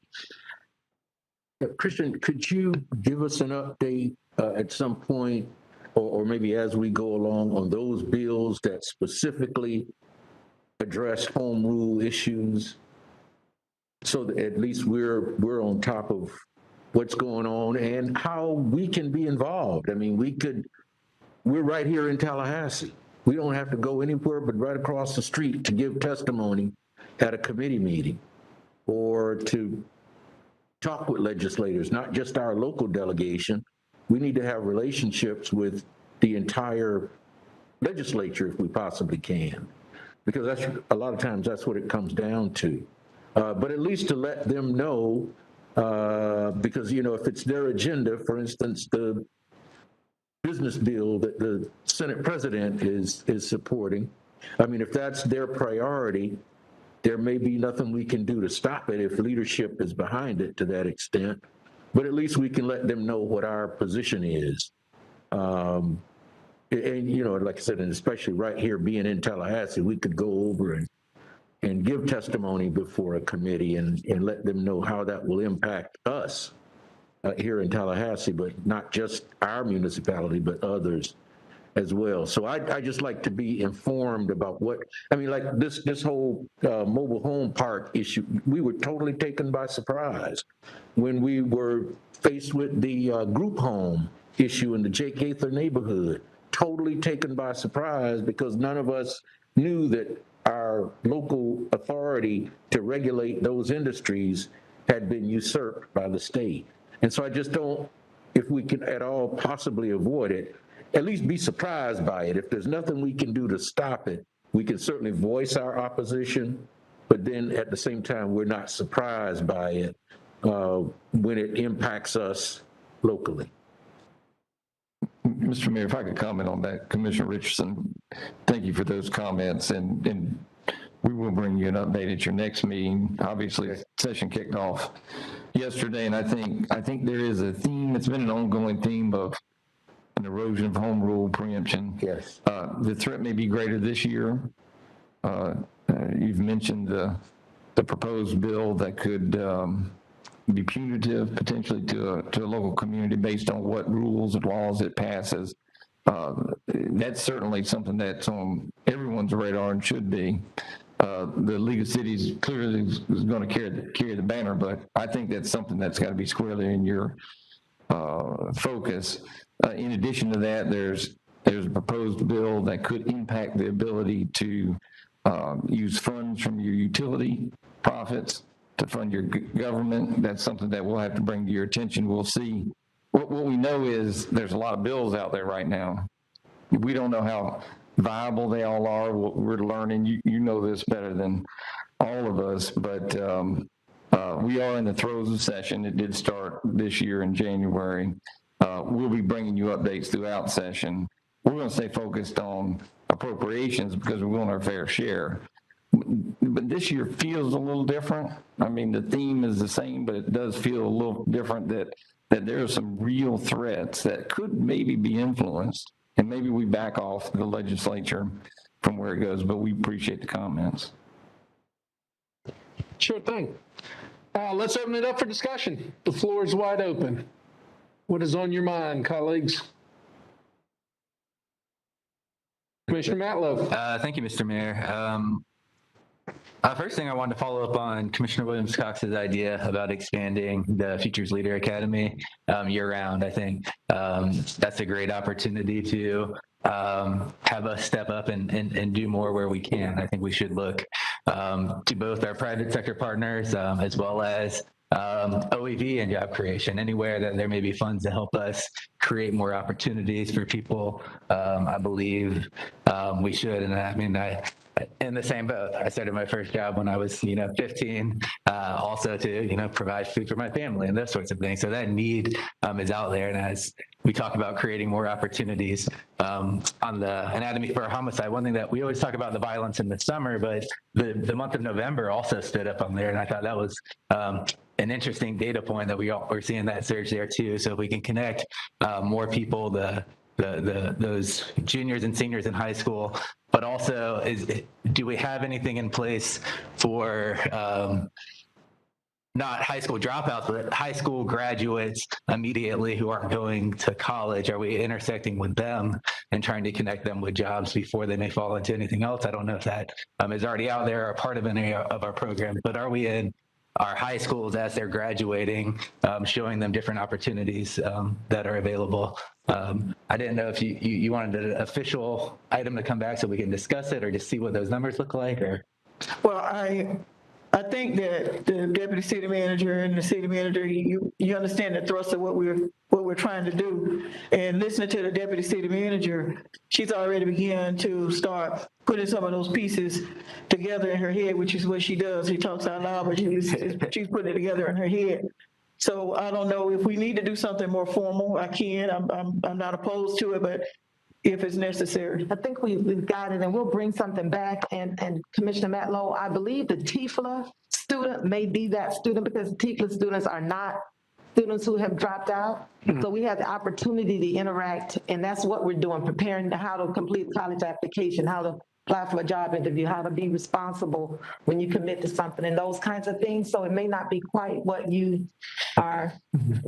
talking about, but we do have them as somewhat of a captive audience during those weeks. So I'm sure things that we can do to expand the work that we do with them, but that is a group that has not dropped out and may not even be at risk of dropout, but could use some guidance and support. Just like we said, we help fill out the applications for financial aid for college, make connections with the universities and those kinds of things. So Kimball and I and Dr. Hull will get together offline and try to figure out what we can bring back to you, to the commission. And just out of curiosity, is there, when we do the summer program, is there a waiting list of people who want to be engaged and we don't have enough job creations? Do we know how many or how big of a gap there may be? Or you mean in terms of jobs versus just being in the TIFLA program? Or just people who are interested in more opportunities, but we're capped at, or are we doing 500 or I don't recall, but. Yeah, we limit, Kimball, you want to come forward? We limit the number of participations in the TIFLA program, but as I'd indicated, last year was rough because we employed all of them in the city with the, of course, with the limited budget. But we were able to, because it was not lost on us when kids said they were working to pay for food. I expected to hear Nintendo games or, something like that. I expected to hear a lot of fun, but we heard food, clothes, and help my mom pay bills. So what we've expanded the time that they're paid to include their training. It used to be that they would train on their own dime and then we would hire them for those weeks. We've added that. We are capped in terms of the numbers that received simply, because of the budget and because we didn't have assignments for them, whereas we've had that in the past. We'll be working, Kimball, I'm sure you guys have probably already started on this to see who will accept the TIFLA participants for employment this year. Because of COVID last year, they just were not as open to accepting people. But I believe with all the help wanted signs that I've seen everywhere, I'm thinking businesses may have a different position. Yeah, I think it's a good time for it, for sure. Yes. Fast.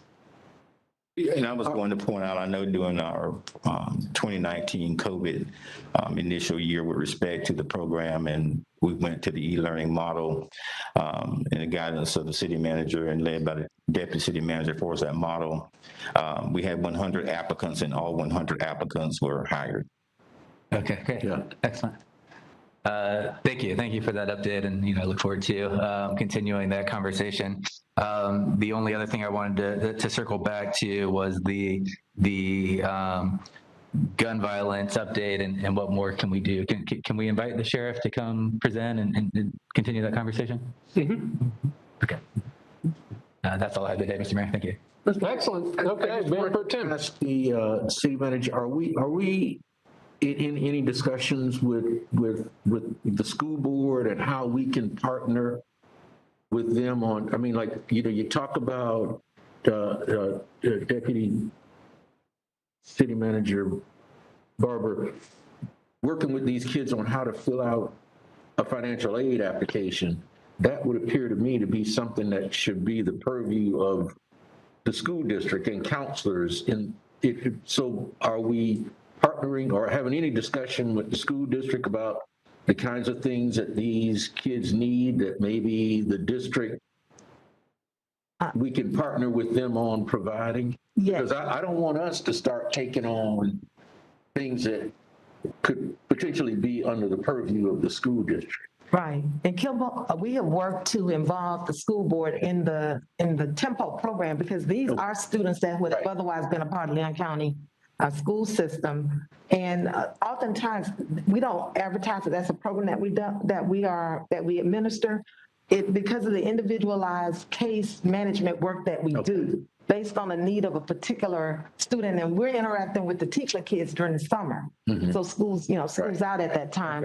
But we are working very directly with with representatives of the school board to make sure they're aware of what kinds of services we provide. And Kimball, you have been more directly involved with, I think we even talked with the superintendent on some of these issues, but it is specialized to what that person's need is. And then the tempo kids, a lot of times have been disconnected. We found 14-year-olds who've been out of school and people who've been out of school since 14. So they're disconnected from the school system completely. So we're providing whatever services they need. Let me just chime in, Commissioner, and we'll carry that message because I don't think that, it's a limited message. I think the need is there. We've touched on it a lot this afternoon. I think there are other opportunities. Someone mentioned, maybe Commissioner Williams-Cox mentioned earlier about the concept of a council for men and boys, similar to what we have for women and girls. And I know the schools have indicated through the superintendent their willingness to participate. I think the very things that you talk about, some of the things that we're doing with TIFLA and Tempo, frankly, probably better reside with the school district. If you go elsewhere, maybe that's the case, but I think we work together in partnership, we complement each other. So I think we've got to keep that squarely on the burner of how do we all participate. So we'll certainly share that message. We welcome the partnership. I know the lines of communications are strong. And so, I would expect they would support those kind of requests and suggestions. Okay. Excellent. Mayor Pro Tem, anything else? No, we're good. All right, Commissioner Williams-Cox. Thank you, Mr. Mayor. Because I sit in seat 5, I think in 5, so I got 5 quick things. One, on the Tharp Street corridor, there's some activity in case you haven't been through there in a while. And at the Winn-Dixie, the old Winn-Dixie is now being revived again. So drive through there and take a look. And we're going to be hearing soon about a ribbon cutting that's going to, a grand opening that's going to be taking place there. And I was with WTXL yesterday about it. I don't know if it aired or not, but listen to that. There's activity on the Tharp Street corridor. This is something that I've kind of thought about even before I came to the commission, is having some type of teen center on the south side of town. And I'm hoping that if this is something that we want to pursue, that we look at somewhere near where the South Side Transit Center is going to be, because there's plenty of walk-up traffic that could participate at the teen center, but with the transportation system going to be somewhere right there in the near area, it might be a great opportunity to find something in that area to become a teen center, and maybe somewhere near Tempo as well, that we can kind of have a one-stop shop. I want to commend the city manager, deputy city manager, Angela Hendricks and her group for the demonstration of I forgot what it's called now, but it shows our diversity in our workforce. And it shows us, give me the name of it. Our utilization report, the makeup of staff and the various departments, right? All the demographics, race, gender. Right, and all of that to keep an eye on where we are as far as making sure we have a diversified workforce. And thank you for also it's going to be available to the public, for public facing, because this is all a part of being transparent of who we are and what we're doing, what we're trying to make sure that the City of Tallahassee workforce reflects our community. So thank you for that. Looking forward to when that occurs. As the mayor and Commissioner Richardson, and I think Commissioner Porter I'm involved with the League of Cities, and also at the national level. They're doing something called Smart Cities. And I'm hoping that we're going to be a part of what the Smart Cities is all about. We lead, we don't follow. So whatever it is, that wherever we are, I'm hoping that we'll get some more information on that and be able to, I know it involves technology, that we'll be able to get something back soon on where we are and what role we will play and how we will do it and when it will be rolled out. And lastly, for this juncture, the federal infrastructure dollars that have been bestowed upon us. You may have shared this with us, but what is our portion? What is our part? And what are we doing with it? Because broadband is still an issue. And with those infrastructure dollars, we now may be able to do some things that we were not able to do before. And I heard Senator Lorraine Osley talk about broadband being an issue for this region. And again, we lead, we don't follow. So where are we? What are we doing about it? And I know that we've had some conversations in our transportation discussion about the rail system and being able to bring that back online at some point in time. But right now, I'm more or less interested in what we're doing here and going to be able to do here in the city with those federal infrastructure dollars to make our citizens whole. And we saw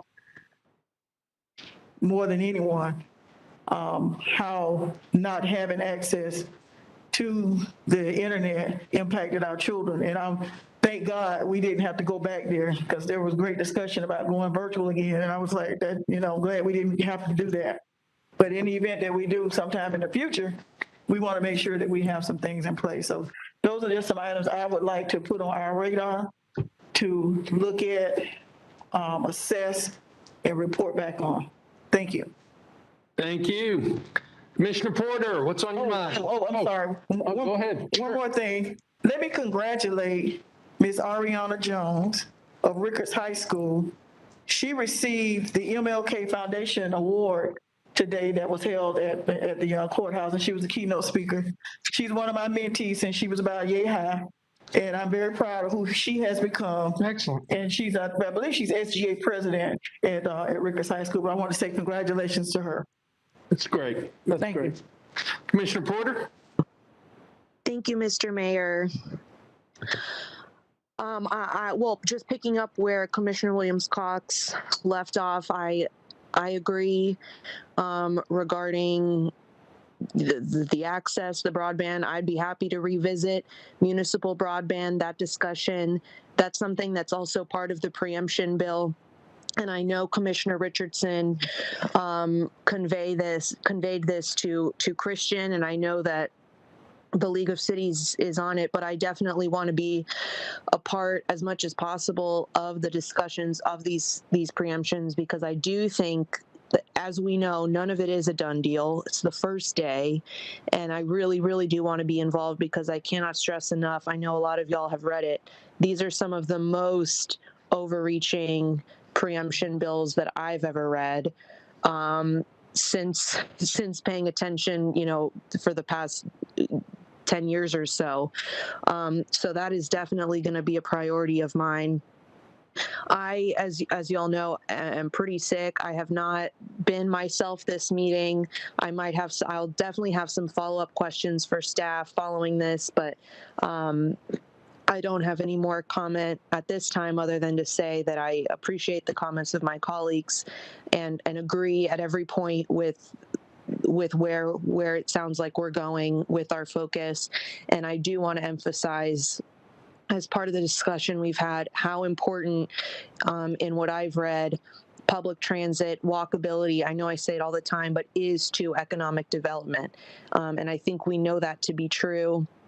But that's something that I'm excited to hear in this conversation and hope to continue discussing moving forward. So that's all for me. Thank you. Excellent. Thank you. Any other comments? Well, let me close out today's workshop by, first of all, thanking everybody who participated. Mr. Goad, you and your team did a fantastic job putting together the agenda, presenting the agenda, answering some softball questions and answering some pretty tough questions. Certainly appreciate everybody. And to my colleagues, wow, I'm pretty excited. We seem to be on the same page, looking in the same direction. We have painted a great vision for this city. We have got the roadmap called our strategic plan. It is tuned up, ready to go. Had a great conversation about the Southside Action Plan. We're ready to go. We are investing in our neighborhoods. We provide world-class municipal services by the #1 public utility in the nation. We have an award-winning staff. We are primed to have a great year in 2022. We've had a great conversation today about many incredible issues. One thing that we did not touch too much on that I do know will be a focus, and definitely will be a focus for me, is expanding our economy and job creation. Creating jobs not only through companies that are already here that want to expand, but also by recruiting new companies to Tallahassee as well.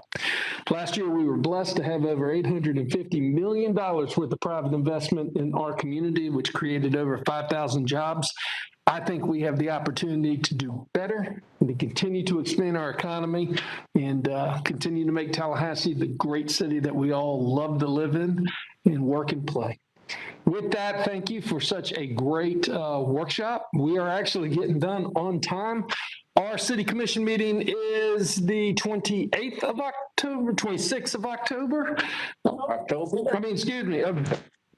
No, that's my COVID. That's my COVID kicking. Is that water or vodka in that bottle? 26th of January, and we will see y'all then. However, I do know that we've got a lot of great Martin Luther King Jr. events going on starting tomorrow all the way through Monday. Yeah. And I look forward to seeing everyone there. And as a society, let's be safe. Let's be smart. We are dealing with the pandemic still, and many of us have experienced it. Commissioner Porter, we hope you feel better. But looking forward to all the events. With that, ladies and gentlemen, we are adjourned.